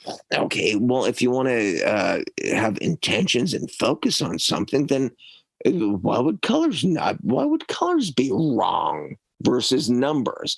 If anything, I've found in lucid dreams is numbers and symbols spin around like no tomorrow. Like it freaks me out. When you're identifying a card, let's say, and that's what I've described as the training session of a lot of years ago, many years ago. But we're not just saying, it's 2, it's the number 2 on your card. We are describing the actual king, the queen, what it's holding, what the shape of that symbolism. More complex. No, that's visual. Or is it emotion? Is it emotion versus symbolism? Is that what? No, it's. I mean, we don't have to say it's emotion and do it and say it's more than it is. We're just trying to find coloration between the what we can see in the astral form, like in the base level, and what we can see in the physical. No, I got that was a training session. If you go advanced with this train of thought, do you think the tunnel of light is a tunnel of light? No, it's a full-fledged mechanism. If you can see it, it's bell-shaped. It has a lot of tubes. I mean, I could make a draw and send it to you guys how it looks, and it's not the only one. They are like leeches around, multiple. not around. Right. Yeah, I'm interested in hearing more of that. You're talking about But are you talking about in a lucid dream or astral projection? I've It's never. not even astral. It's more than that. You shed your astral form. Well, even something. Okay, can I say something as weird as this? It's like I've been in. I got lucid in a dream one night, and it was just like it was just red. It was just red. It was. I couldn't even. It might as well have been a void, but I called the void red, and it's. You know what? I couldn't see myself. I couldn't see anything. It was just a void of red, and it's okay. So what the hell does that say? Well, you can.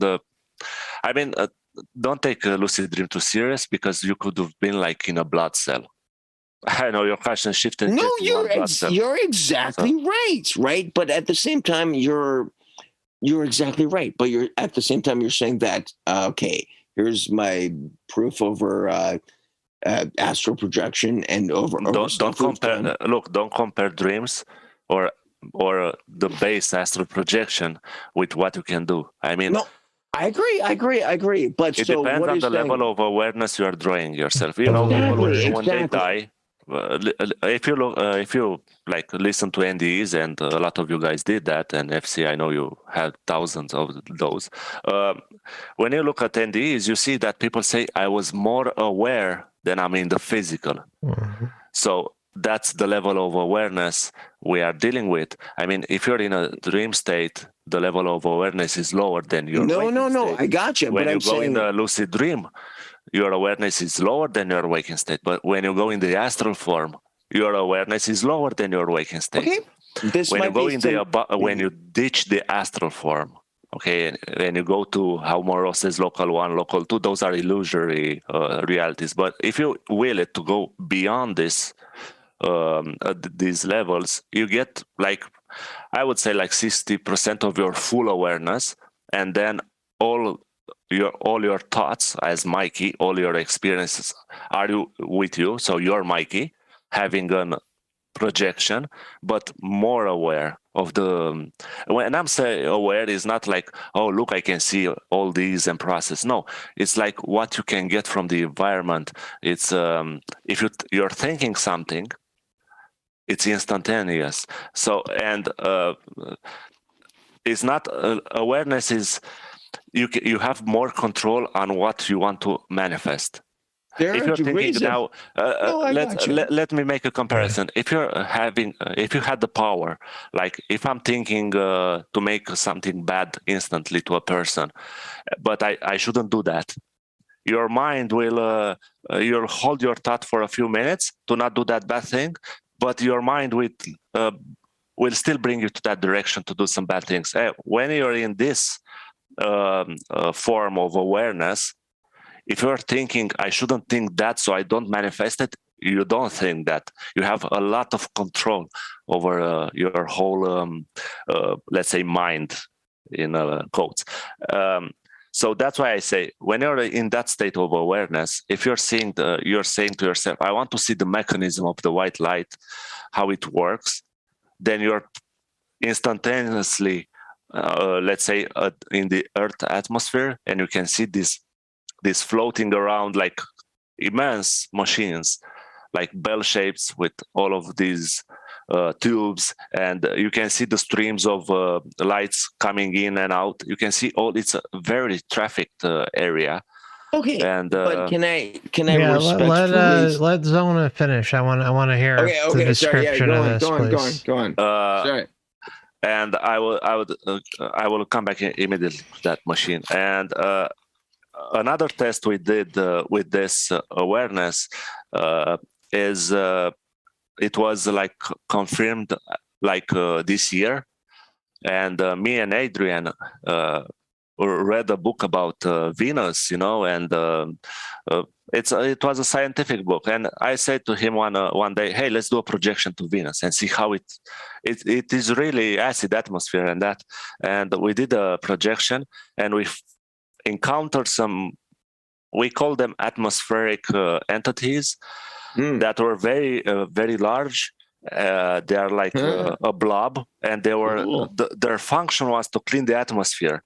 And we said, oh, maybe it's an illusion, and they were very scared of us. So when we flew to those acid, let's say clouds, you say like that, clouds, and this year NASA gets an article out. They sent out a probe to Venus, and they found like some meteorological and like life forms that clean the atmosphere. So I'm calling this guy and say, hey, did you see this article? And he said, no way. I mean, it confirmed that after a lot of years what we saw then. So it's not like NASA is giving pictures in that article, but it's a theory that they have, okay, in the article. And I say, oh, okay, and that confirms. So you see, you get bits and points to prove what's an illusion and what's not. And that goes with also with those machines that leech and grab the souls. And they are very ingenious because they are making like a grid around the planet. And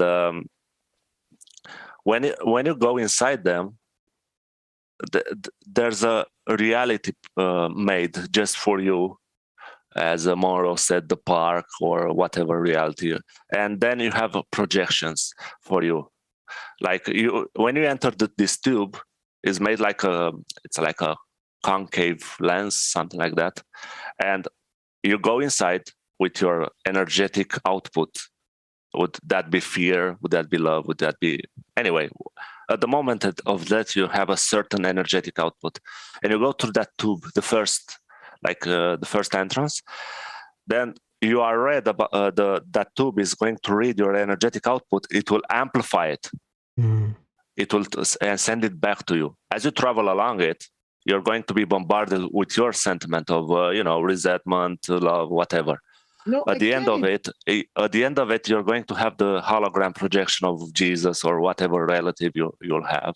Okay, none of them are real, and you're going to enter this area. In the bell-shaped area, it's they're generating a sort of field, like particle field, that makes you starting to forget stuff, and it's not like you forget who you are. You're forgetting where you are. It's hard to explain. So you're dead, you're entering a new area, and you're saying, hey, look, I'm in a new area. But that magnetic influence makes you not question where you are. No, makes but I'm here. But I'm saying if you do question let's where Zona you are... keep going, though, man. I'm sorry. Come on, let's just keep it going. I'm sorry, FC. Yeah. Okay, go on. Okay, so... and then, you have the whole entire life review and stuff like that. Hey, the life review is not a life review for guilt.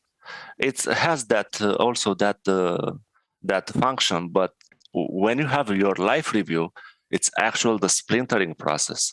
They are extracting all the experience from the spirit. All the filaments in your energetic cocoon are extracted then in that round room, domed shaped room. Okay, they're it's like a church. It's something like a dome of a church. Okay, those, when you see on the walls, and all the people that had the near that experience say, oh, I see my life flashing, or through walls, or no, in that specific time, all the energy of your experience is extracted. So when you get your life review, you're actually losing your life, that experience.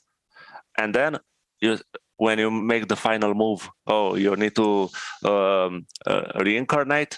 Then when you're spit out the other way of this machine, the full like a veil, I would say veil of forgetfulness, stuck to you. They cannot rip everything from you, like all the experience. They're just taking the parts that produced more lush in the lifetime. I get it. I'm sorry, I don't mean to interrupt, but I'm saying my whole point is that if you realize what's going on and you realize what the whole... You don't realize. That's the problem. They take it away.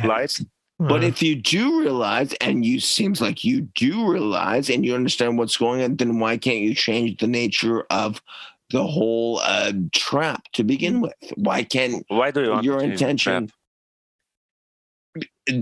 Why do I want to change the trap? I don't want to be here. Let me phrase it. Okay. Why do you want to intervene? So why do you think I don't want to be intervene here? in someone else, like No, millennia not old anyone else. Just I don't want to be here anymore. I hate this place. Yeah, that's an individual level of view. Yes. So I'm saying that if you're describing to us how the whole mechanism works, if you understand what the trap is and what maybe not trap is the right word, if you understand what the mechanism is and you want to change the mechanism, then why can't we just leave when we want to?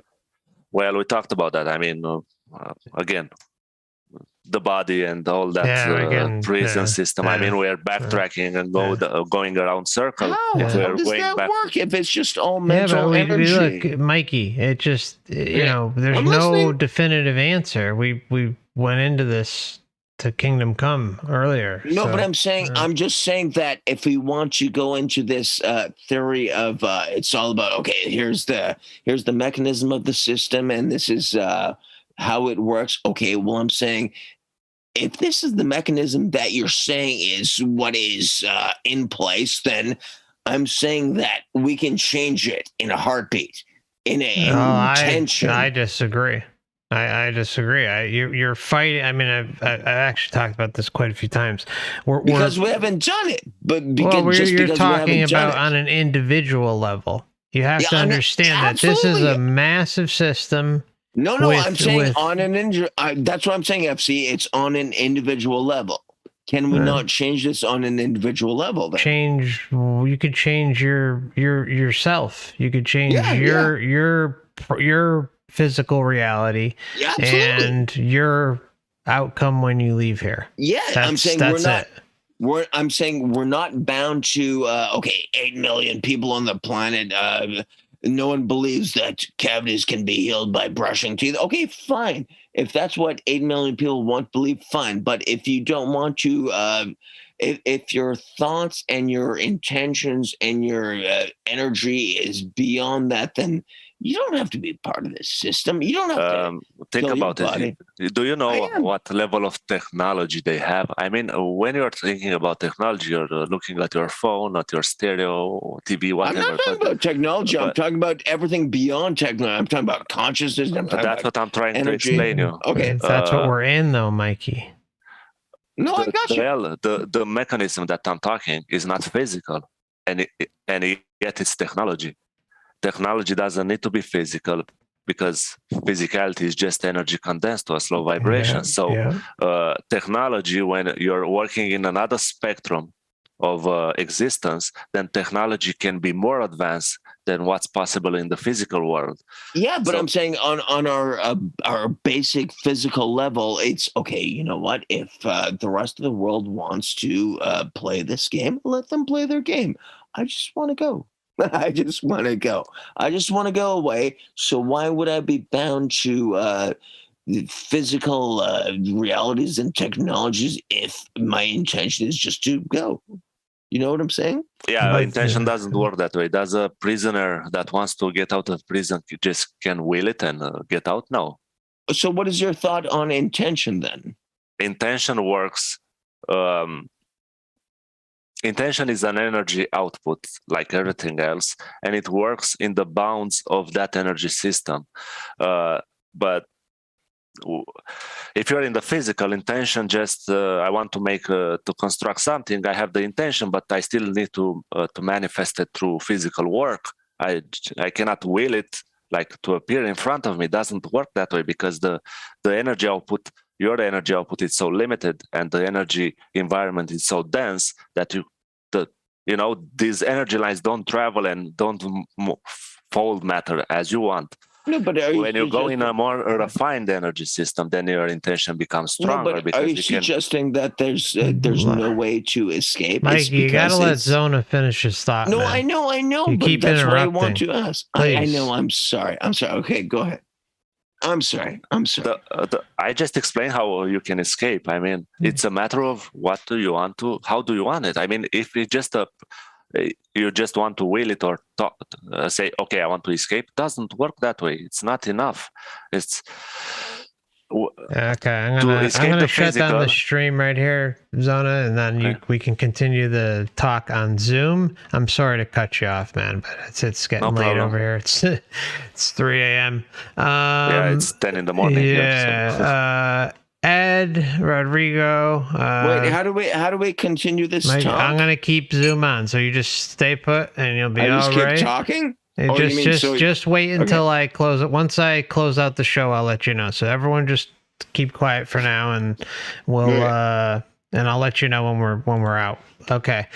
All right, my friends. Thank you for joining tonight. I want to thank the panel. I want to thank everyone in the chat.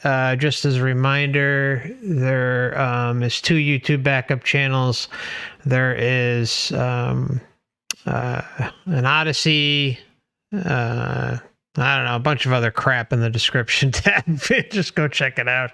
And channel memberships for anyone interested in joining the Last Timers Club. And I will see you all maybe tomorrow. We'll see. I will leave the Zoom link in the chat right now. Actually, let me do that right now before I close it out, just so you guys have it. If anyone wants to join the Zoom meeting that's going on right now, that's going to continue from the stream, feel free to jump in.